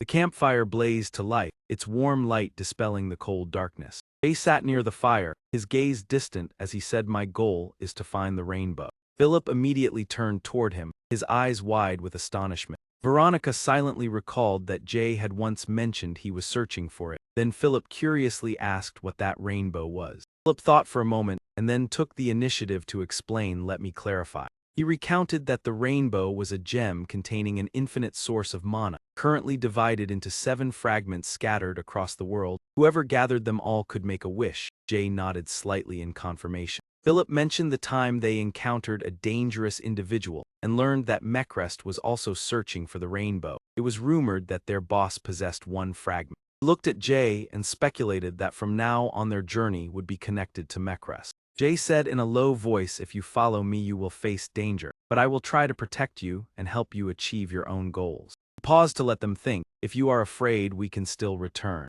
Veronica looked at the fire and replied briefly without hesitation. Philip smiled and said he had faced the boundary between life and death many times. Philip crossed his arms and accepted responsibility for finances and negotiations. Veronica calmly said she would handle magical guidance. Jay looked at the two before him, admiration rising in his heart for their courage. Looking into the flames, Jay felt his determination burning brighter than ever. Philip straightened his posture and shared that his goal was to find his mother again. His eyes grew distant as he recalled his childhood, when his mother left for another land to make a living. His memory still echoed his mother's gentle words telling him to stay and wait. The image of her smile before parting remained vivid. Philip lowered his head and said his mother had once promised to return, so he earned money in the hope of the day of reunion. Veronica wiped away her tears with emotion. Jay sighed and teased that Philip had made her cry. Philip awkwardly said that his story was not that sad. Veronica regained her composure and said that her goal was to complete her grandfather's research.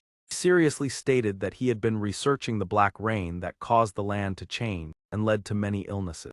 Her eyes were filled with determination. The diseases caused by the black rain were very severe and had not yet been cured. Her grandfather had fallen into an eternal sleep because of it. She wanted to complete the work so that no one would have to suffer the same fate. Philip sincerely promised to support her with his abilities. Veronica also affirmed that she would help in return with all her strength. Jay smiled gently, sensing the bond between the three of them, and suggested that they consider it a pact to help one another. Philip and Veronica glanced at each other, slightly surprised by the proposal. Philip looked at Jay with trusting eyes and softly called his name. He extended his hand with a smile. "From now on we will stand united." Veronica immediately placed her hand on top and nodded. Jay sat there looking at the two, waiting for him to join, his eyes showing a hint of confusion. In his mind, he briefly thought that holding hands would not make anyone stronger. It was merely a symbolic gesture. Veronica called to Jay, while Philip frowned because holding hands for so long made his hand feel as if it were about to be cooked. Jay sighed and reluctantly extended his hand.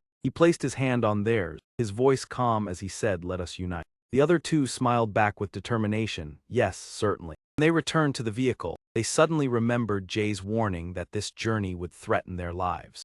Ahead, the ground trembled as a herd of stone deer charged forward in panic. The two had no time to react, their thoughts still unfinished when the scene suddenly unfolded. Philip leaned back wearily and asked how many days had passed. Veronica replied that it felt like 7 days already. Jay kept his hands on the wheel and said today is the 9th day. He estimated the remaining distance and believed they were close to their destination, since it had once taken 10 days to travel from Zone 50 to Zone 49. Suddenly Jay's gaze halted, carefully observing the outside with vigilance. Philip followed his gaze and saw a large cloud of dust ahead. "What is that?" From afar, the herd of stone deer charged wildly toward them at tremendous speed. Philip was startled and could not understand what was happening. "What is that thing?" Veronica narrowed her eyes to observe and recognized them as stone deer. Philip repeated in lingering astonishment, "Stone deer." Veronica continued, based on what she had read, their skin was cracked like stone, more precisely a hard shell covering them, matching the creatures recorded in the books.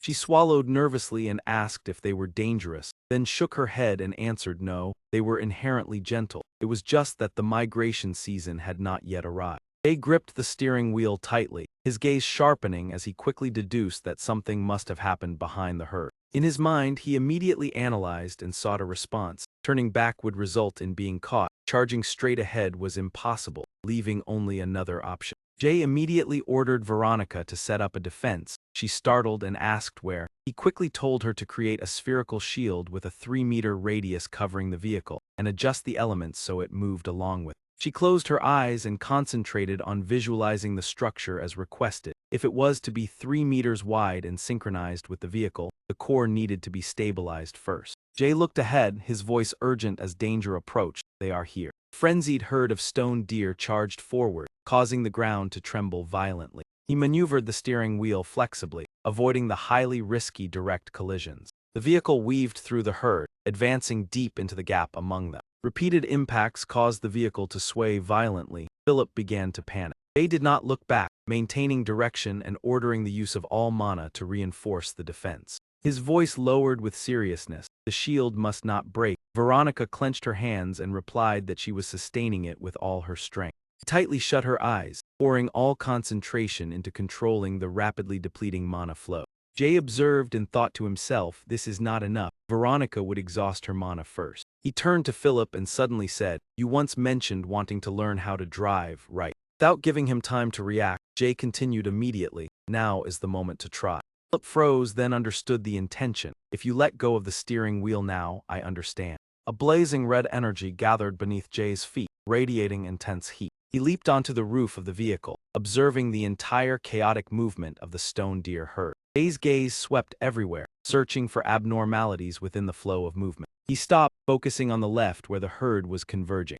On the opposite side, a distinct green hue stood out, drawing Jay's attention. Realizing this, he was startled as he understood the hidden cause behind it. Jay withdrew his gaze, the answer flashing in his mind, found it. Philip held the steering wheel tightly and urgently asked how much farther. Jay on the roof replied to keep moving in this direction. They were almost there. A sudden burst of light erupted as the stone deer ahead charged forward. Both Philip and Jay were stunned by that phenomenon. Philip turned his head and anxiously called Veronica.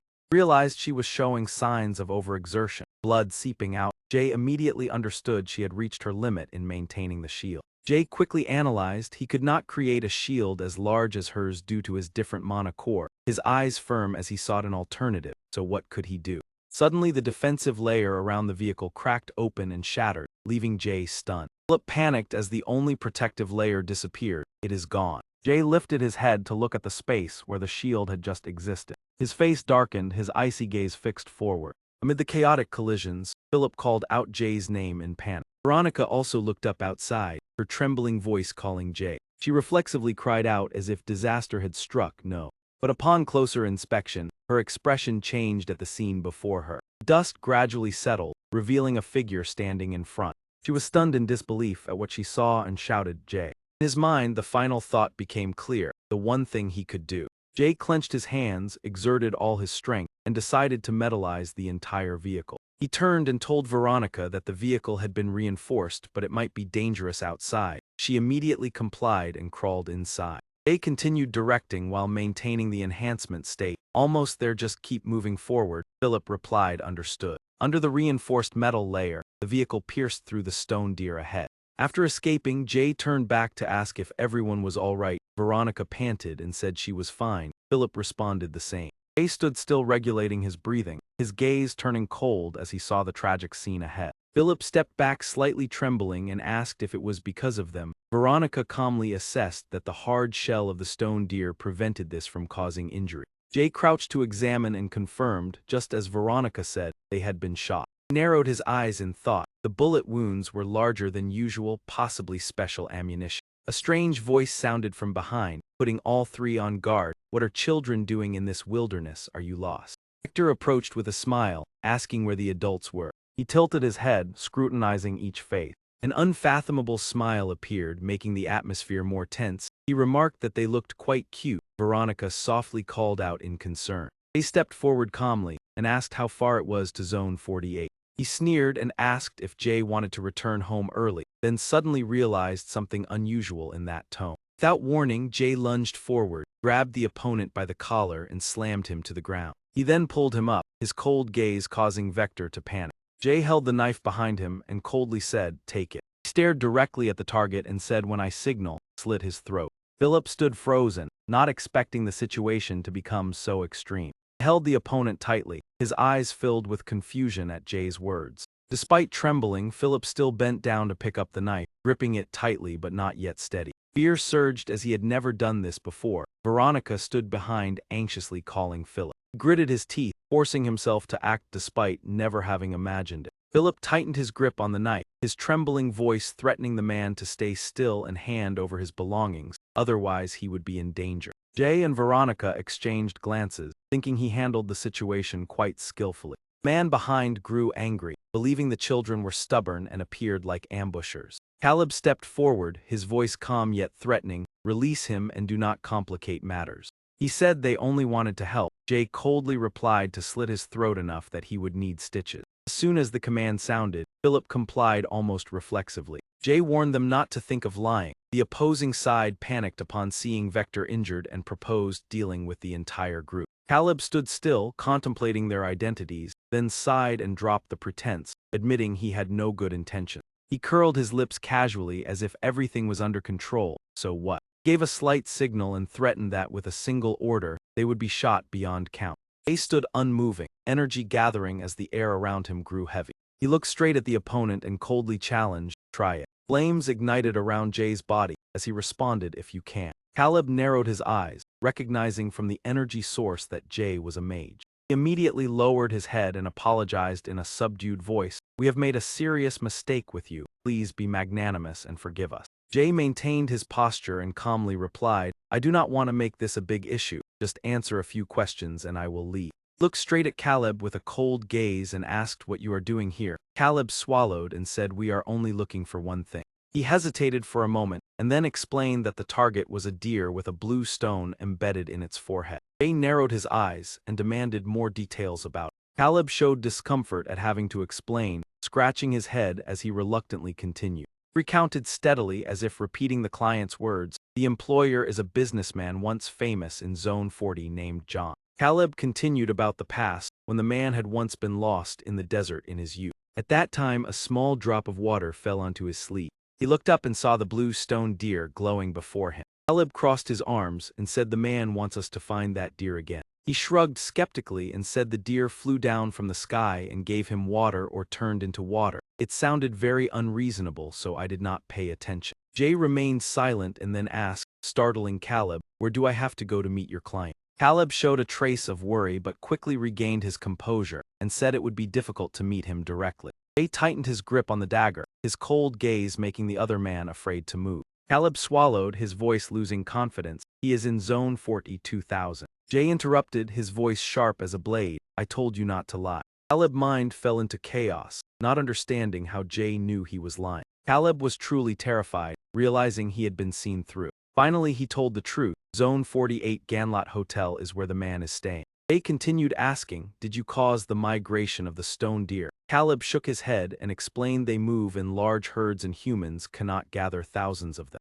He said the group arrived in Zone 48 5 days ago and saw them moving abnormally earlier than usual. Caleb regretfully said their meat and tendons are very valuable, but the group did not prepare enough transport vehicles. Jay pondered and then said, "This is my final request." Caleb felt relieved, thinking he was about to be spared, and asked, "What do you want?" Jay coldly said the herd of deer changed direction and charged toward us because of you. He said our vehicle may have been damaged because of that, so you must compensate for the repair cost. Philip chuckled softly upon hearing about the repair money. Jay turned and asked, "What amount do you think is reasonable?" Philip was startled. Me. Jay nodded lightly. After leaving, Philip said in surprise, "We completed the transaction successfully and earned 250,000 super spirit." He intended to store the money, but Jay shook his head and said, "We will divide it equally." Philip wondered, even though we did not do much. Veronica agreed and said, "We cannot argue about money every time." Jay said, "From now on everything will certainly be resolved fairly." Philip and Veronica nodded in agreement. A small sound came from Veronica clothing, bleat. All three turned to look. Philip widened his eyes and asked, "What is that?" The small creature bleated again. Veronica stammered well. She recalled when she met it, it looked like a lost young one. At that time it was trembling, its eyes sparkling. Veronica said, "I thought leaving it behind would be dangerous." Philip asked, "So you want to bring it along?" It bleated again. Veronica stroked its head and said, "I will keep it temporarily until we find its herd." Philip asked, "Fan is its name?" He also wondered, "Fen is a male name, how do you know its gender?" She laughed and said, "Seeing how obedient it is to me, it must be a boy." Philip was still hesitant, "But if we bring it along?" He looked at Jay, waiting for a decision. Jay remembered that while standing on the car roof, he had seen the stone deer resembling its parents. He said, "That makes me think of the story we just heard, bring it along." Veronica happily agreed. Philip sighed. Next day she looked around the new area, surprised that there was such a vast world outside. Philip asked, "Where is Fen?" Veronica replied, "It is sleeping, and I have covered it with a blanket." She said she had checked the car doors, so there was nothing to worry about. Suddenly a rude voice rang out, "Hey, can we talk for a moment?" Marcel stepped forward and asked who allowed you to enter our territory. He mockingly asked if you had paid the passage fee. The sky gradually darkened, and the atmosphere became heavy. Jay stepped forward and asked who is your leader. Marcel replied it is Renat. Jay told him to inform Renat to come to Ganlos Hotel on 22nd Street. I have business with him. Marcel nodded and left. Veronica sighed and said this is the 6th time already. She tiredly hoped they would not appear again. Jay said that is impossible. If outsiders are ignored, the gang will lose face, Philip pondered. Philip came up with another idea. He said clothing changes impressions. If we dress formally, we will be less likely to be provoked. He added that preparing a vest or tuxedo is also necessary when going to luxury hotel. After changing, Veronica asked if it suited her. Jay thought whether changing clothes could really change anything. Philip politely asked the staff to keep their old clothes. The assistant agreed. Jay asked how he managed to get a discount. Philip smiled and said it is a professional secret. After changing, the three stepped out with greater confidence. Jay suddenly paused when he sensed a strange aura. In his mind, a familiar purple color appeared. Jay turned his head toward the source of that emotion. He realized it was desire and jealousy. Jay thought that other people's reactions changed greatly just because of clothing. He asked Philip if there was any other way to change impressions besides clothing. Philip said anything that changes appearance has an effect because people judge with their eyes first. He emphasized that the most important thing is still charisma, because some people wear cheap clothes yet still stand out.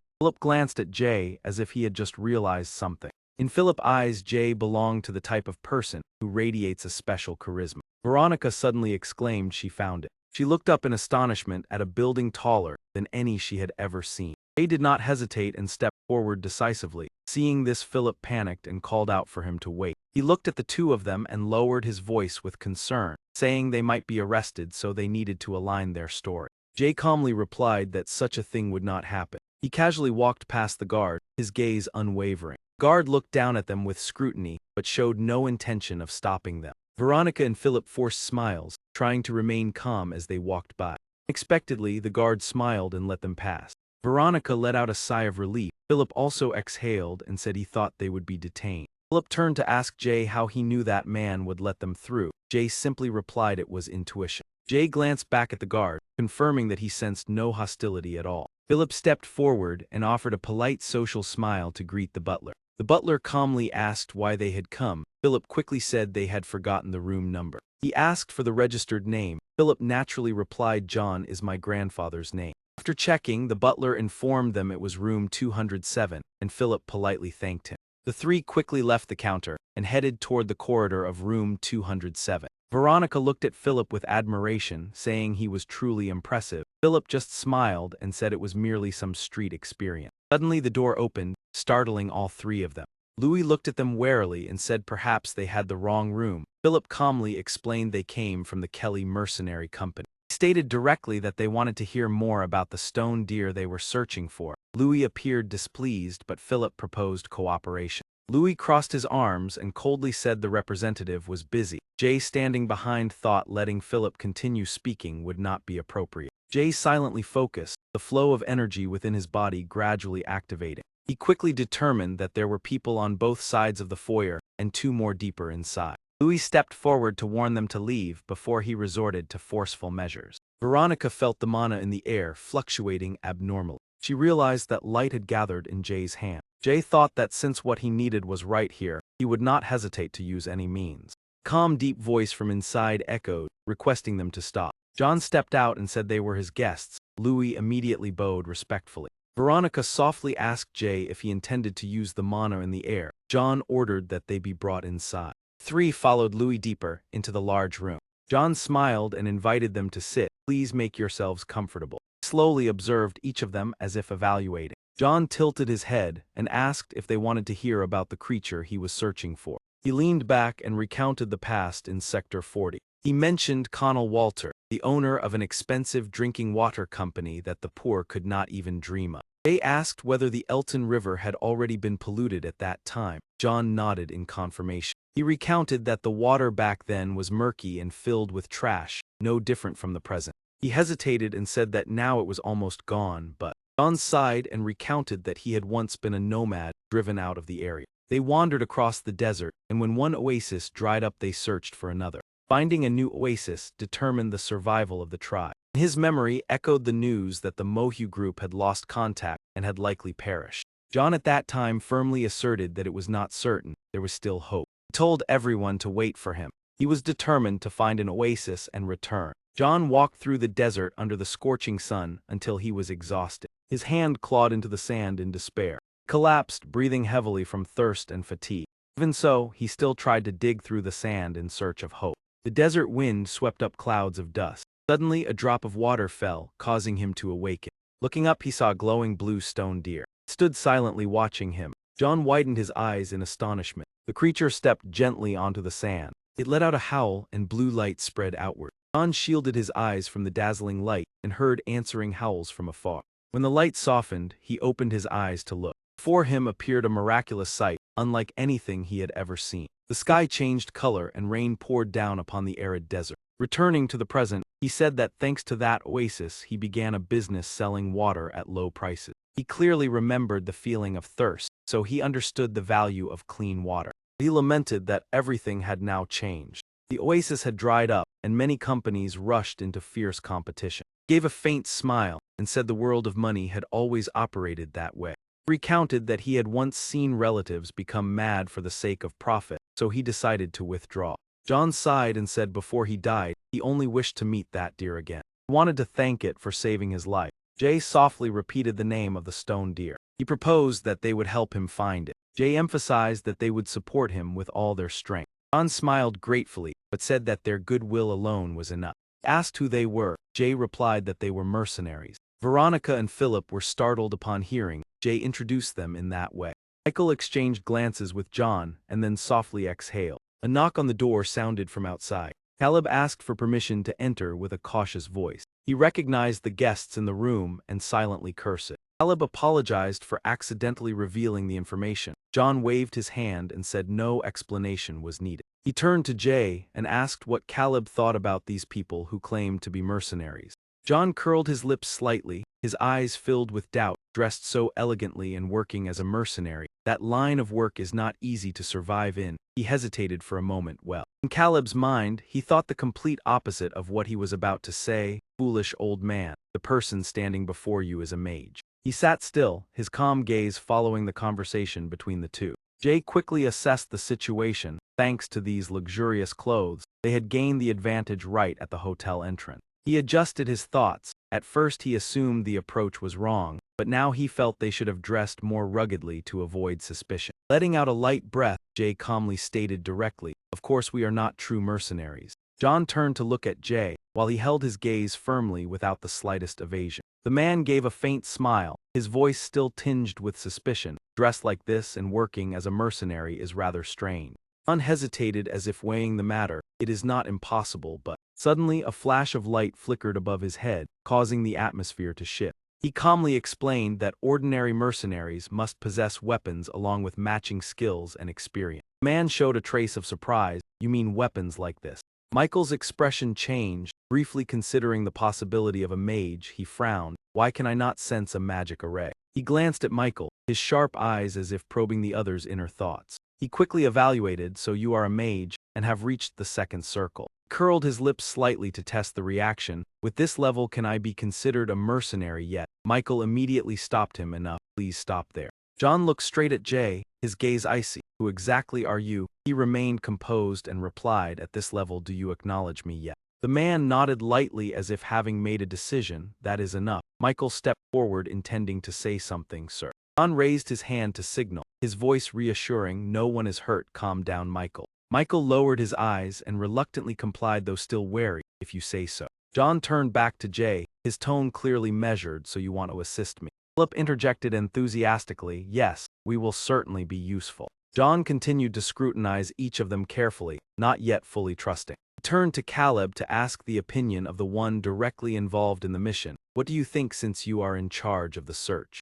Caleb trembled slightly and stammered, "You intend to join this campaign?" Quickly calculated that maintaining ties with a mage was more beneficial, then offered a social smile. "Welcome." Tyler emphasized that having a mage's support would be very helpful. John nodded and made the final decision. "Then we shall proceed that way." After leaving, Veronica lowered her voice anxiously. Hey, are you certain? She frowned as she recalled the previous incident. That person is dangerous. He might seek revenge. Philip was also worried. He surely does not like us. We deceived him before. He crossed his arms in thought. Having a guide is better than wandering through the desert ourselves. You search the streets while I look for Fen's parents. That will be more efficient. Two spoke in unison. That is not what we meant. Analyzed Caleb's attitude from beginning to now. Indeed, there was some hostility. But he realized that man appeared more fearful than intent on retaliation. He narrowed his speculation, focusing on the one whose reaction was more evident. He turned to Philip and asked for an objective opinion. How do you view the relationship between Caleb and John? Philip recalled John's meaningful tone, thought for a moment, and replied that for now the man seemed to trust Caleb quite a lot. He added that having met only once was not enough to conclude. He then continued to ask for Veronica's opinion. What do you think, Veronica? Veronica nodded in agreement with Philip. I think so as well. He does not seem to know that Caleb went hunting on his own. She spoke slowly with conviction, but John truly is a good man. He has devoted his entire life to making this world a better place. Jay closed his eyes for a moment, silently reflecting after hearing Veronica finish speaking. Behind him, Marcel exclaimed in panic that he had found it. He carried the money bag. Renat stepped forward with a chilling gaze and asked if he had been defeated by that kid. He heard that not just one group had been dealt with. He waved his hand indifferently. Forget it. Just tell him to show the money first. I came here for that. Suddenly, a gleaming coin flew over and stopped in front of them. Opposite them, Jay casually flipped the coin with a calm expression. He looked straight at the two of them, his voice calm with a hint of challenge. Do you know how much is inside this? Nat narrowed his eyes and asked how much. Jay smirked and replied that he wanted to know. He nodded immediately. Jay stopped his hand and clearly stated the number 1,000,000 super spirits, causing the atmosphere to change. Nat widened his eyes at the enormous sum, leaving him stunned. Jay turned around and signaled them to follow him into a secluded corner, then continued. He spoke in a low voice that if they wanted the money, they had to do exactly as he said. Jay glanced around the area and reminded them not to waste time. From a distance, Philip and Veronica watched the scene with concern. They had already told him not to cause trouble. Jay turned back and stated that he needed 3 pieces of information. He listed a rainbow, black rain, and a middle-aged woman with brown hair who resembled the person behind them. Jay crossed his arms and declared that they must report to him every day. Whoever brought good information would be rewarded. One of them trembled as he asked how much the reward would be. Jay replied 100,000 super spirits, but only for the one who brought the most valuable information. The group immediately bowed their heads in agreement. Philip realized Jay was deliberately creating competition. Once the deal was done, the gang quickly dispersed. Jay turned and advised the two not to go alone. Philip and Veronica both nodded. He glanced at them and assessed that without him, it would not be too dangerous. Jay thought about the mana in Veronica ring, which was sky blue. He associated that color with joy and excitement. The primary element was wind, speed, and connection, often used to enhance movement or accelerate spellcasting. Jay also deduced that it could create wind directly in combat. He understood Veronica's gentle personality, making it difficult for her to use that power in a brutal way. Jay signaled the two to come closer, and then drew a linking magic circle on their hand. They felt a strange flow of energy spreading, and looked at each other in astonishment. Philip asked what he had just done. Veronica explained that it was connection magic. He said this spell helped them sense each other's positions when transmitting mana. Veronica added that it could also be used to send warning signals. Philip awkwardly said he could not use mana. She laughed and told him to stay close to her. Philip exhaled and said that was convenient. Jay calmly told the two to return first. He still had other matters. Veronica asked worriedly if he would go alone. Philip confidently said Jay could handle himself. Veronica reluctantly agreed. He reminded him to come back early. After they left, Jay stood still and said, "You can come out now." Caleb stepped out from the shadows and said he had no intention of hiding. He crossed his arms and said he was only waiting for Jay to finish talking. Jay asked what he wanted. Caleb said he wanted to discuss the upcoming schedule and addressed Jay as mate. He suggested changing to a private place to talk. Jay silently observed him with scrutiny. The scene shifted to a noisy tavern. A mug of beer was slammed onto the table. Caleb sat in front, appearing friendly as he said today was his treat. He pointed to the private room already reserved and asked Jay what he wanted to drink. Jay pulled out a chair, sat down, and replied juice. Caleb raised the golden mug of beer and sighed. He joked that it was something that could turn a person into a dog. He laughed and said a child like him could not handle it yet, then gulped it down until his face turned red. Jay took small sips. Caleb stopped and said he would introduce himself. He placed his hand on his chest and said he was Caleb from the Caleb mercenary group. Jay looked at him expressionlessly, his eyes reflecting a golden hue of mana. Jay realized Caleb's brilliant yellow mana revealed immense greed. Caleb calculated in his mind and then asked which group Jay belonged to. Jay replied that he had not named it yet. Caleb quickly understood and said that meant he intended to operate freely. Jay nodded. Caleb hesitated and thanked him for not revealing the hunting matter. He worried that if John knew it would cause trouble, so he could only stammer. Jay interrupted and asked if he had been tracking the deer herd. Caleb replied that his subordinates were following them. He also said they were controlling the numbers. Jay suddenly requested that the hunting be stopped. He thought that if the stone deer were drawn in, it would cause major trouble. Caleb calmly asked him to clarify his meaning. He sat down with a forced smile, but his mana turned red as he asked why. Jay realized he was beginning to show hostility. Jay's finger gathered red mana and pointed toward him. Beer mug in front of Caleb shattered. Jay emitted an imposing aura that made the man opposite wary and asked if he was dissatisfied.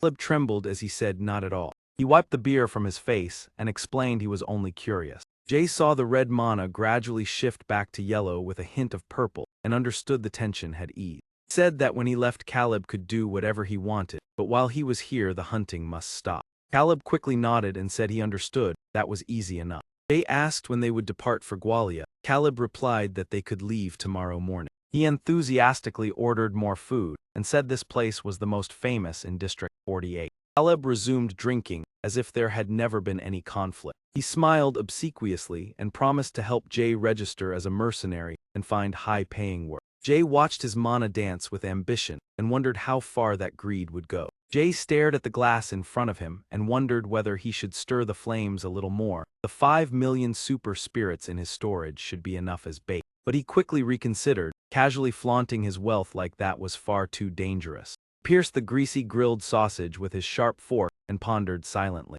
Jay began to analyze. Mana always flowed according to expressed emotions, so what would happen if the opposite was done? Glancing at Caleb, who was eating heartily, Jay secretly calculated what would happen if he forced mana directly into the opponent's mana channels. Thinking so, he gently raised his index finger toward Caleb, a strand of golden mana gradually gathering. The stream of mana slithered like a small snake and quietly seeped into the center of his mana. It probed and tried to penetrate deeper but was blocked. Jay realized that the inside was already filled with other emotions. Not discouraged, he clenched his hand and thought that if so, he only needed to force them out.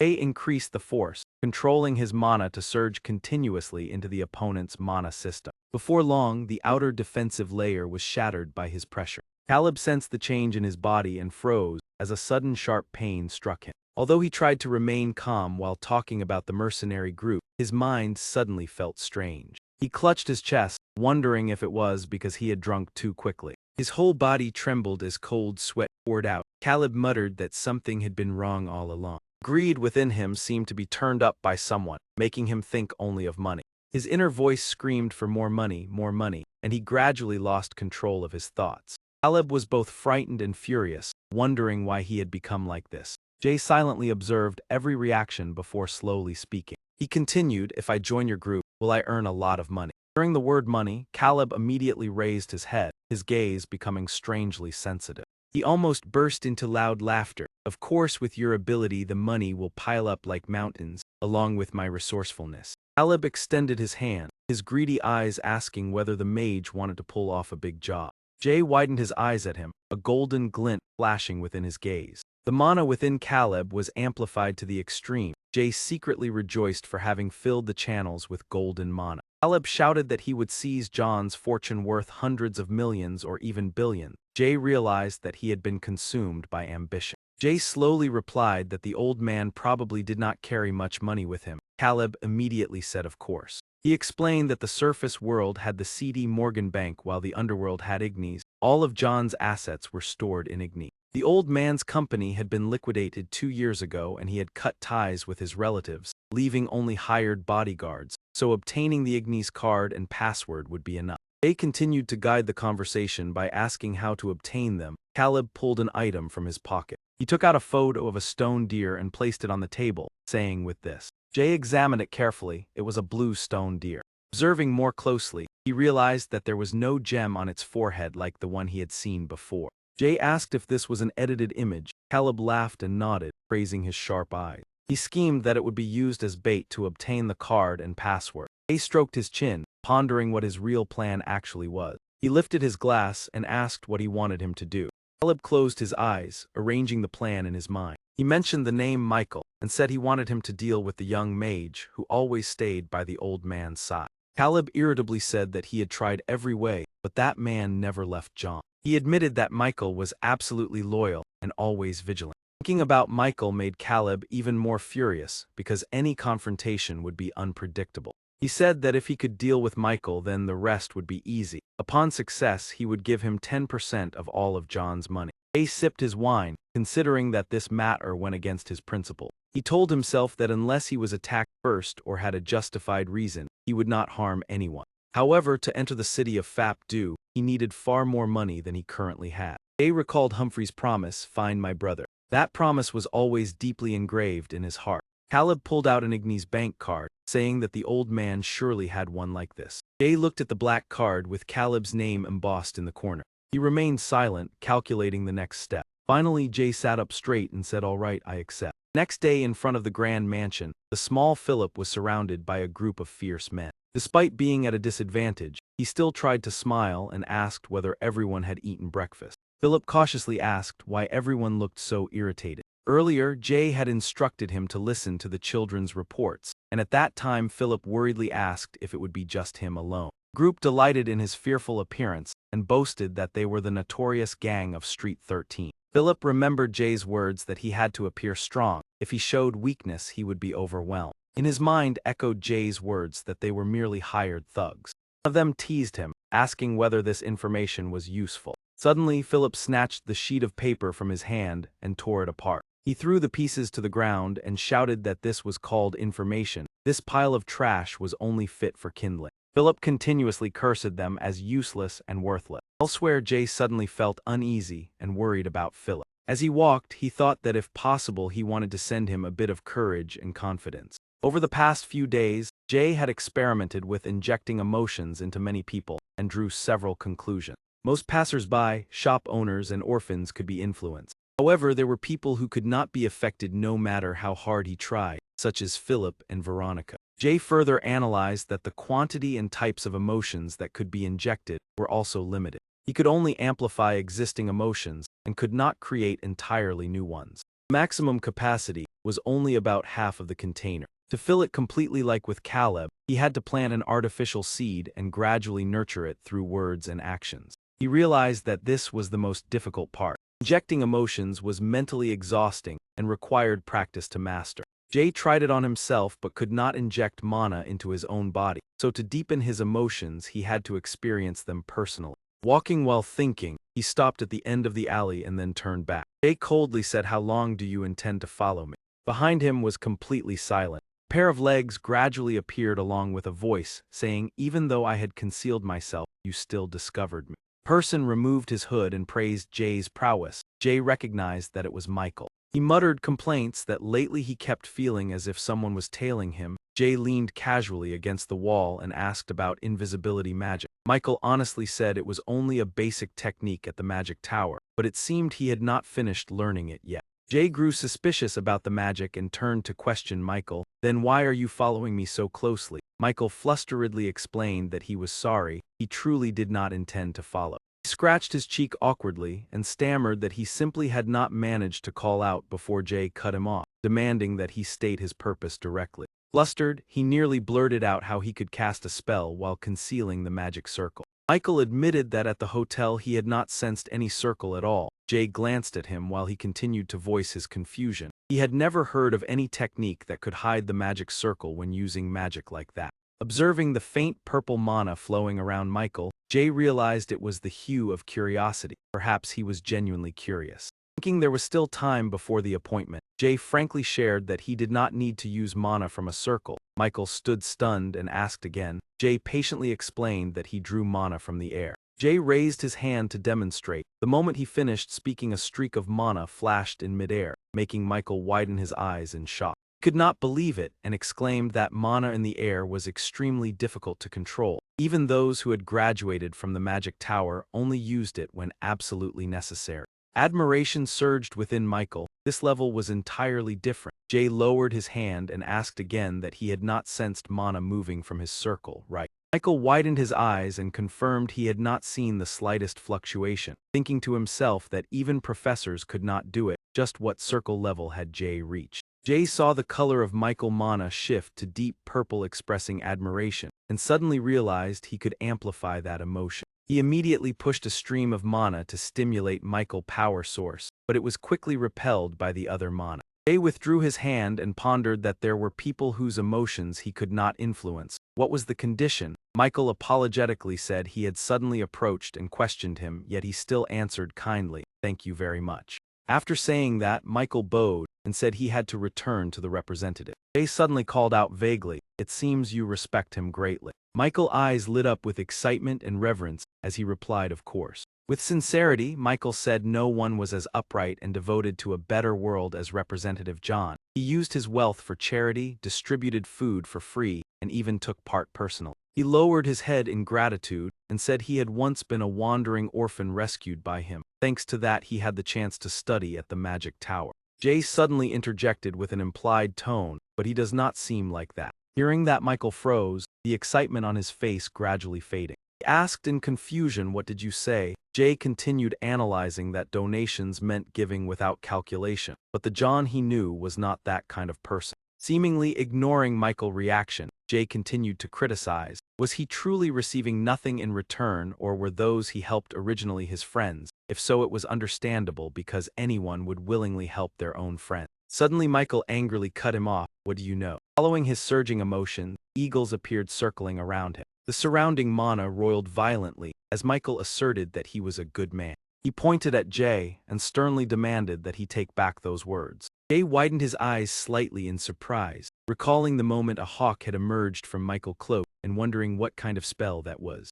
Michael extended his hand forward. The flock of birds simultaneously aimed at Jay. He warned that if he did not apologize, he would make him pay dearly. Jay half closed his eyes. Elements of manipulation, control, connection, and possession surfaced in his mind. Gray Hume words echoed that mages who used manipulation and control elements were extremely rare. The image of a hand controlling two creatures appeared. He said they could use magic power to subdue everything from ordinary beasts to dangerous magical creatures and turn them into loyal subordinates. Michael urged him to apologize or else. Jay stood still and coldly replied that he did not see that he had insulted him. That answer only fueled his anger further as Michael clenched his jaw. He waved his hand and a hawk shot down toward the ground. Jay dodged in time and silently assessed its speed and attack force. The bird flapped its wings midair, then raised its head to stare fixedly at Jay. Jay raised his hand to shield his face, calculating how to reinforce his defense. Michael slightly moved his fingers behind him, and two hawks immediately soared into the sky.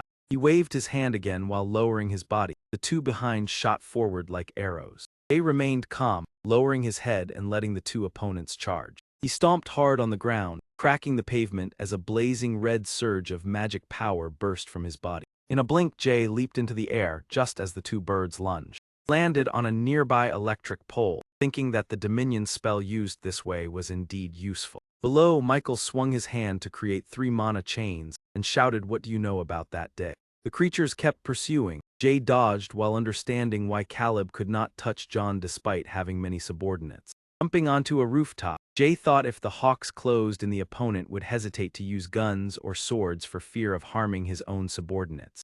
Looking at a nearby bird, he realized that even if he targeted the subordinate, the damage would be negligible. Glancing down at Michael, Jay wondered why he had become so enraged. Michael raised one hand high.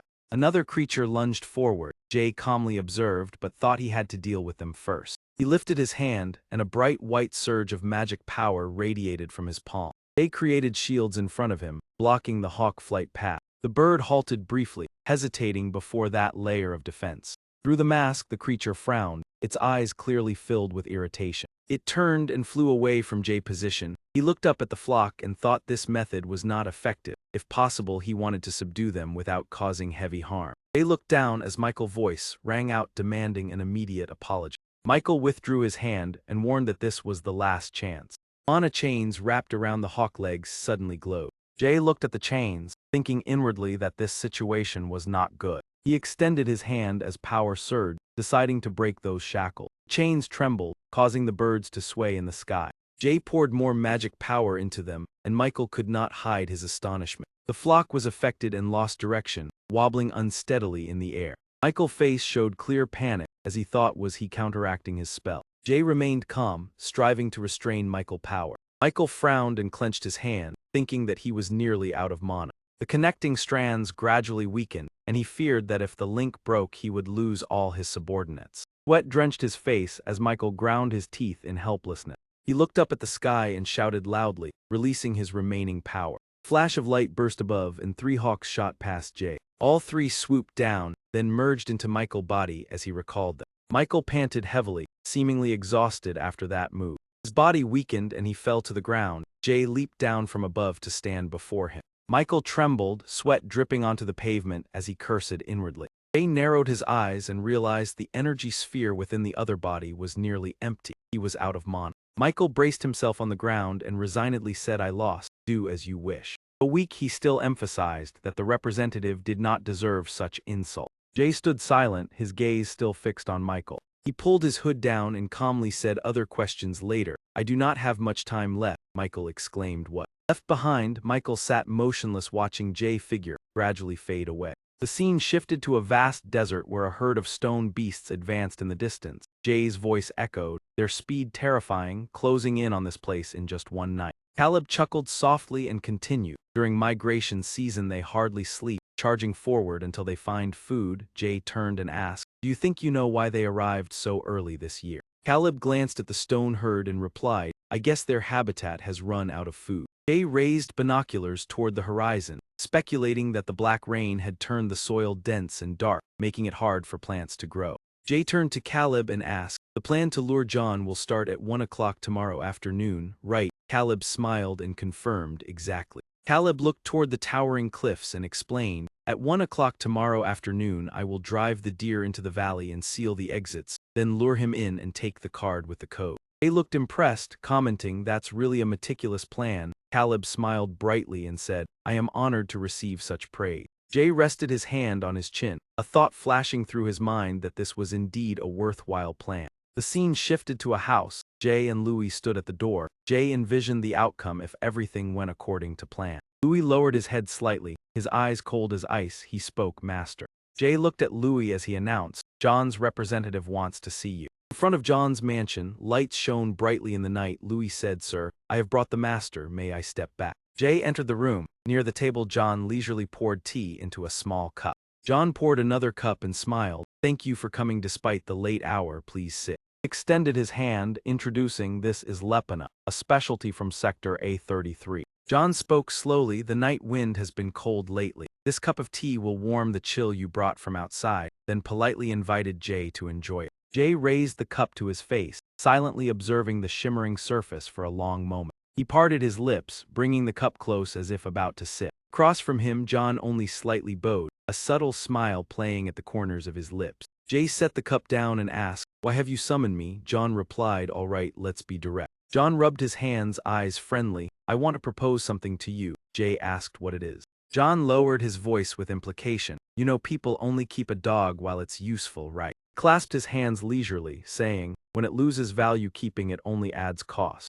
John narrowed his eyes, smiling faintly, speaking plainly, "I want you to deal with Caleb." Sitting upright with hands on his thighs, he said frankly, "I didn't expect him to find the relic, but if the dog disappears, there's no need to pay the reward, right?" The exchange with Caleb flashed in John's mind. He said the canyon in the desert Caleb suggested yesterday to drive the herd is perfect for dealing with a traitor. He sat very still, thoughts about the man before him echoing in his mind. Memories of the first meeting with John resurfaced. Jay thought something was off even back then. An image flashed through Jay's mind, leading him to conclude John's ambition rivaled Caleb's. Jay asked in a low voice, "Why must I help? Michael is also a capable master." John put his hand to his forehead and sighed, "Michael is just useless." Images of Michael appeared with mocking thoughts, stubborn like a dry branch, naive and full of youthful zeal. John continued, Michael will surely oppose my plan. In his mind he imagined Michael astonished. What are you saying, sir? John thought he'd be stunned because he always trusted me as the best. John spoke slowly, I am not that kind of person, but changing the world alone is impossible. Another memory appeared. He muttered, everyone must face reality and eventually become the villain in the eyes of the world. In that memory, a body lay still on dark ground. John placed his cane down and laughed coldly. If you want to stab me in the back, be more discreet. Rubbed his head, saying I once thought Michael would grow that much. But no, after tomorrow's battle he will be out of the team. John concluded in a cold voice, useless dogs must be discarded. Jay frowned, asking what if I refuse. John smiled lightly, proposing, then I will give you a huge reward. How much do you want? Jay lowered his head and replied, I'm afraid you don't have enough money. John asked in surprise, what did you say? Jay crossed his arms calmly, saying you're running low and planning to ambush the mercenary. John laughed mockingly, I once thought you were a polite master, and yet you speak like this. He widened his eyes and curled his lips. If you knew what you just drank, you'd be shocked. Jay suddenly understood and asked, don't tell me you spiked the tea. John raised his cup, recalling you've heard of tea cow zin. Without periodic antidotes you'd suffer a heart attack from the poison I added. Jay looked away, thinking he had anticipated this. Image of drinking tea returned. He realized John had rushed him into sipping. When raising the cup, Jay only pretended to touch his lips, thinking silently he was just following the script. The liquid Jay pretended to drink soaked into the carpet. John said it's a rare poison with no antidote in distant lands, and only I know where it's hidden. John looked at Jay and asked, do you understand the situation now? His voice echoed, meet at 1 o'clock tomorrow. I have the antidote, so don't dream of escaping. Jay left thinking how interesting. Images of Caleb and John intertwined in Jay's mind. He thought even without him, they had already aimed at each other, Caleb wanting to drag him into the mercenary team. John, on the other hand, needed a loyal dog to replace Michael. Jay suddenly looked ahead and recognized a familiar figure. He glanced toward the balcony, seeing a blue flame hovering. A voice spoke indeed. Michael appeared, sighing, thinking he had been too rash this morning, ruining the big plan, how to fix it now. Jay stepped up from behind, startling Michael. What's happening out here? Michael turned back, stepped back in panic. Jay, when did you arrive? Jay thought he probably didn't know he had just met John. Michael removed his hood and asked if he came here to ask about the remaining matters. He nodded, repeatedly apologizing for this morning, acknowledging anger, but knowing he shouldn't act rashly and ready to accept any punishment. He stood still, asking, you accept all punishments? Michael lowered his head and replied, yes, anything within my capacity. Jay calmly said, then explain the activation principle of servant magic. Michael was surprised, repeating the principle just that. Jay coldly demanded an answer. Michael scratched his cheek and said, all right, I'll start with the elemental link principle. Jay replied, okay. Time quietly passed until midnight. Michael's voice echoed, that is the foundation of servant magic. Michael held up a finger, explaining the core is to understand fully the body and personality of the servant. Jay took notes and asked if there are cases of abandonment. Michael replied yes. Images of summoned creatures appeared in Michael's mind.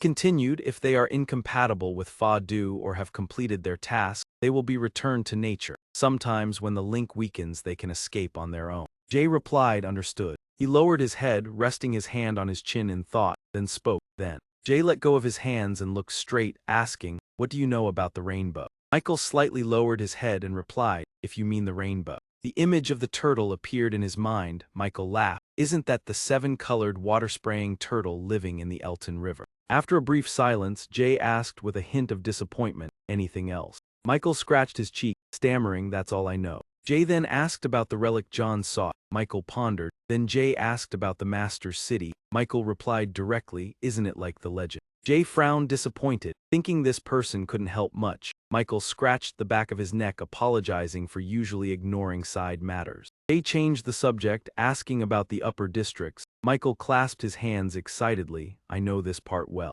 Maps and groups appeared in his mind, Michael explained, going upstream along the Elton River. The distance between districts gradually short. The upper districts increasingly resemble a city. From District 35 onwards, each has its own management like a servant of Calvin, nearly autonomous and functioning like small towns. I am from District 36, so I clearly feel the difference. He noted it down, nodding. This information is very useful. Michael blushed. Not at all. I'm the one causing trouble. Jay closed the notebook and said, "One final question." Michael quickly replied, "Yes, please ask." Jay stepped forward, his voice dropping low as he sternly asked what respect toward him truly meant. Hearing this, Michael widened his eyes, shock clearly written across his face. The scene shifted to a towering canyon, with the words appearing, "The next day at 1 p.m. in the desert canyon." David pointed around and loudly urged everyone to search quickly. It had a green body. Ba Nguyen pushed the stone deer herd aside and shouted for them to move away. Nearby, John's group stood observing, with both Caleb and Jay in front of him. Leaning on his cane, John asked if the green stone deer was among the herd. Caleb turned and smiled, replying that it was, and asked him to wait a moment while his team searched.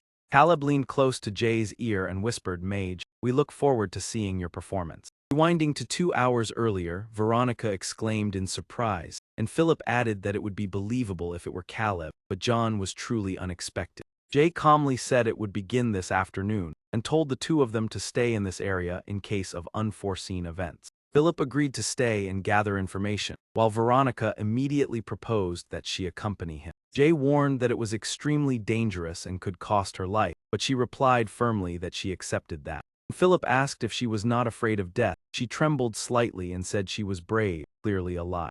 He thought Veronica was skilled in defense, so at least she could protect herself. But he worried whether she could endure it if many people fell, then wondered if he was actually worried about Veronica. Veronica resolutely repeated, "Jay, please let me come along." Faced with such determination, Jay hesitated. In the end, he agreed. Veronica happily went to prepare, and Philip muttered that she was truly brave. Returning to the present, shouts rang out to find the one with the green body. There were also angry yells telling others to move aside. From a distance, the scene below looked utterly chaotic. Ben, inside Veronica's arms, trembled at the loud noise. She gently stroked and reassured it. "It is all right, Fen, do not be afraid." Then she lifted her head to look at the scene ahead. In her heart, she silently prayed, "Jay, be careful." Outside, the urging voices rang out again. "The client is waiting." In contrast, Jay simply stood silently. After giving orders, Caleb glanced at Jay with calculation in his eyes. He recalled Jay's words in the car that if the spell was ineffective, he should shoot Michael when given the signal.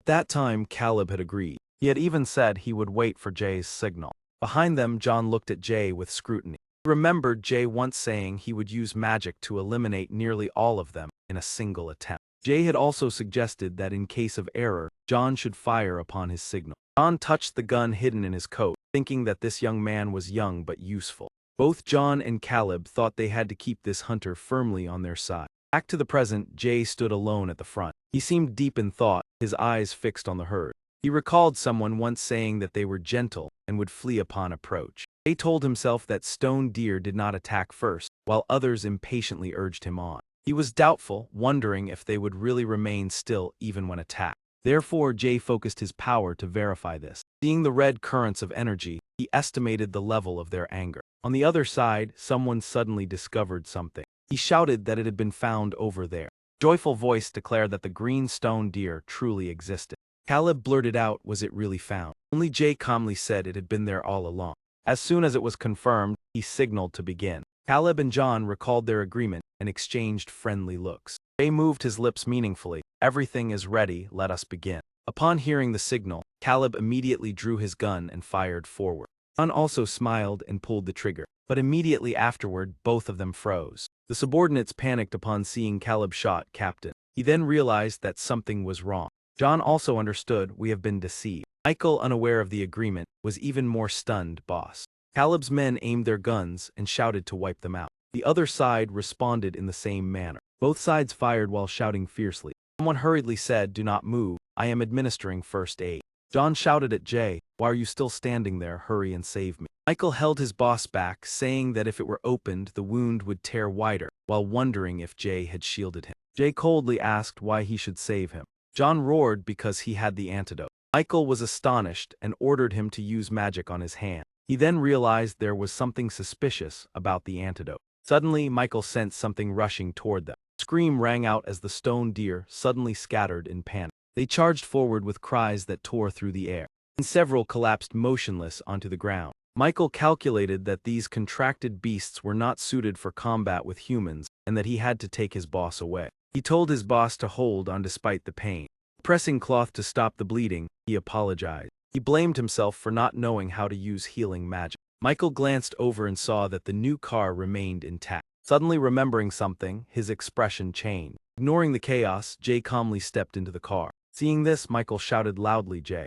Carrying John on his back, he pleaded earnestly, "Please help me bring the boss inside the barrier." Afraid that Jay would refuse, Michael hurriedly added, "He has lost a lot of blood, I beg you." But instead of responding, Jay coldly called his name Michael. And he asked directly, "In this situation, do you know who is responsible?" Hearing Jay say that part of the cause was the very person he was carrying, Michael was stunned and exclaimed, "What?" The scene suddenly shifted to another place. The sky was gloomy as if rain was about to fall. A long line of people was waiting to receive relief supplies. John distributed the supplies while continuously responding to their thanks. "No need to be polite, we should help one another." Suddenly, he noticed a commotion in one corner. Two people were arguing fiercely. "This brat told me to return his supplies. I do not know anything, I saw everything." When words no longer worked, fists began to rise. Michael trembled with fear at that moment. Just as the punch was about to land, a hand promptly blocked it. John appeared and demanded, "What are you trying to do to a child?" The other man hurriedly denied it. Gabriel turned to accuse, "The boy took my relief supplies. I only wanted to take them back." Michael quickly pulled out the empty bag to prove it. "I did not take anything, look." Gabriel was still furious. "You must have hidden it somewhere." John had to step in to mediate and promised additional supply. Hearing that man gradually calmed down. After some negotiation, Gabriel finally left. John approached and asked with concern, "Are you all right?" Michael avoided his gaze and replied softly, "Yes." Gently continued, "Then why did you take the supplies?" Michael immediately denied it. "I did not take them. My hands are empty." John stared at the boy for a moment and then smiled helplessly. He said softly, "Is it not in the hand behind your back?" Michael awkwardly revealed his embarrassment. "How did you know?" John replied calmly, "I am a member of the nomadic tribe." Then he asked further, "You could have waited for your turn. Why did you do that?" Michael replied sadly, "You said each person gets one share." He continued, "But my younger sister is sick at home. She cannot stand in line, so I took an extra portion for her." After speaking, he lowered his head and apologized. John fell into thoughtful silence for a moment. After a while, Michael's cheerful voice rang out, "This way, please." John sighed and followed, "Slow down, kid." Michael asked eagerly, "Are you really giving me all of this?" John nodded but reminded him to keep his promise. The boy smiled brightly and replied, "I will not do bad things anymore, I will live kindly." Seeing the innocent child fall into hardship, John could only sigh. After a stretch of road, they arrived at Michael's house. He called out loudly, "I am back, look at this." Ryan lay motionless, his body covered with unusual black spots. Michael was stunned and trembling as he called his sister's name. He dropped the supplies, intending to rush over to check. John stopped him. Among the homeless, many could not avoid the black rain. The black spots spread across their bodies. The contagious illness gradually paralyzed them before they collapsed. Children were even more susceptible to this disease. Michael could only lean on John and burst into tears. It was not until late at night that he choked out his thanks for taking care of his sister's burial. After a moment of silence, John gently called out, "Kid." He suggested, "If you have nowhere else to go, would you like to follow me?" Hearing that, Michael was too moved to speak. Returning to the present, he silently listened as Jay recounted. "Last night John called me to the hotel and proposed eliminating the mercenary group to seize the advance payment along with all their assets." Though weak on his back, John still shouted, "Do not listen to him, Michael." Jay continued to expose him. "Fearing I would refuse, so he drugged my tea. Did you never suspect it?" Recalling the earlier words, Michael began to waver. Jay added, "Kyle once suggested luring John to seize his assets. The story about finding the jock deer was merely a lie. Everything stemmed from their greed." John again shouted in protest. Jay merely commented coldly, "How interesting." Then he added, "Even knowing this, you still respect him." Finally, Jay ordered Veronica open the barrier for them to enter. Michael hurriedly expressed his gratitude. But Jay immediately stated there was a condition. Michael hastily replied that he would do anything. Jay simply said, "I do not need anything from you." Jay called John's name. He was startled and uneasy. Jay bluntly demanded that he hand over the Ignis bank card and its password. Faced with that cold attitude, John could only grit his teeth in silence. When handing it over, he lamented regretfully, "My money." Michael quickly apologized and asked him to endure a little longer. Michael asked Jay whether he could borrow medical equipment or use healing magic. As soon as he finished speaking, the car door swung open. Veronica stepped down and asked Jay if he could heal him. Jay hesitantly called her name. He believed that dealing with the one who had harmed him was necessary, while Veronica thought differently. At that moment, John let out a scream. He saw Fen lying in Veronica's arms. John gathered all his strength and rushed toward Fen. "Give it to me." Disregarded everything. With it, he could restore the company and revive everything. Faced with that madness, Fen was also terrified. Girl ran away while John chased after her shouting. But after only a few steps he was out of breath, muttering that with it, he could restore the company. Suddenly he froze as if struck by shock. Caleb had just fired a shot, causing him to cry out in pain. Seeing John fall, Michael hurriedly rushed over. This time he could not restrain his emotions. Chairman John. Supporting him, he shouted, "You must not lose consciousness." He pressed his hand against the wound to stop the bleeding. His mouth kept muttering, "You cannot abandon us." Suddenly a stone deer appeared and intended to charge at Michael. He could only stare at it as it drew closer. Michael once again glanced back toward that man, Chairman John. In his heart, he silently vowed to stand shoulder to shoulder with him until the very end. Jay watched everything from beginning to end, his heart filled with confusion, unable to understand why. He spoke coldly, saying he still respected that man even at the cost of his own life, leaving Michael speechless before Jay's question. Jay calmly added that he truly could not explain it himself. Hearing that, Michael could only stammer Jay's name softly. Jay continued indifferently, "I understand you respect John because he once pulled you out of the slums, but what I do not understand is that there were moments when that respect should have shattered." After saying that, Jay brought up how John once targeted the mercenary team's money. Amid the chaotic scene, his voice remained even. "He once poisoned me and turned me into his loyal tool." Michael vividly remembered the moment John coldly called him useless. Jay bluntly added that that man even once intended to abandon him, but Michael only replied calmly, "Is that so?" Jay continued to expose that to build his empire John had done many shady things.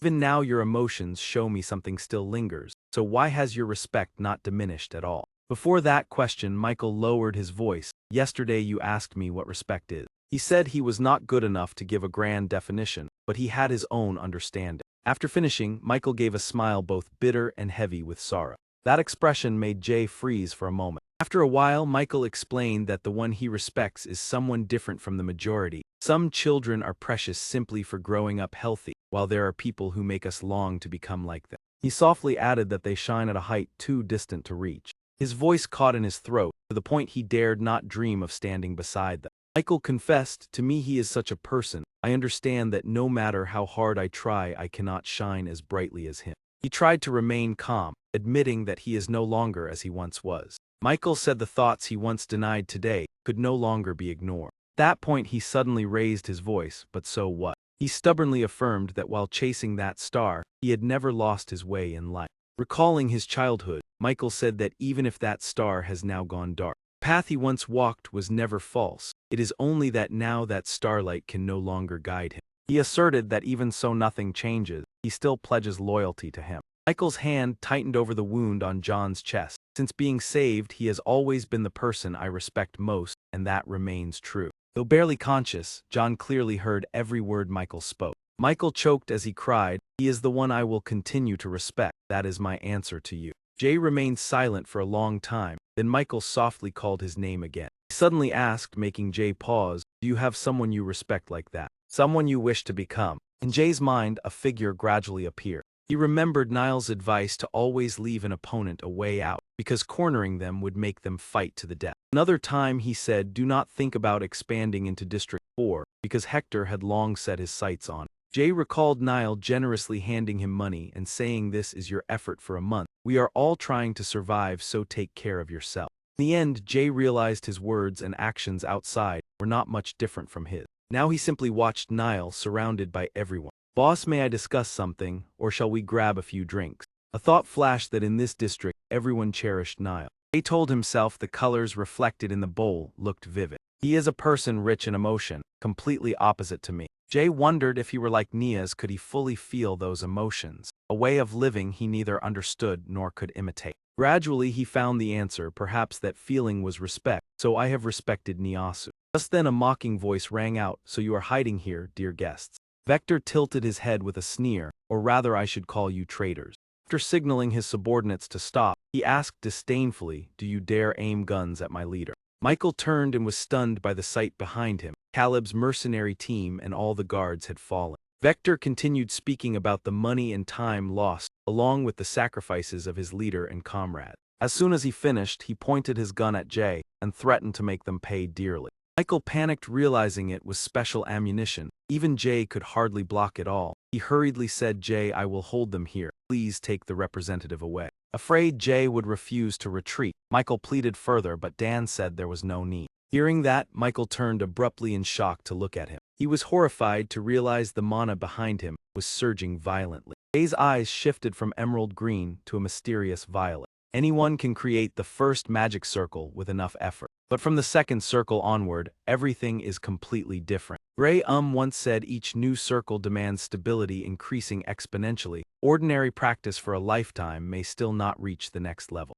He calmly emphasized that what Jay needed to go further was enlightenment. As he summoned mana, Jay thought no one can know the exact moment enlightenment appears. He clenched his fist, telling himself it varies by person, so there can be no common standard. Jay reminded himself he must become even stronger. Mana always responds to those who are honest with themselves. Last, he resolved to chase the rainbow ahead. Jay successfully summoned mana. Chains shot out from all directions in rapid succession. His power officially erupted. That force kept increasing in proportion to the mana he released. They surged toward the stone deer, causing the herd to halt instantly. Seeing the situation stall, Vector impatiently shouted, "What are you waiting for? Break the shield." Subordinates panicked when the stone deer suddenly turned and charged at them. He cried out, "What is going on? Did the beasts not all flee?" He furiously ordered them to keep firing, cursing the beasts for daring to defy humans. Empowered by Jay's mana, the stone deer became extraordinarily strong and agile. The mercenaries exclaimed in disbelief. They dodged all the bullets. Only then did Vector realize the tide was turning and began to panic. The stone deer seemed invigorated, relentlessly pressing the mercenary squad. Cries echoed everywhere, "Spare me, how does he dodge everything?" Michael widened his eyes, thinking impossible. Is he recreating the summoning spell he just learned merely by watching and listening? As he glanced at Jay, he was stunned to see him controlling multiple summoned creatures at once. At this moment, Jay focused all his attention on controlling the flow of mana within his body. After a while, the mystical purple glow in his eyes gradually faded and disappeared. The stone stags had finished dealing with the group of fierce mercenaries. In the vast space, only Michael's group and Jay remained. Michael could only let out a sigh of admiration, truly a rare talent. After the attack, the stone stags returned to their usual state, gently licking each other's wounds. The scene was so peaceful it was hard to believe, as if the previous aggression had been a fleeting illusion. While Jay was still observing, Veronica hurried over, calling out his name in alarm. She immediately reported that the gem on his forehead had vanished, and little Fen shook his head, sobbing as if deeply hurt. Veronica anxiously asked Jay if he was okay, while John wondered if it was just another color-mutated individual. He hurriedly added that he had tried to capture it for research. Perhaps the sun had distorted his memory. As John denied it, Michael spoke up, "That is not the case, sir." He smiled gently, saying, "You are not one to forget what you witness with your own eyes." Jay glanced down, thinking he was about to collapse, just as she softly called out to him. Veronica trembled, pointing ahead. Look. Before them appeared a sight beyond imagination. A massive stone stag radiated dazzling light, a precious gem on its forehead. Unlike its peers, it faced everything calmly. The appearance of this extraordinary creature left Jay and Veronica stunned. Even Michael was speechless in astonishment upon seeing it for the first time.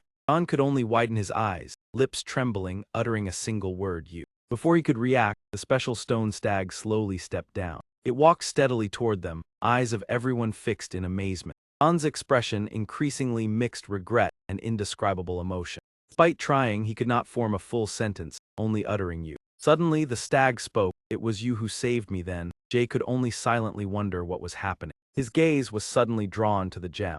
He felt a familiar sensation he could not explain. As the stag approached, John's reaction became more intense. Just as it neared, his hand shook uncontrollably. After several missed attempts, John finally touched it. Choked up with emotion, "It is truly him, so radiant." But in a moment, the stag lightly tilted, escaping John's grasp. The gem on its forehead emitted a strange light, as if awakening a mystical power. Soon after, water suddenly erupted from one side. The streams of water headed straight for the ordinary stone stag. Jay's group could only gape in astonishment at the sight. Water quickly transformed into a heavy rain. Puddles formed gradually, refreshing the parched desert. John exclaimed as before. Michael added, "Sir, this is truly a magnificent sight." John's trembling voice said, "Michael, take this." Michael asked in surprise what it was, and he calmly replied, "It is the Ignis Bank card in your name." John added the password is the day we first met. Consider it compensation when all is done. For Michael, those words struck like lightning, leaving him shocked. Regaining composure, he quickly said, please do not say that, you will overcome it. He stubbornly repeated that you will definitely be fine. Michael optimistically said they could return to work or rest together, but John interrupted, be silent. He spoke harshly, you are too naive and useless for me to employ. Not stopping, John continued, Michael, you are no longer needed, leave. Tears ran down his face, but his mouth still said, go quickly, useless one. After speaking, John pushed him away forcefully. Michael felt as if falling into an abyss, stammering, sir. Tears flowed uncontrollably after 18 years of devoted service. He stepped forward holding his hand, saying it is a great honor. Despite tears, he smiled with satisfaction. John finally admitted he truly was a fool. Then he leaned into Michael and quietly passed away in peace. The rain continued. Veronica was deeply moved witnessing this. Mystical purple light suddenly flashed in the night. Seeing Michael stand, Jay asked if he intended to move John's body. He replied a proper funeral must be arranged, and fortunately the area equipment still worked. Then he quietly asked Jay if he had truly been a burden to him. Veronica immediately objected, impossible, and he did not agree with that thought. She turned to Jay with curiosity, and Jay said he was always strict out of concern for him. Jay recalled the last time he spoke with John. He realized whenever John mentioned Michael, his heart overflowed with white mana. Thus Jay believed that to John, Michael was like family, so he did not want to assign him dark tasks. Jay concluded simply that it was because he cared for him. Michael hesitated without him. He sadly blamed himself for being unable to shine on his own. Jay immediately denied the negative thought. It was not so. He frankly said he could live as he wished and achieve what he desired, leaving Michael surprised, asking, are you talking about me? Jay did not answer directly but thought silently. He could not inject emotion into Michael. Quietly recalled that those unable to be infused with emotion shared a trait. Within their soul floated a tiny star, no larger than a fingernail. That star could symbolize faith and strength to remain steadfast in what they believe is right. According to Jay, that star provided a great advantage on the journey toward goals. Jay believed that faith was not easily shaken, so he said he would do well. Briefly surprised, Michael happily responded with a thank you. Then he turned and left, leaving Veronica and Jay behind. Once Michael had gone far, Veronica excitedly praised Jay for speaking well, but Jay said he only spoke honestly. Veronica smiled as she cast controlling magic on the previously seen stone rook, asking if Jay had realized something. He added that it was impossible not to notice such strong mana. He had established the second circle right. After hearing this, Jay immediately shook his head in denial, not the first circle but 1.5. He had passed the first stage but had not reached the second. Veronica asked in confusion what that meant. He only replied that he would explain when both returned to the base. She felt a brief disappointment, thinking she would not hear it right now, but her curiosity remained as she continued asking what the creature earlier actually was. Veronica looked toward the horizon and added that it had dissolved into the sky in a brilliant streak of light. The scene was truly captivating. At that moment, Curiosa's voice rang out, beautiful to the point that I could not take my eyes off it even for a moment. Continued with regret, I should have kept it but was powerless. If I had insisted, I might have vanished like an ice statue under the sun. As soon as he saw him, Jay asked where that thing had come from. The smile on Curiosa's face immediately vanished when his gaze met Jay. Veronica panicked when she noticed the shadow behind the mask beginning to move. Hearing that, Curiosa lowered his voice and said this matter was just as important. He spread his arms and directly asked what your true identity is. Seeing Jay remain silent, Curiosa continued that no matter how he looked he could not understand. You were not even a homunculus yet were so emotionless. The more he spoke, the more excited he became. You can even manipulate the emotions of others. That is a technique only doctors use. After hearing this, Jay silently assessed that this man was extremely dangerous. Jay secretly activated his skill and discovered that Curiosa was a fourth circle mage. He immediately sent a message to Veronica that if a battle broke out she should run straight to the vehicle. He would follow. She responded briefly that she understood. Seeing Jay still not respond, Curiosa grew impatient and called out, "Hey kid, why are you not speaking?" Pressed relentlessly, saying, "I told you to answer, speak now." But all he received was dense silence. That caused his anger to flare. Curiosa repeated endlessly, "Answer me now." He even issued a threat that he would make the other party suffer if the silence continued. Jay remained calm and looked straight at him, completely unshaken. In contrast, Veronica turned pale with fear, feeling as if mana was pressing tightly against her body. At that moment, her trembling hand was firmly grasped by another hand. Veronica looked over in surprise and silently called Jay name. Furiosa maintained his ferocity, declaring that if there was no answer immediately he would show no mercy. Jay paid no attention and calmly replied to try if he was capable. His emotional ratio was at an abnormal level. Faint purple mana spread across his body, identical to when Jay had once implanted artificial emotions into Khaled. And the emotion accompanying that mana was obsessive curiosity. Thinking this, Jay said to go ahead and attack. Then he added that if he disappeared, the only one who could answer Curiosa question would also be gone. As expected, that curiosity caused Curiosa to reveal an opening. He growled to stop that childish intimidation. Jay calmly replied that he spoke as if he could read him, so did he think Jay would lie without reason? He calmly proposed that he would ask questions and Curiosa would answer. If Curiosa answered, he would also respond. Suddenly an attack slashed past the two of them, startling Veronica. Curiosa said with interest that he wanted to exchange questions. It sounded fair. When he had just proposed 1-for-1, Jay interrupted that the ratio would be 4-for-1. Seeing he did not understand, he explained that Curiosa would ask 1 and he would ask 4. Curiosa gritted his teeth and asked if he was joking. Jay replied that if he did not like it, he could adjust to 3-for-1. Anything lower would not be accepted. Curiosa calculated and thought he had nothing to lose. If dissatisfied, he could eliminate everyone. After some consideration, he agreed. Very well, what do you want to know? Jay spoke the first question, what is your identity? He replied, I am Curiosa.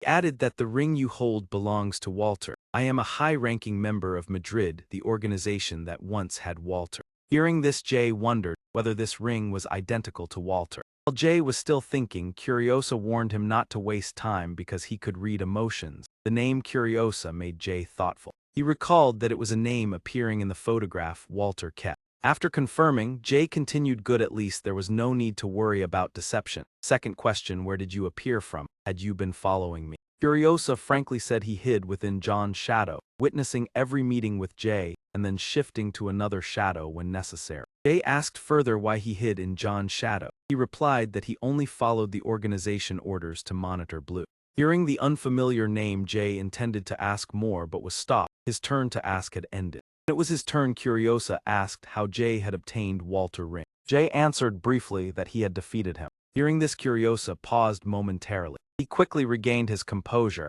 I see he was merely a fool. Curiosa even mocked that a blindly loyal man was truly pitiful. Jay thought, as expected, he cared more about the ring than Walter. Jay continued that his turn was over. He should know how Jay obtained Walter ring. He raised his own ring and explained that every high-ranking member possessed one granted by the doctor. These rings could sense each other and were imbued with a modified binding magic. Jay recalled that Grey had only removed the energy absorption spell from the ring. Perhaps that binding layer was so intricate that even he had not noticed. He wondered what kind of person the doctor behind that enchantment truly was. Instead of saying it aloud, Jay continued asking to tell him about the rock deer called Blue and why the organization monitored it. Curiosa happily agreed, as it was not a major secret. Curiosa explained that Blue was a mystical creature monitored for a long time. The blue gem on its forehead was the source of its power. He added that the memory along with the gem would pass to the successor when the previous host died. Upon hearing this, Jay immediately understood.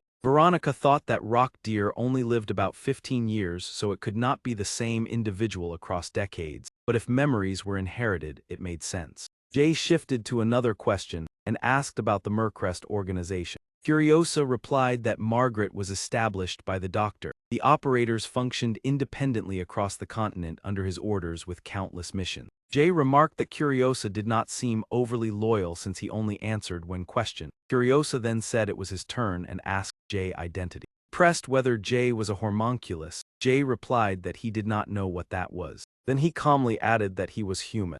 Memories of numerous emotions and childhood experiences flooded back. Jay felt his throat tighten and could not continue speaking. At that moment, Veronica gently squeezed his hand. Without words but with a steadfast gaze, she gave Jay strength. This was beyond all calculations and surprised Jay. He continued that he was merely a human belonging nowhere, just a wandering orphan. Curiosa seemed somewhat satisfied. So a human, several points would not align if you were a homunculus. Jay quickly seized the turn and said to tell him about that doctor. Furiosa said the doctor was the leader of Margaret and had raised the current operators. He added that no one knew his true appearance because he always concealed his face and used a voice-altering device. They thought that the man holding a child in the photograph must be the doctor. Outwardly, he continued asking whether the power stones were distributed by the organization. Furiosa replied in surprise that Jay knew quite a lot. The doctor issued them like military gear, but they were only fakes. Jay asked in astonishment if they were fake. Furiosa said the real one was in the doctor's possession. Furiosa added that he kept a gem with the same shape and size as the one on Blue forehead, differing only in color. Hearing this, Jay softly exclaimed, "The rainbow has been split into many fragments." Furiosa asked in surprise, "You also know about the rainbow?" Jay calmly replied that any mage would know. Veronica thought he looked truly interested, while Furiosa coldly deduced that he believed the doctor's gem was one fragment and that he had formed an organization to gather the rest. He nodded slightly and said he had thought so as well, but Jay brushed it aside and continued, "You can read others' emotions. So what does it mean that only the doctor can manipulate emotion?" Furiosa frowned. "I sense emotions whether I want to or not. That is a curse caused by that accursed doctor." Jay asked, "Do you hate him that much?" Furiosa growled that a single word was not enough to describe his anger. Veronica, standing beside them, secretly admired Jay's relentless questioning, while he continued, "Then why do you still follow him?" As soon as the question ended, a violent surge of energy erupted. Furiosa was truly enraged. If not for his ability, he would have made him pay long ago. Rarely serious, he said that was precisely why he was wary of Jay. His emotions were almost empty. He continued, "When you controlled the mana in the air, I saw you amplifying the desires of others." Jay did not hide it. He was also searching for the fragments of the rainbow. He pressed on, "How can I meet the doctor? Is he a mage? How many rings does he have?" Furiosa replied with boredom that even if he met him, manipulating emotions was not simple. Suddenly, he paused as if realizing something unusual. He thought that this man had no emotions. Jay calmly said that was correct. He rarely felt them, and if he did, he could extinguish them immediately. Those words struck directly at Furiosa's curiosity. For reasons unknown, Furiosa agreed, "Very well, I will show you how to meet the doctor." He sneered that the professor, without his ability to manipulate emotions, was so weak that he could hardly protect himself. He shrugged. Stealing the rainbow fragment from him would not be difficult. Jay asked directly where to find him. Furiosa laughed. "You would never be able to find him on your own." In a moment of distraction, he snatched the ring from Jay's hand. He raised the ring and said in a low voice that he would adjust the magic on it for him. The ring was placed on his finger and a faint light flashed. Furiosa explained that now he could track the locations of other enforcers, and they would not be able to trace him. Jay closed his eyes to sense the mana flow. Besides Furiosa's ring, there were 4 others. Focusing further, he determined that all of them were along the Elton River. Jay opened his eyes and asked, "Do you mean I must defeat each enforcer?" Furiosa smiled meaningfully, as if he had been waiting for that question. "Yes, when they fall one by one, the professor will have to appear. Thus I have given you a way to meet him." He tilted his head and asked in return, "How do you manipulate the emotions of others?" Upon hearing this, Jay's expression changed and became heavy. He replied coldly that he could not reveal that. Furiosa frowned in irritation. "What did you say?" Veronica softly called Jay. He asked what she had said. Jay replied that they had only agreed to exchange questions and he had never promised to answer everything. Jay stated firmly that the exchange was over and he had nothing more to ask. In truth, he still had many things he wanted to know, but he held them back. Jay remained cautious, unsure of what Furiosa would do once his curiosity was left unsatisfied. He ground his teeth and cursed the arrogant brat. Furiosa raised his hand as mana gathered, preparing to strike and threatening that he would make him pay. Jay remained still, realizing that Furiosa was more curious than truly angry. Veronica stepped forward and advised him to save the greatest curiosity for the end, so there would be something to anticipate. She gave the example of always saving the most delicious part for last. As soon as she finished speaking, the space fell silent. Veronica blushed, realizing she had said something rather strange, and silently scolded herself for interfering. Furiosa chuckled softly, saying it made sense. He looked at Jay with interest. "White child, I will keep my eye on you." His voice was full of anticipation, as if promising to save the greatest joy for the very end. He smiled lightly. "I am very much looking forward to it." Space twisted as his body dissolved into the vortex. "See you again, arrogant brat." Everything became quiet when he disappeared, leaving only the 2 of them standing there. Veronica panted, "I thought it was truly dangerous. We will be fine, right?" He looked at where he had vanished and said that she had not answered the thing he was most curious about. Jay extended his hand and told her to hold it. He explained that he had deliberately held back because it was the point that drew Curiosa's attention and he could still exploit it. Jay said that they should return to rest now. Veronica had maintained the barrier throughout the battle and needed to recover. He smiled weakly. I can barely hold on any longer. The two got into the car and left, the atmosphere still tense. Jay focused on driving while Veronica looked outside. Suddenly she called out Jay. He pointed ahead urgently. Look over there. Jay followed her direction and looked up cautiously. On the mountaintop, the stone deer herd stood silently. Leading them was the familiar green stone deer, beside little Fen. Fen cried out happily upon seeing them. Veronica smiled. Fen, I thought you had already gone with your family. He gently asked if he had returned to say goodbye. The mother stone deer looked down with gentle eyes, lowered its head as a gesture of gratitude. Jay sensed that sincerity. He softly closed his eyes in response. Veronica waved farewell. Fen, grow up strong and healthy. After speaking, she leaned back into the seat and relaxed. She felt relieved to have said goodbye upon seeing Fen happy.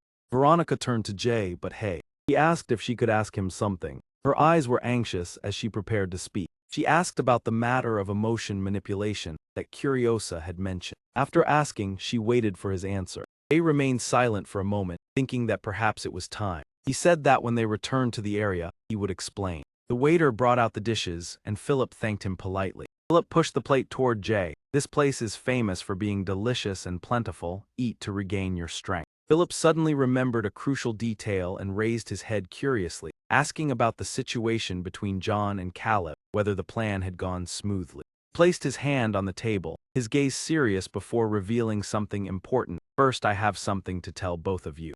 Jay paused for a moment as if weighing his words. He looked straight at them, his voice lowering as he revealed his ability. I can see the emotions of others. With his hand still on the table, Jay calmly explained that all mana carried its own color, and he could see them with his eyes. He continued, his gaze softening as he spoke about the influence of emotions on people. When someone experiences a certain emotion, the corresponding mana fluctuates, and he recognizes it through the colors gathering near their heart. Philip widened his eyes, so that means right now he is seeing their emotion. Jay gently nodded, confirming naturally that it was true. Veronica lowered her head in thought. If mana truly had colors, the academic world would be shaken. She shook her head in disbelief, emotions having colors and he could even see them. Jay looked at the two of them and said evenly that when observing their containers he saw a deep blue color, which usually signified confusion. He turned to Veronica, looked more closely and said that he also saw embarrassment, disappointment, regret, and a hint of being lost. Veronica blushed deeply and hurriedly stopped him, saying she believed him and asked him to stop. Philip burst into laughter and interjected half-jokingly that he did not seem like someone who fabricated stories. It was truly surprising. Jay lowered his voice and added that he could also influence the emotions of others. He turned to call the waitress as if nothing unusual had happened. Apologizing, she startled and asked what it was. He frowned and repeated control. The waitress approached and bowed politely, asking what he needed. Jay took out some money and calmly said that he had forgotten to give a tip. He placed the coin on the table and pushed it toward her, saying that these were her 3 super spirits. The waitress's eyes lit up and she repeatedly expressed her gratitude, delighted that it was 3 super spirits and praising his generosity. Veronica turned pale while Philip tilted his head in surprise, murmuring that it was only 3 super spirits. The waitress kept bowing in appreciation. Jay waved his hand, telling her to go, then turned back to explain that he only needed to place an emotion into their container. He continued seriously, of course only when that emotion already existed within them. Philip softly exclaimed that it was truly unbelievable. Philip suddenly asked whether he had ever done that to them. Jay shook his head and said no, there were people who could not be influenced, including them. Philip let out a sigh of relief. Philip leaned back in his chair and nodded, saying it was indeed an advantage for their future journeys. Veronica seriously called Jay. She looked at him searchingly and asked if there was anything else he had not mentioned. He slowly replied that he also. He hesitated before continuing that he could not truly feel emotion. Veronica and Philip were stunned, their eyes wide at the confession. Jay calmly explained that his emotional range was extremely limited. Even when he tried to focus, he could only touch a few types and they disappeared very quickly. In his mind, he imagined their horrified reactions, how frightening and chilling it would sound. Jay remained silent, his gaze distant as those imaginings passed. In reality, Philip simply nodded in understanding, while Veronica gently said that she had always felt he was different.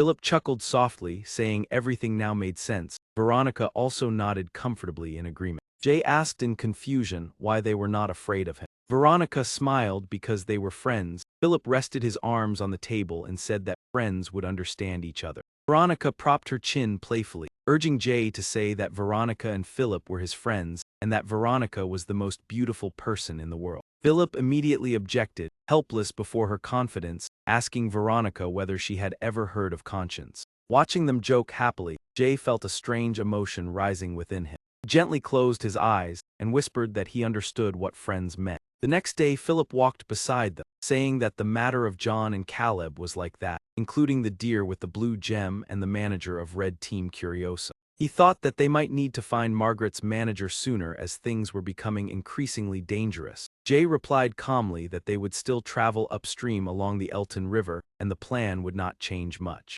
Veronica frowned but questioned whether that information was reliable, wondering if the children had lied. The three of them stopped in front of an old house, and the atmosphere suddenly became quiet. She looked around in astonishment, not expecting that the clue about the black rain would be here. Philip stepped forward and politely knocked on the door, greeting and asking if anyone was home. After waiting for a while without a response, Philip remarked that no one seemed to be there. Jay from behind softly said that there was someone inside. Jay focused on searching for signs of mana within the house. In his mind appeared a container filled with black mana behind the door. Philip did not hesitate to push the door open and step inside with curiosity mixed with caution. He looked around and said that he truly could not see anyone. Veronica stood outside and called out when she saw Jay also step in. Jay approached a large wooden chest in the corner of the room, his gaze stern. He calmly called out, "Uncle Hender, I know you are in there." Jay said he wanted to ask about the black rain. Philip behind him exclaimed that there really was someone. Veronica looked at the chest and whispered that he was inside. Hender breathed a sigh of relief when he was pulled out, thanking him for the help. He scratched his head awkwardly and explained why he had ended up trapped like that. He said that he thought they had come to collect a debt, so he hid, only to get stuck. Jay felt a brief sympathy while Veronica frowned at the strong smell of alcohol. Hender steadied himself and became serious when speaking about the black rain. He looked at Jay intently, saying that it was not him. His gaze stopped at the bottle of wine, trembling slightly in astonishment. Epsilon No. 3 Black Edition. Realizing its value, he immediately lunged forward intending to grab it. Jay remained calm and requested that he recount everything clearly. Hender clenched his jaw, his hands trembling in frustration when he failed to seize the bottle. He recounted that those seedlings did not die despite encountering the black rain and even grew in polluted soil. He had done nothing and they had grown on their own. Veronica observed the strange seedling and said in amazement that she had never seen them in any book. Jay crossed his arms and asked whether the seeds had been received and then planted. Hender awkwardly replied that someone had actually dropped them. Hender recalled that 3 months earlier he encountered a traveler collapsed in the desert and thought the man was dead, so he intended to see if there was anything useful. When he had just reached out, the other person suddenly sprang up and tightly grabbed his wrist, startling him. Lucas weakly pleaded for some food. Lucas accepted it and ate hurriedly without hesitation. He wiped his mouth and said that the taste was not very good but edible and that he was still hungry. Hender murmured that he had eaten 16 boxes. Lucas seriously stated that he had to repay the favor. He took a small object from his pocket and tossed it to Hender, telling him to take it. Hender picked it up and asked what kind of seed it was. Lucas did not explain and only told him to try planting it. Before leaving, Lucas said that he would understand when the time came. Hender recalled with annoyance that the man had only said that as if testing him. He sighed, feeling both irritation and curiosity. Hender gestured as he recounted that the seed grew without needing water and was not afraid of the black rain. The man had also shown him something called magic and appeared extraordinarily striking. He looked into the distance and said that it felt as though he had been facing something not entirely human. Hender shook his head and said that the man had an incredible appetite, yet carried a mysterious and incomprehensible aura. Philip stood to the side listening, his mind constantly deducing, a mage who was not human. Jay looked at Veronica with a serious gaze. "What do you think? Do we need those seeds?" She hesitated, then nodded. "I think they could support research on a cure for magical poison." Turned back to Hender, his voice clearer. "How many seeds do you have left?" Hender frowned as he tried to recall. "They are probably shoved in a corner of my house. About 4 seeds, but what for?" Jay replied calmly as if it were nothing unusual. "We will buy them all. 10 super spirits per seed." Hender blinked repeatedly in shock. calculating rapidly in his head, his gaze flashing with greed. This was a great opportunity. If handled well, he could squeeze out more money. Put on a frown and pretended to be dissatisfied. That price is too low. Jay remained composed. Then what about 12-0? Hender crossed his arms and sneered. Think carefully. Jay coldly settled the price. 15-0 is the maximum. I will not pay more. Hender clicked his tongue in disdain. Hender dragged out his words. Only if you pay 30-0 per seed will I consider it. A total of 120-0, otherwise forget it. Suddenly a fierce voice rang out from behind. I finally found you. That man's gaze was sharp as a dagger at Hender. You bastard, you finally showed yourself. You still remember what I said.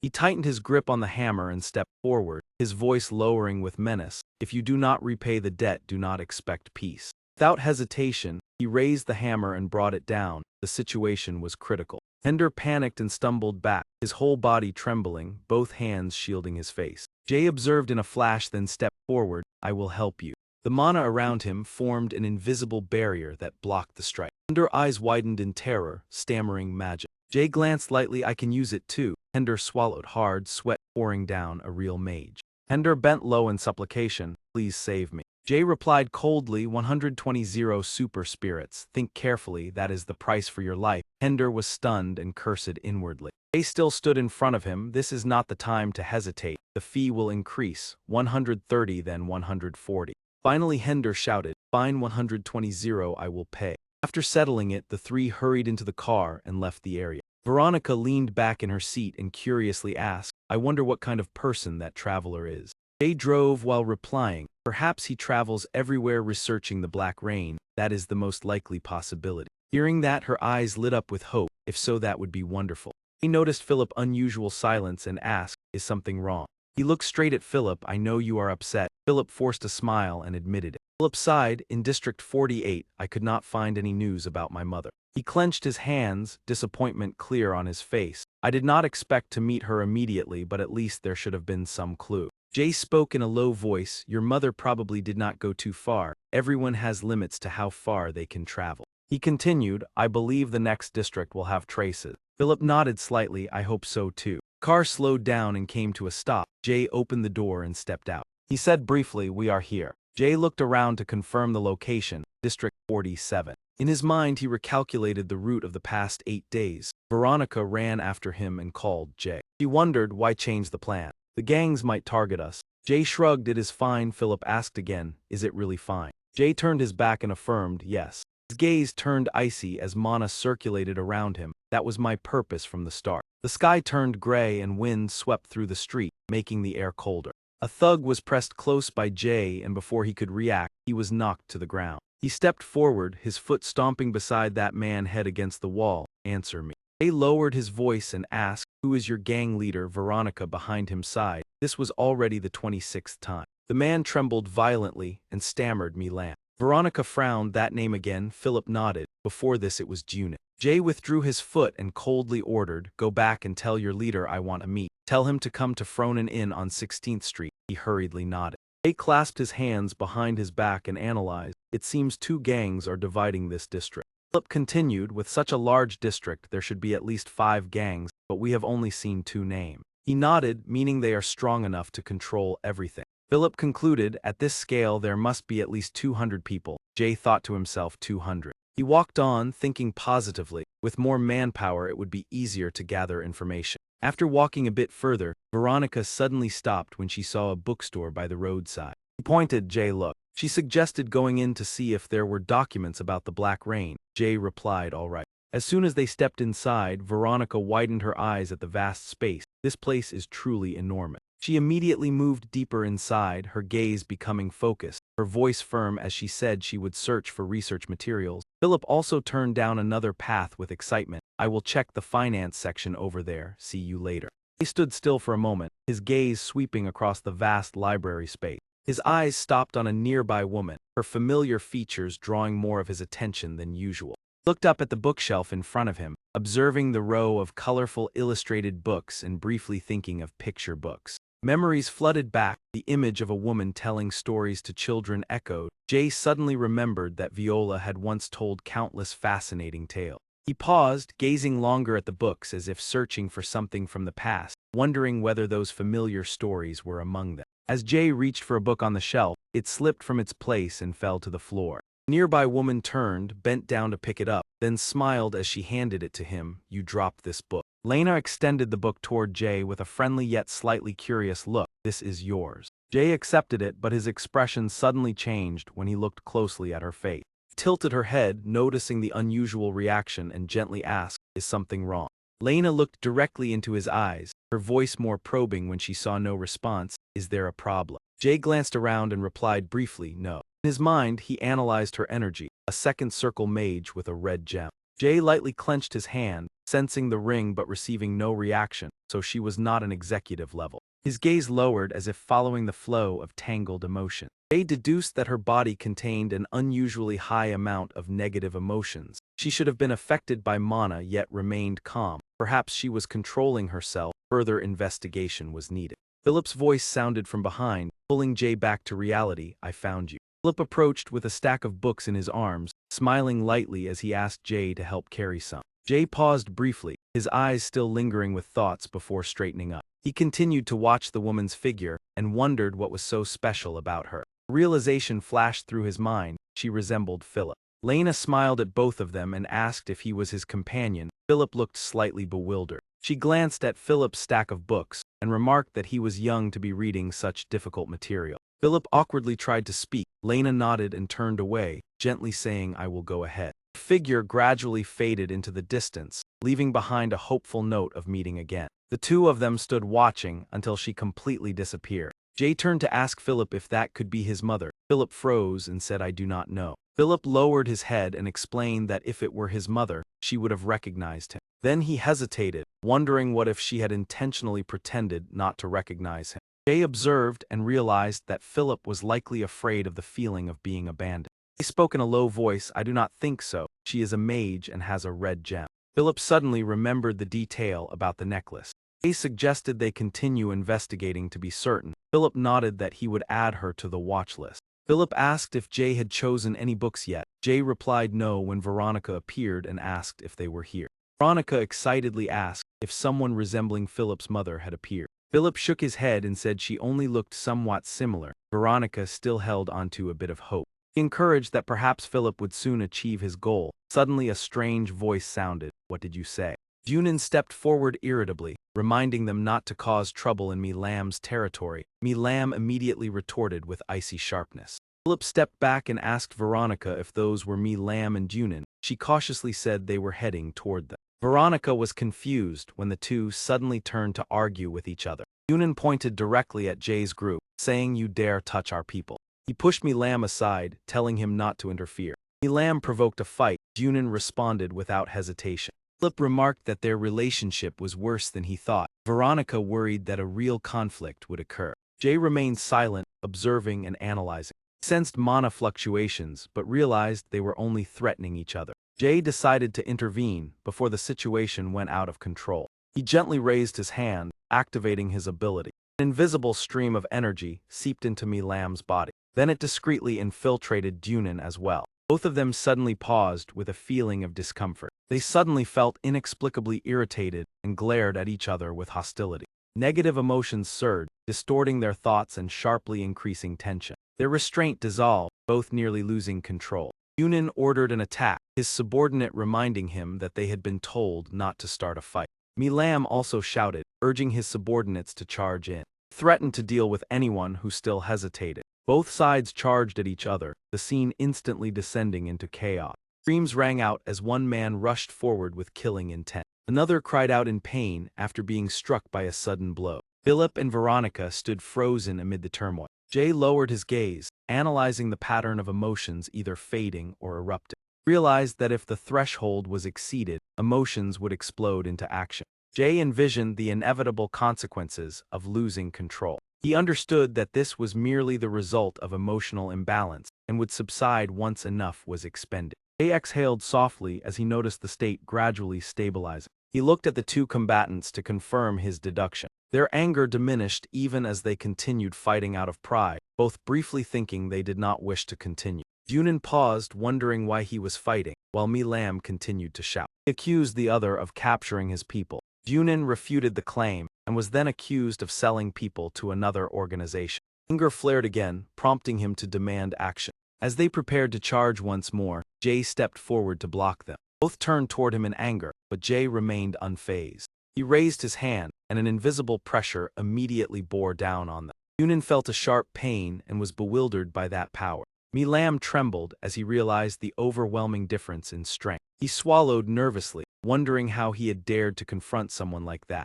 Jay lowered his hand, and the pressure dissipated into the air. "Release them." Jay looked at the two with a calm expression, his voice not loud but clear enough. "Have the two of you finished venting?" Yunin and the other man froze in confusion. Not giving them a chance to interrupt, Jay firmly continued, "If so, then let's talk things through clearly." He crossed his arms, his gaze sharpening. "Children in this area have been continuously disappearing, right?" The other man nodded heavily in confirmation. Yunin clenched his fists in frustration and blamed that man for selling their companions for money. Lam immediately refuted, claiming Yunin was the kidnapper, making the atmosphere even more tense. Jay interrupted and asked, "When searching for the children, did you discover any clues?" Yunin shook his head helplessly, saying they suddenly vanished. Then he suddenly remembered something. Lam recounted that out of fear they patrolled in pairs, yet another child still disappeared. He said in a low voice that the remaining person ran to a dead end, only to find his companion gone. Lam lowered his voice and said that only a region of red light remained. Hearing this, Jay's eyes slightly shifted as he connected it to the red light. He deduced that if it was a red glow, it was very likely related to red attribute mana. Jay looked straight at them and asked if they wanted to save the children. Yunin immediately replied that they were their family. Jay nodded lightly and said, "From now on, follow me." Standing in the middle of the street, he declared that he would bring the children back. Jay raised his hand to activate magic, leaving an invisible mark on them, then said, "Done." He looked around and ordered everyone to disperse. Jay instructed them to continue their normal activities on the street before signaling dismissal. The subordinates responded in unison, yes. Yunin stepped forward and called out to Jay with a worried expression. He asked if it was truly possible to find the children this way. Jay did not answer immediately and silently calculated.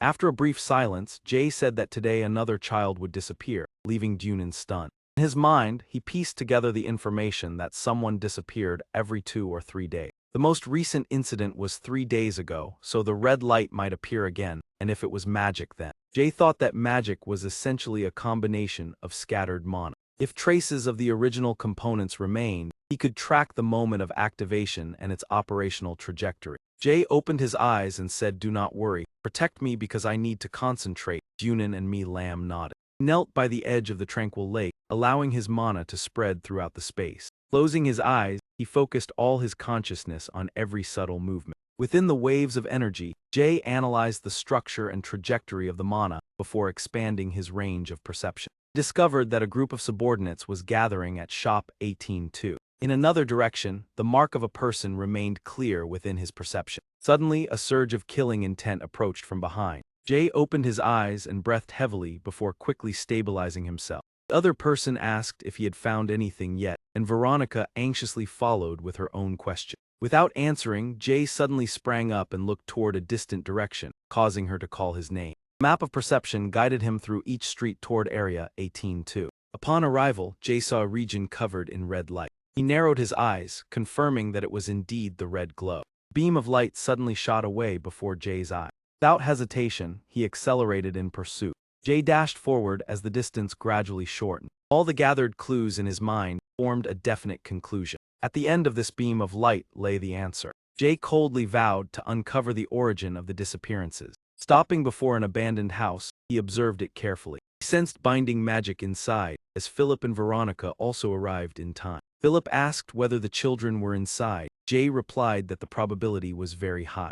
Veronica attempted to sense the barrier and said the seal was extremely strong, she could not break it. She suggested climbing over the wall, but Jay shook his head as they still did not know who their opponent was. Veronica suddenly thought of another way. He pointed at the black cat and introduced it as Nero. Jay recognized the cat he had seen at the inn, while Veronica said that animals naturally liked her. She explained that she would share her senses with Nero through a contract to observe the inside. Philip agreed, and Veronica then asked if Jay wanted to try sharing senses as well. She instructed that it required a strong emotional connection, suggesting he try opening his heart to it. Veronica illustrated this as the joy felt when meeting a friend. The cat bristled and let out an unpleasant sound. Veronica sighed as it was indeed not easy, while Jay thought that this required genuine bonding. She blinked and proposed trying an improved formula. Veronica handed Jay her revised magical notes designed for use when the connection was weak. Jay looked at the dense symbols and was surprised by her thorough preparation. Veronica said there was no need to try everything today, but Jay shook his head and said it was unnecessary. He affirmed that he could attempt all of them at once. Veronica was astonished by such a daring intention. Jay saw the cat retreat and tremble in fear. He bent down and gently stroked its head. Jay conveyed a clear thought that he would not harm it. He closed his eyes and merged his consciousness into the flow of mana, connecting with Nero. A few seconds later, Jay opened his eyes with a different gaze. Philip curiously asked if it had succeeded, and Veronica also held her breath in anticipation. He saw his own image through the cat's eye. He was surprised, so that was how he looked. Jay nodded in confirmation of the success, causing them to exclaim in unison. Veronica sighed in relief and held her chest, worried that the formula might not work. Jay turned toward the mansion and said, "Begin the investigation." He controlled Nero to move forward. The cat stealthily approached the main door and slipped inside. Inside was dark and unusually silent, yet everything was very tidy. A faint stream of red air brushed past its legs, bringing a chilling sensation. Through the connection, Jay meticulously observed every detail within the house. In his mind, he continuously dissected the unusual details of the scene before him, because this place should have long since fallen into ruin. The cat stopped in front of a half-closed door. From behind it came a faint echo of soft laughter. Jay gently lowered his eyelids, focused on sensing the thread of connection, and quickly determined that the sound was exactly like the giggling of a child. He suddenly shivered, his vision still empty without a single figure. There was absolutely no one in sight. At that very moment, Lena's voice rang out right in front, soft yet meaningful. "Oh, what an adorable guest." Lena still held the black cat in her arms, a trace of disdain in her gaze. This is not a place where he should appear. Lena scrutinized Jay, while Jay showed rare astonishment. How did he get in here? While glancing at Lena, Jay searched through his memories. This woman was the bookstore owner, the mage he once suspected to be Greg's subordinate. Jay sank into thought, following Lena's back and briefly wondering whether she had brought children here. Lena suddenly turned around, hugged the cat preparing to leave, and said she would lead him out. Jay's mind was still filled with questions about Lena's purpose. At that moment, she stepped ahead on high heels, leisurely saying, "What an unexpected matter." Lena gently closed her eyes as if recalling something. Who would have thought the young man she met at the bookstore was a mage? Lena lightly lifted the black cat. The gaze of woman and cat met. Her smile was full of implication. He truly is an interesting mage. A moment later, Lena put the cat down and calmly said, "You must have been in a hurry to use controlling magic like that." Lena sat down on the steps. The cat also lay quietly by the door. She looked at it and suggested, "How about having a meal with me?" A golden glint flashed in the cat's eyes when Lena looked at it. "He will have a pleasant time with the other children." After speaking, Lena stood up. The breeze outside the door gently stirred her dress. "Then it is settled, I will wait." Jay fell silent, seemingly weighing something very carefully. At this moment, Jay sat on the bed. Veronica anxiously asked about him while Philip also came by. "Is anyone there? Is it dangerous?" Jay slowly replied under the astonished gazes of the two. "The master of the mansion. I think meeting her directly will not be a problem." Next morning, Lena opened the door to welcome the guests with a radiant smile. "Welcome." Those guests were Jay, Veronica, and Philip. The other two looked tense while Jay was full of determination. Lena smiled and greeted the young mages and his friend. After a few polite exchanges, Lena led Jay's group to tour the mansion. Before long, Veronica noticed something unusual and asked her friend why all the lights were off. Philip was also worried. Has it been like this for 3 days? Jay remained silent as he pieced together the events. Just before coming here, he received news that Dunan had disappeared. Jay's hand trembled slightly as if sensing something, which made him believe his conjecture even more. He realized that the magical mark binding him that he had once placed on Dunan was still responding within this place. Dunan was certainly somewhere in the mansion. Lena led them into the dining room, where the children had already prepared the meal and cried out, "Miss, you are here. We have been waiting." The boy held up a plate inviting Lena to dine with them. A girl smiled brightly, saying she had arranged the cutlery just as she was taught. Veronica whispered to Philip in surprise whether they had truly been kidnapped. While Jay only focused on finding Dunan, Lena spoke up to introduce the group of guests before eating. As soon as Lena finished speaking, the children's expressions subtly changed upon hearing that they would be eating with us, so treat them kindly. Only a few seconds later they brightened again, chatting and greeting warmly, very pleased to meet you. The children gathered around Jay's group, asking hospitably, "Where are you from? You are so handsome. Since you are guests of the mistress, please sit over here." The meal proceeded amid lively laughter. A boy asked Philip whether it suited his taste, though still shy he replied, "It is very delicious." Hearing that, the children seemed reassured, while Jay calmly observed and said, "That is good." Jay directed his gaze toward Lena, silently predicting the coming possibilities because the negative emotions within her still seemed to churn. He noticed the necklace on Lena's neck emitting a clear light in contrast to her. Perhaps it was restraining her emotion. After observing, Jay spoke while looking at Lena, "We came to find our missing friends. We followed that light here." Lena touched her cheek as if not surprised at all. "I had already been very careful." Instead of answering directly, Lena placed her hand on her chest and introduced herself. "I am Lena, the master of the mansion. I came here to recuperate." Lena continued her story. Jay and Philip listened attentively. 10 years ago I encountered an unfortunate accident." She recalled the dark past in a dim room, feeling as if the world had collapsed and she could not step outside. Back then Lena cried a great deal in pain, but recently she had found a way to overcome her sorrow. Lena looked at the children and said that she now takes in and lives together with wandering children. Her face shone with happiness, though deep within remained something hard to name. "We live together very happily." Jay recognized that emotion as familiar. He tried to connect everything with what he saw yesterday. Searching through his knowledge of mana, Jay realized that faint orange color was what is called maternal love. Suddenly Lena's hand tightened on the table, and Jay immediately noticed. Looking at Philip, Jay saw a flow of mana within him resonating with Lena. Perhaps the memories severed 10 years ago made Philip feel a connection. Veronica sensed something wrong and questioned whether Lena had asked the children for their consent, but Lena ignored it and turned to ask Jay, "When did you start learning magic, young mage?"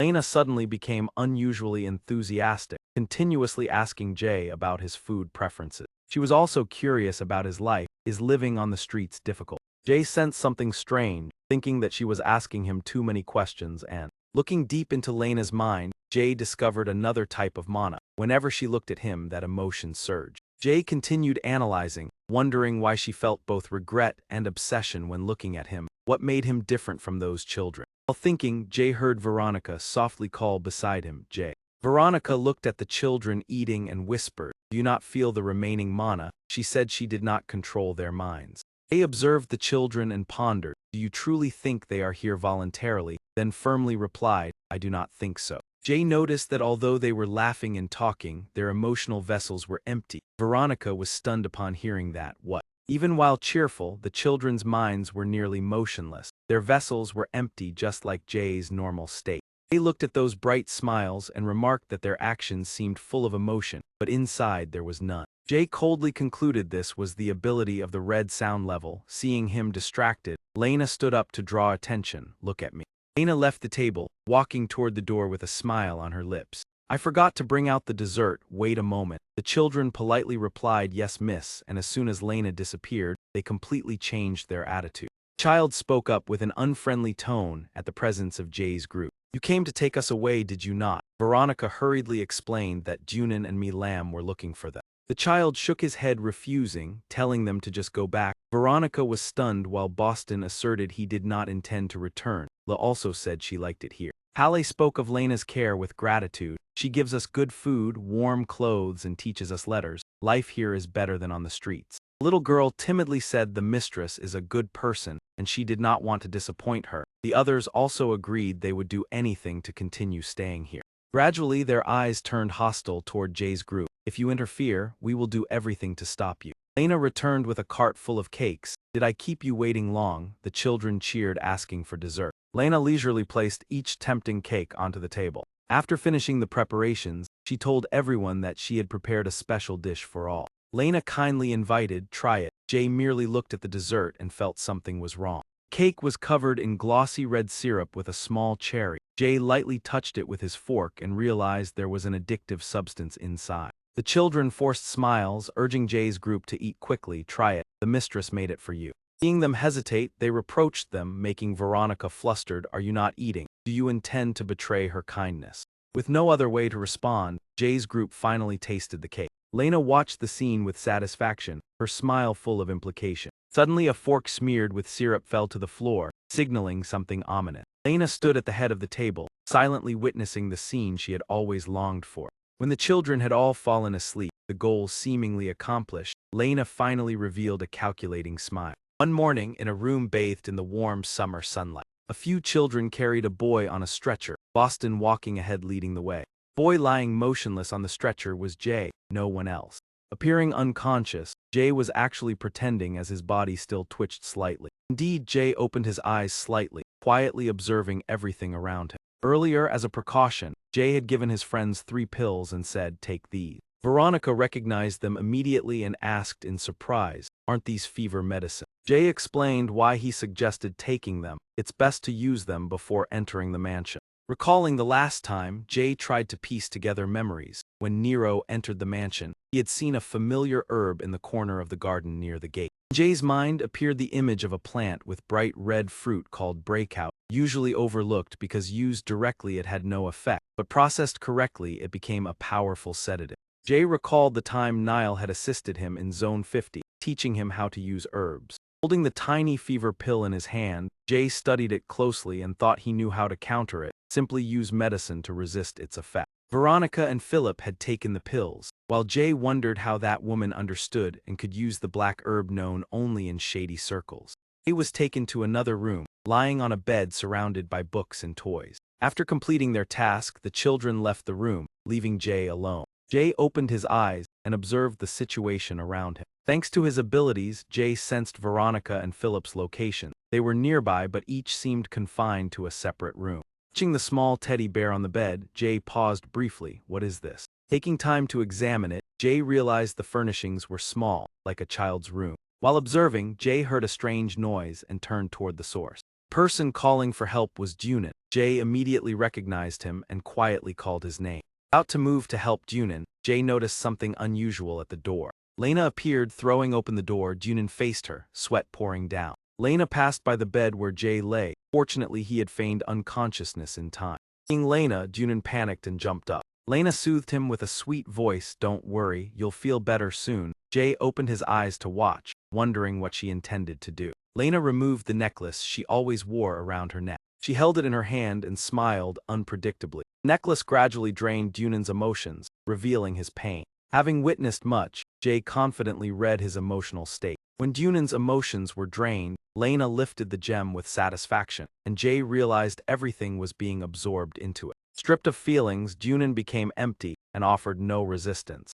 Standing before him, Lena appeared pleased, clutching the gem tightly. She then approached Jay's bed, seemingly with another intention. Looking at Jay's closed face, Lena whispered, "Mother wants to see you. This time Mother will protect you." After speaking, Lena raised the necklace to draw Jay's emotion. But the technique had no effect on Jay, leaving Lena momentarily disappointed. Her plan failed. Lena was flustered, wondering why it was ineffective, while Jay thought, "Is that all?" Jay sat up, using his abilities, and said he had no emotions for her to absorb. Lena was horrified, clearly not expecting this situation. Jay cast a spell directly at Lena. Lena immediately teleported to evade. After casting, Lena panted from the exertion. Jay asked if she had used the bracelet to turn the children into dolls. Jay displayed his power as a warning and questioned the origin of the bracelet. Before Jay's force, Lena trembled and asked how he woke. Jay said nothing and demanded why she intended to control the children. Lena quickly denied it. Witnessing Jay's powerful magic, Lena repeatedly asserted she had no scheme. Jay observed the bracelet in Lena's hand and concluded it suppressed her emotions, but even suppression had limits. Jay immediately calculated first to release those emotions. Lena stepped back in fear, stammering that she only wanted to find her son. Jay intended to reject, but before he finished, an unexpected event occurred. She had made a mistake. Both heard a noise echo from the upper floor. The room lights suddenly went out. Lena looked up at the ceiling. Her face gradually revealed an unprecedented fear. Jay and Lena still stood facing each other in the dark room. Seeing Jay, memories of a past tragedy flooded Lena's mind. Around her, wailing calls for Mother echoed. The calls grew more urgent, Lena's face pale as her emotions spiraled out of control. Those emotions surged like a blazing vortex. When everything reached its limit, the emotional source erupted violently. Lena clutched her head and collapsed, as if her world had just crumbled. Jay witnessed this and noticed something unusual. The ceiling and floor began cracking, as if about to break. Lena cast magic. Soon after, she vanished, leaving Jay alone in the room. Jay quickly analyzed and planned to track her. Realizing the color of mana she used, he had to pursue. Jay considered using colorless mana in the air, but the thought made him hesitate. He recalled Veronica's warning not to use air mana. Veronica had worried that overuse could poison him, and she did not want him to transform again. Thinking of Veronica, Jay abandoned that dangerous power and sought another solution. Jay chose Plan B, first to find evidence and reasons for Lena's outburst. He decided to search the room for clues before pursuing Lena. The answers were likely here. While searching, Jay saw a photo at his feet, picked it up, and realized something. The photo captured a woman and a boy. The mother was Lena and the handsome child was. Jay studied the boy and noted he looked very much like him. Reasoning further, Jay wondered if that was why Lena focused on him. What exactly was their relationship? Jay opened the desk drawer and found a blue-covered notebook. It seemed to be a child's diary with drawings above and lines below recounting cooking with his mother,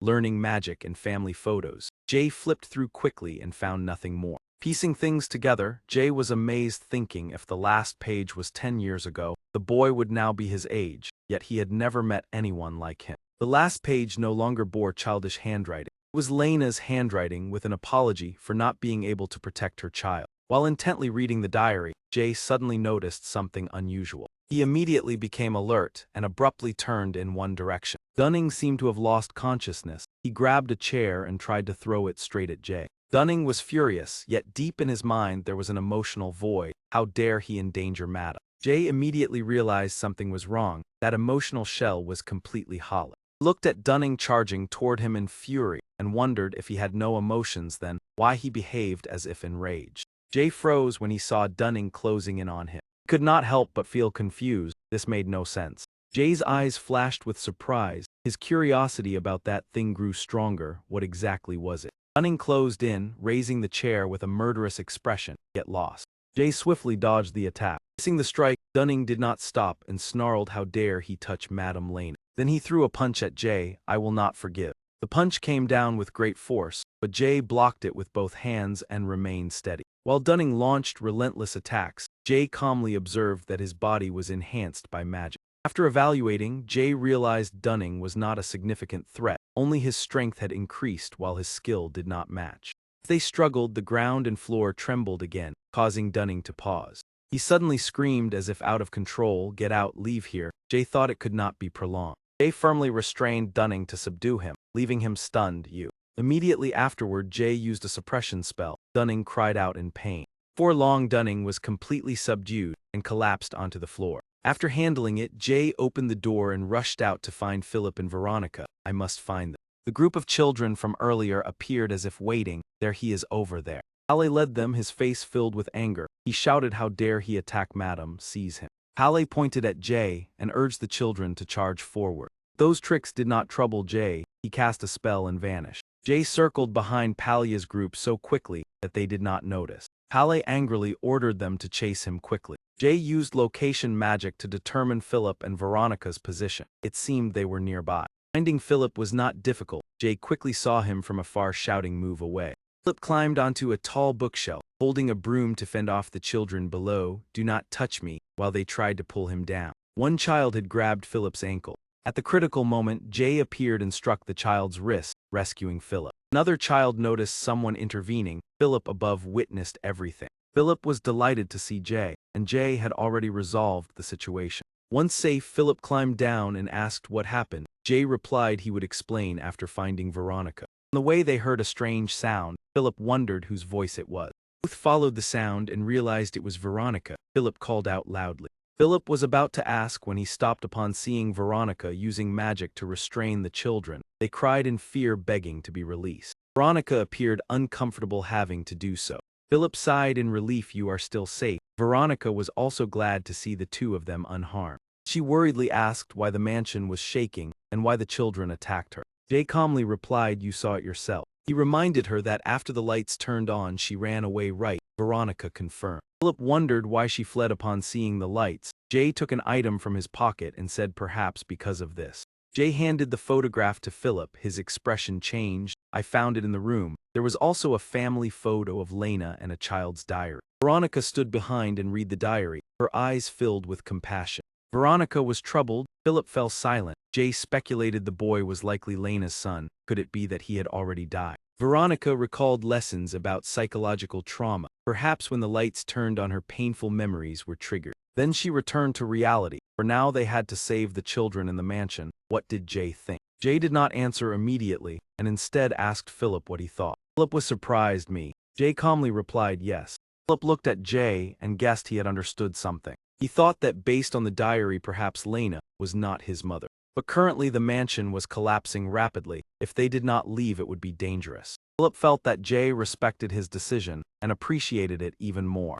After a moment of thought, Philip spoke with difficulty. He placed his hand on his chest. I want to save Madam Lena. That is what I truly wish. Jay did not hesitate and agreed. Veronica also nodded. Then let us save her. Jay told Veronica to take the children outside while he and Philip would search for Lena. She replied yes. All three acted swiftly. There was not much time left. Jay and Philip ran up the stairs as the building shook violently. On the upper floor, Philip heard a scream and looked toward its direction. He traced it to a room with a tightly closed door. From inside came shouts to go away. Philip asked if Lena was inside. Suddenly, a powerful surge of magic burst through the door toward them. Philip was astonished by that power. Before them was Lena, enveloped by a storm of mana. Lena screamed in a state of lost control. Philip stood frozen in worry. The raging mana devastated the space around her. Philip was about to step forward when Lena cried out, "No, my son." He continued to release violent energy. "Do not come closer." A large cabinet flew toward Philip, but Jay blocked it in time.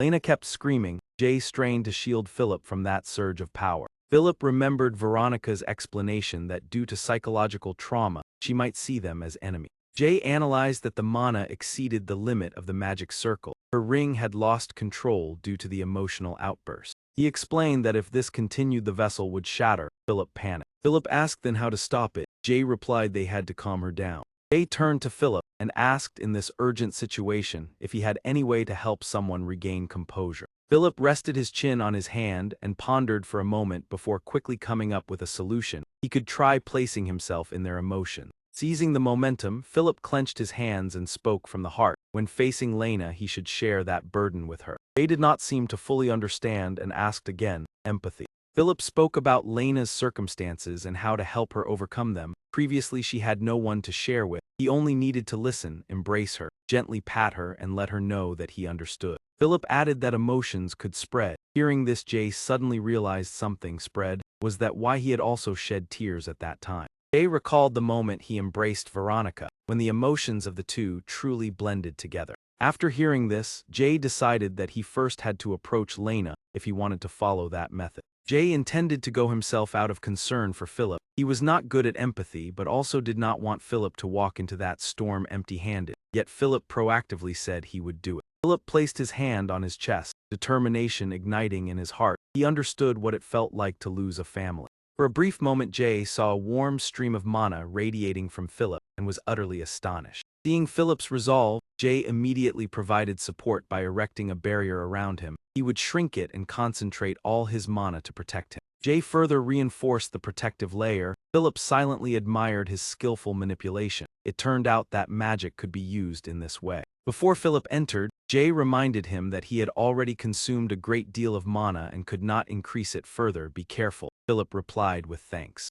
Philip took a deep breath and stepped straight into the chaotic mana zone where Lena was. He would return. He struggled to move into the midst of the raging wind, having to shield himself with his hands. The wind was truly strong. Objects in the room flew about wildly. Philip felt his strength gradually being drained. Outside, Jay continued to strain himself to maintain the protective barrier for his friend. A large cabinet hurtled toward him. Jay transmitted a warning through magic and Philip managed to dodge aside in time. Philip was startled when he heard Jay's voice echo in his mind. Was this also a form of magic? Jay urged Philip to hurry. The reminder jolted him awake and he apologized. Jay began to grow exhausted. Maintaining the barrier became increasingly burdensome as his mana rapidly depleted. Looking at the storm before him, Jay realized that this was not a normal phenomenon. Mana composition mainly carried attributes of weakening and exhaustion.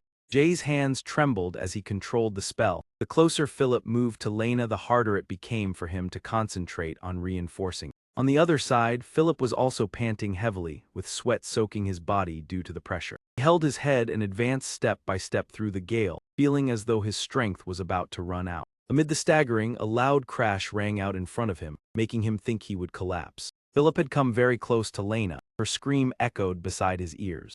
Witnessing that scene, his heart twisted painfully. Lena wailed amid the deep red mana storm, unable to control the pain of losing her family. Her cries were heart-rending. Philip recalled his mother once kissing his forehead and telling him to stay and wait for her. She loved him. Then she left without knowing when she would return. That image gradually faded in his memory. Mother. Philip told Jay to shrink the barrier around him to the minimum and use the mana to strengthen him instead. Jay worriedly reminded him that he would be injured. Although already wounded, Philip calmly said it was fine. That was not important. He moved closer. Lena saw Philip with eyes mixed with fear. Philip steadfastly stepped into the center of the chaos, his eyes shining with determination mixed with sorrow. Lena panicked and retreated backward. Clearly she did not want Philip to approach. Do not come here, stay away from me. Lena continuously avoided him, while Philip extended his hand as if intending to do something, but she still snapped, do not come closer. Despite her resistance, Philip wrapped his arms tightly around Lena as if to share the pain of losing her child. Covered in scratches, Philip still held Lena firmly and gently reassured her that everything would be all right. Lena suddenly remembered something. Tears streamed down her cheeks and she softly called Ross's name. Philip's eyes also reddened, yet he still tried to comfort her. He believed she also truly wished to see him again. Lena continued to sob, but within her eyes a glimmer of hope had appeared. She suddenly clung tightly to Philip, her choking sobs echoing without end. As they embraced amid their cries, the surrounding scene gradually stabilized and the storm dissipated along with it. When the red veil completely disappeared, before Jay's eyes remained only the image of the two comforting each other. Seeing that scene, Jay felt a strange stirring he had not experienced for a long time.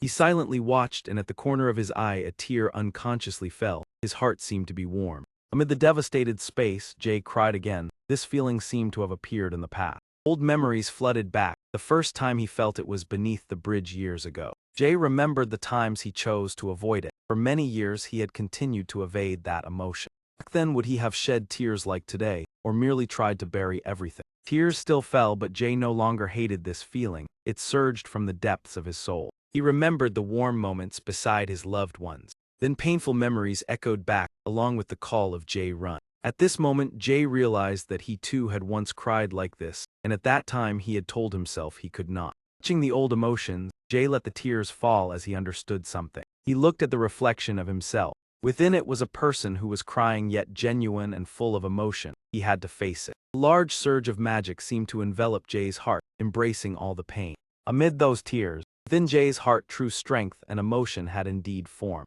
He placed his hand on his chest, clenching it as if he had just comprehended something important. Jay's heart was now complete with a beautiful emotion that had just been fulfilled. Suddenly before his eyes, a black vortex gradually formed within the room where all three were standing. Jay stared in astonishment at this strange phenomenon because he seemed to know what it was. He softly called the name of the entity that had just appeared before Lena and Philip, Furiosa. Furiosa raised his bandaged hand, as if preparing to carry out the next step. Immediately afterward, that man lunged forward. Jay instantly used magic to block him, causing Furiosa to halt and become unable to move. Was this a weakening spell? Furiosa collapsed to his knees and with difficulty uttered that in addition to the binding there was also weakening. This brat. Jay stood in front of him and coldly warned him not to even think about touching them with a single finger. Jay's gaze was now filled with emotion, and he silently thought that if he wished to court a bad end, then he should try.